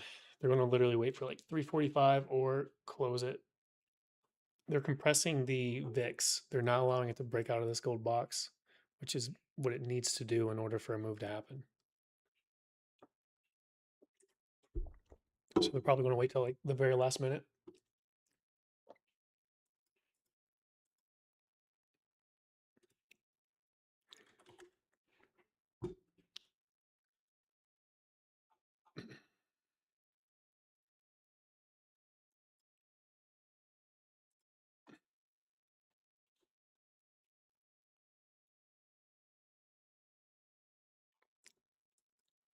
Like slow grinding it down.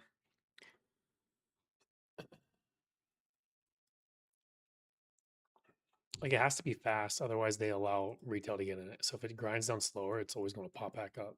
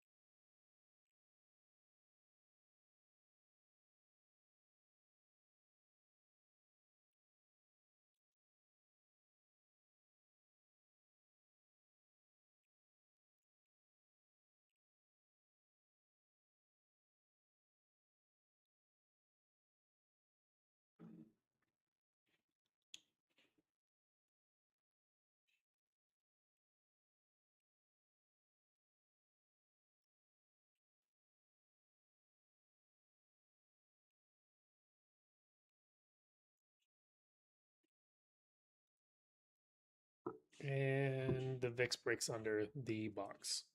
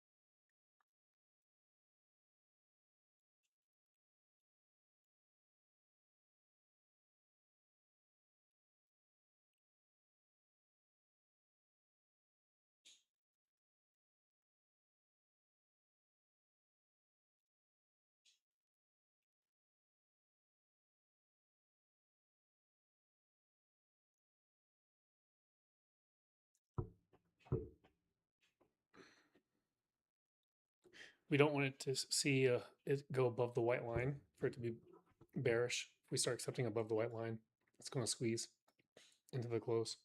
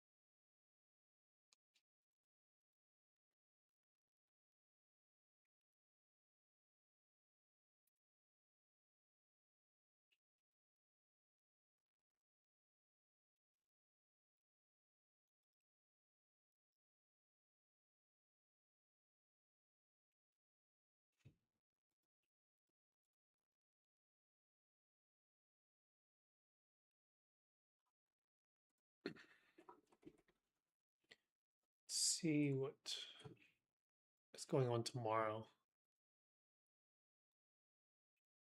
So we have jobless claims, existing home sales. No, that was today. Sorry. Wait. Oh, today's Thursday. Lost track of my days, man. Oh, there's literally no data tomorrow.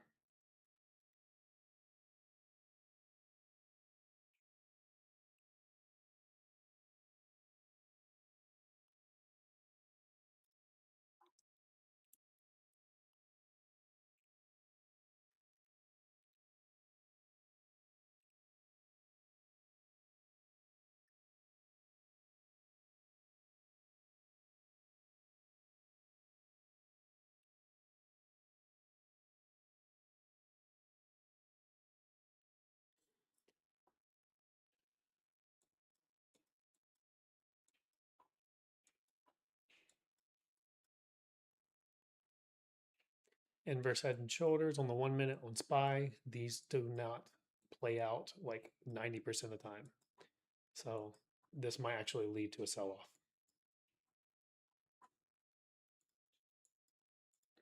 or just sideways.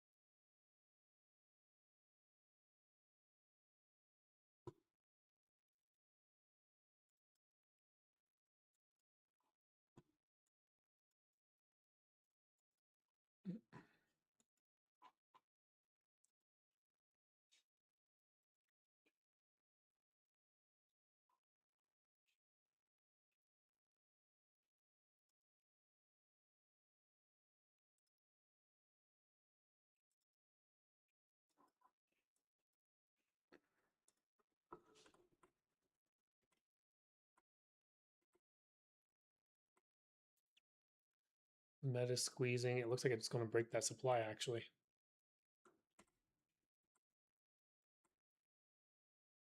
Amazon is squeezing into the close. Google is. AMD's breaking down from that supply zone from this morning. Microsoft is squeezing into the close. Now has a little mini inverse head and shoulders. It looks like it's going to retest the 2-day previous high.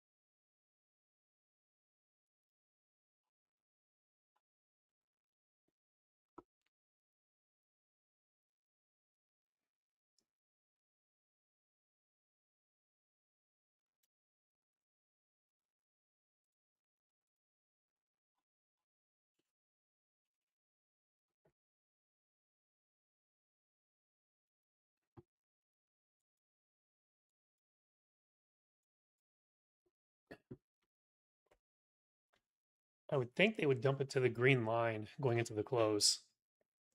But if it stays above it, it's probably going to gap up tomorrow, even though we're at that descending resistance.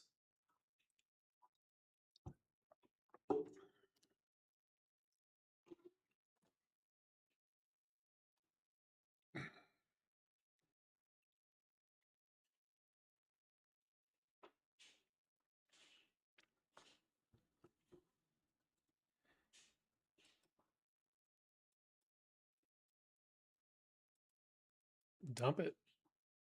Go playing around.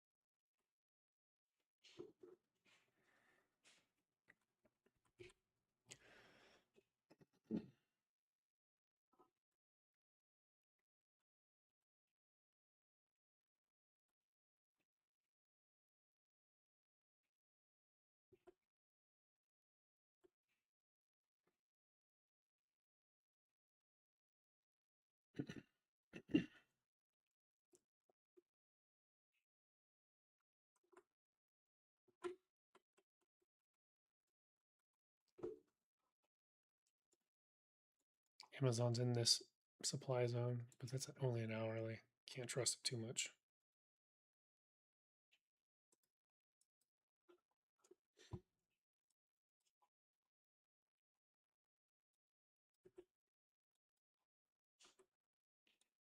Meta just blasted right through that. That's bullish.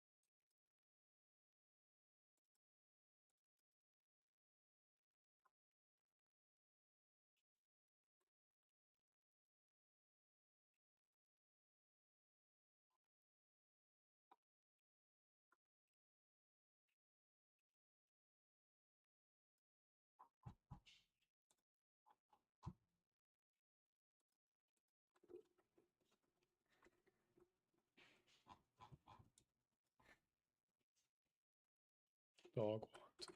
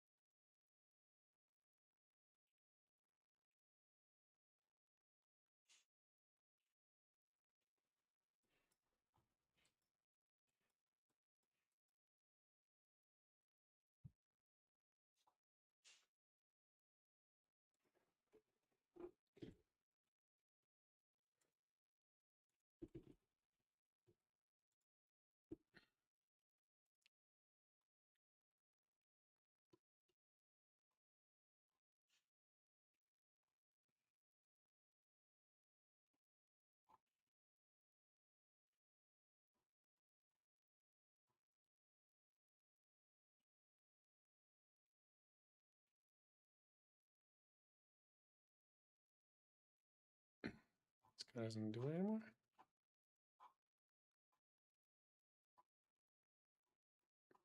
Okay. No longer worth following.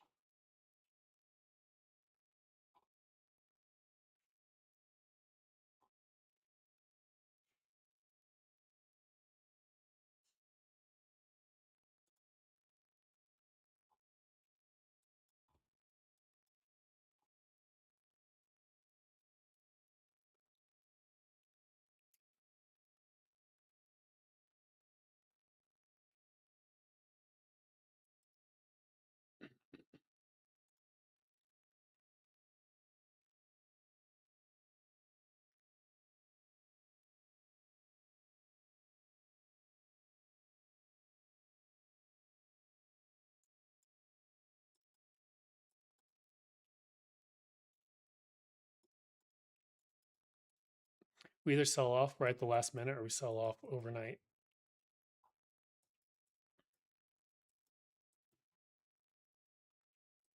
There's a hidden head and shoulders on the 4 hour on the mega caps, and a lot of them are in supply. Tesla's in supply and rejecting, as you can see. Now is in supply. Microsoft is in supply. AMD was in supply and rejected.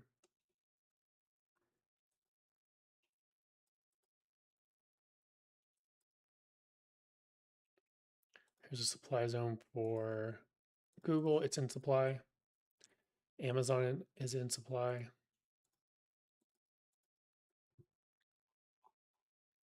Apple's near all-time highs, which has been rejected 3 times so far. Meta's breaking out above this. Is there a supply over here? That's so wild. This is supply, but let me make sure it didn't already get tagged by that previous high. So that's already been tagged.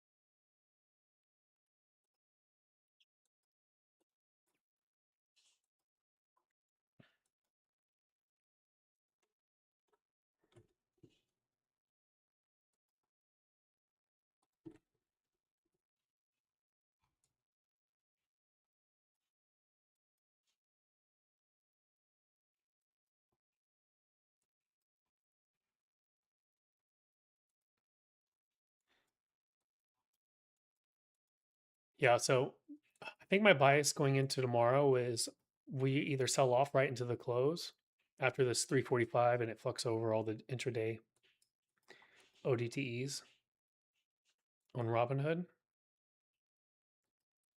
And I think we sweep this low on the mega caps. And then I think it sets up for the larger inverse head and shoulders for a rally into the end of the year or the end of the month. That would be aggressive though. How are they going to do that? Are they really going to drop QQQ over 1%?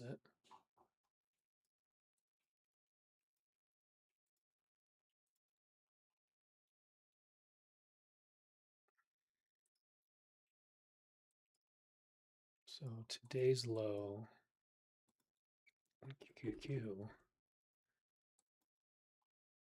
wasn't that low. I mean, that's a complete disconnect. 714.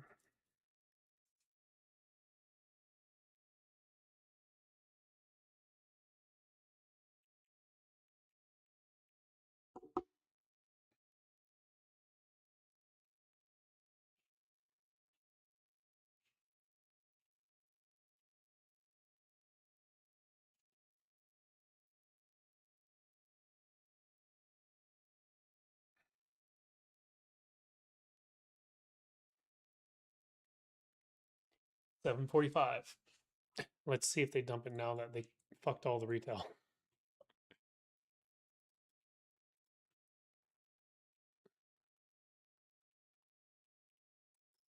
Dude, I can't believe they're taking VIX all the way down to that low. That is wild. So they're taking it to the support.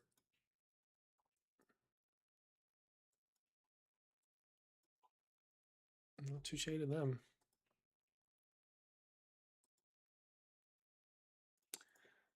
Supply zone.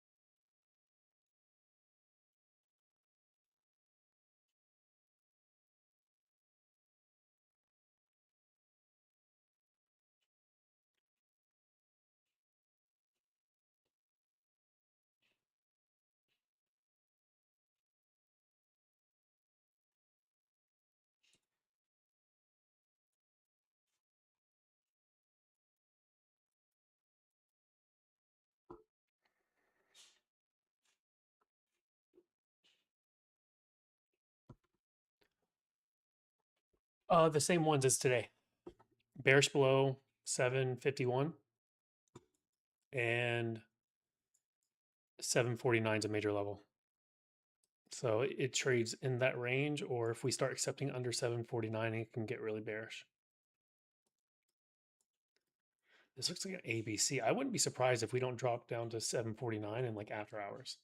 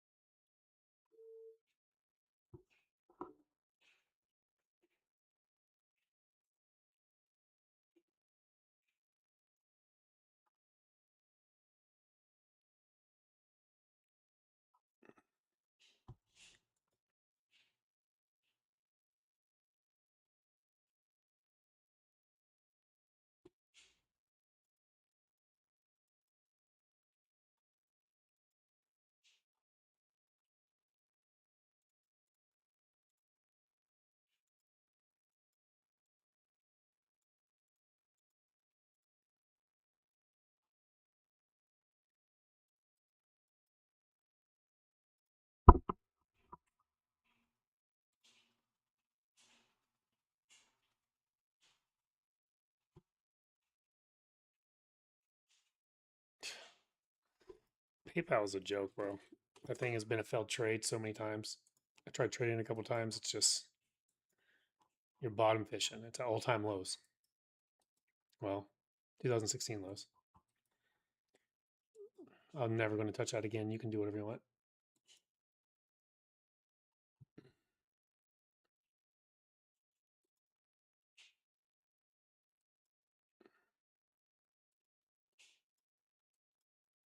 Once again, there's better names going into July.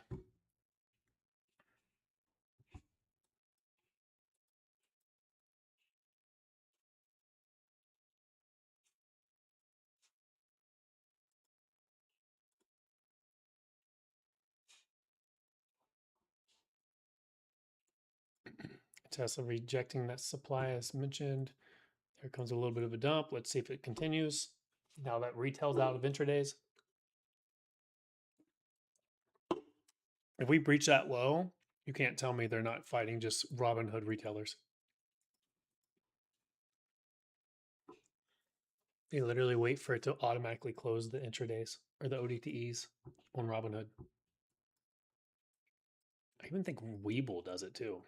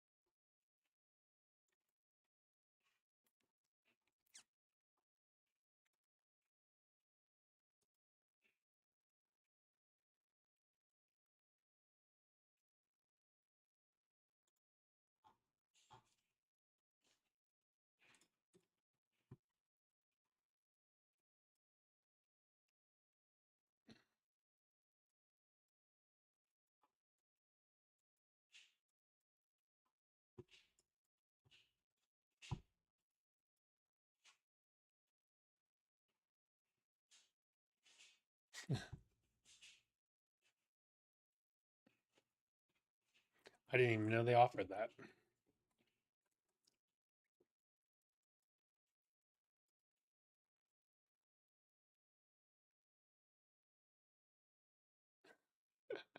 Shitty company. I believe it.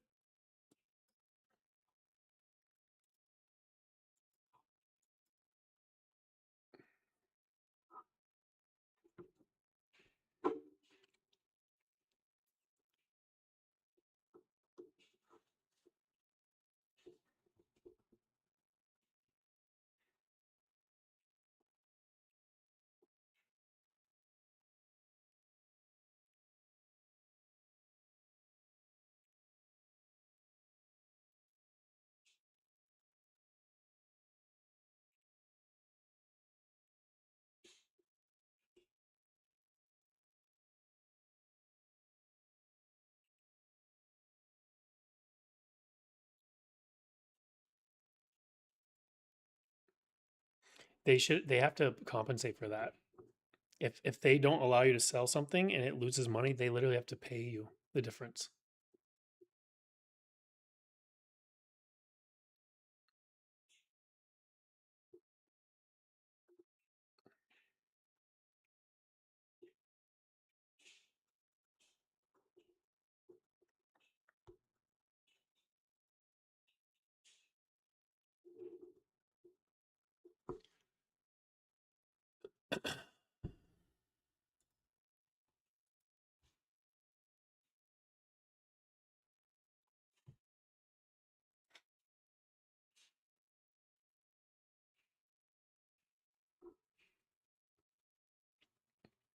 QQQ, new low.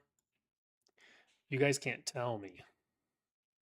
Can't tell me that they're not battling Robinhood retail.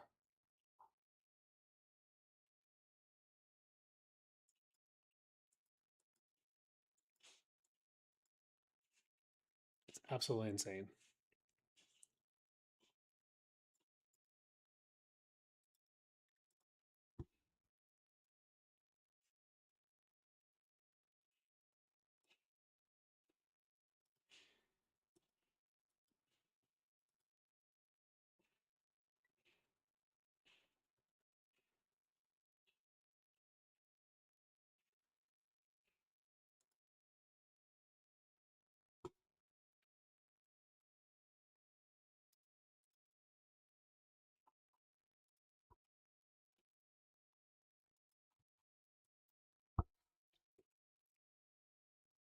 A couple of these mega caps that are in supply are going to sell off tonight.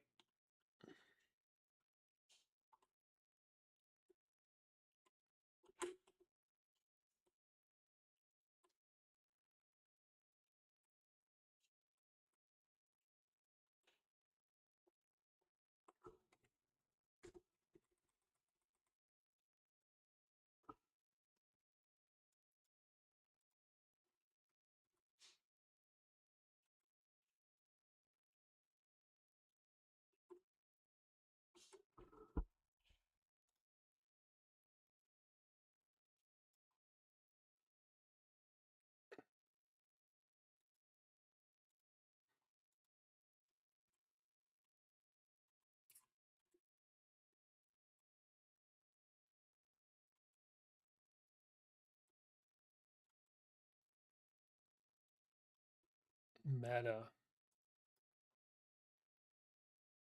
Just squeezing.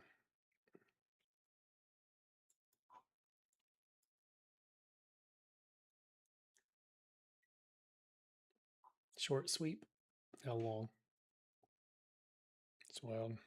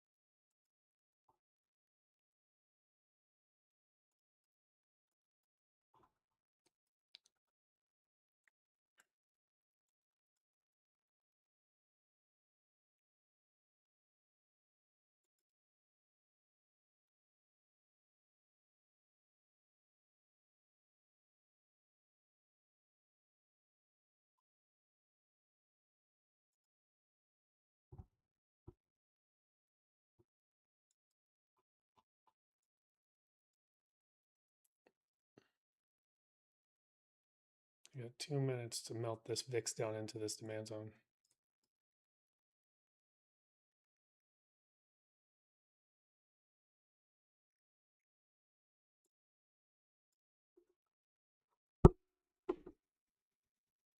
Interesting.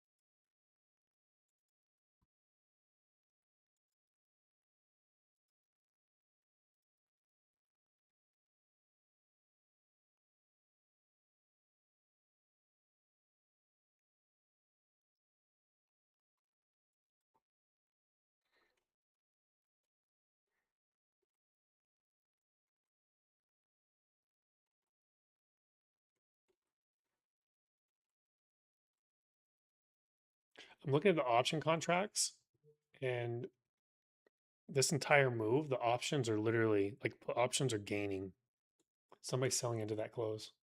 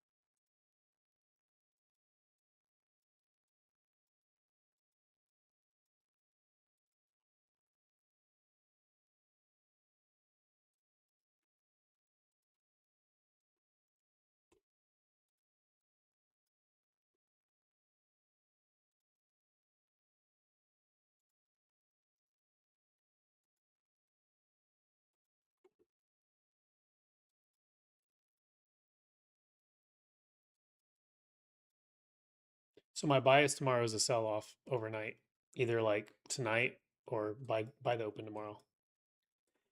But it most likely gets bought.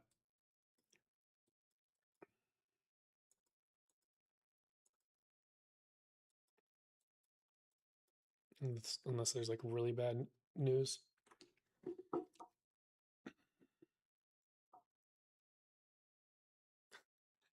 I know, right? I think it's a bunch of bots. No, I'm joking. Oh my god, I just realized you did send like 10 messages.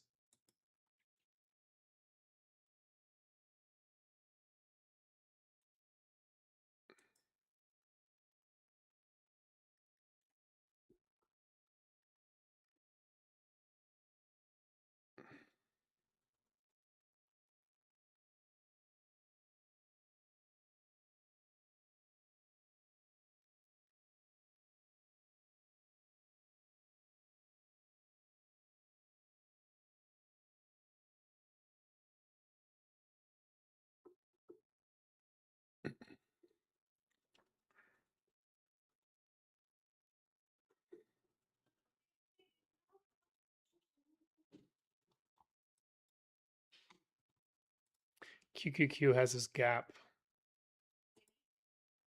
That might be the target tomorrow.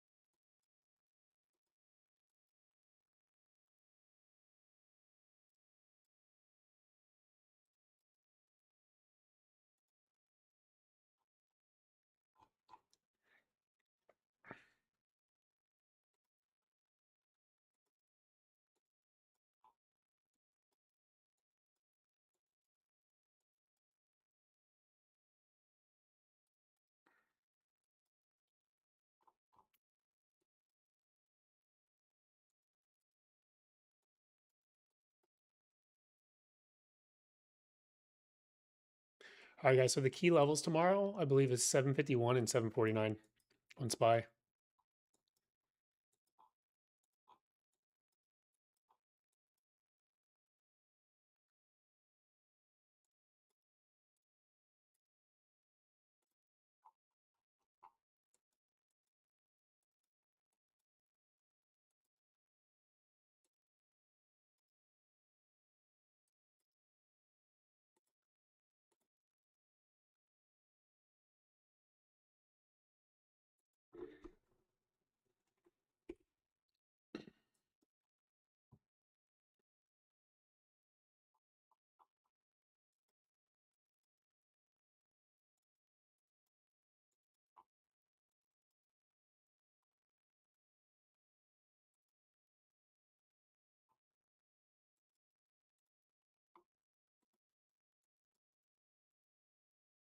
All right, guys. That's it for now. I'm going to go ahead and log off and call it a day. I'll see you guys tomorrow. Those will be my key levels for tomorrow, though.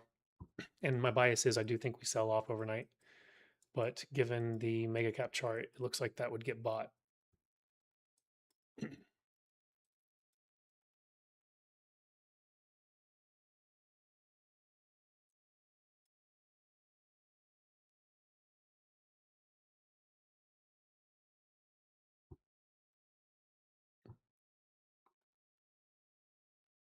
All right. See you later.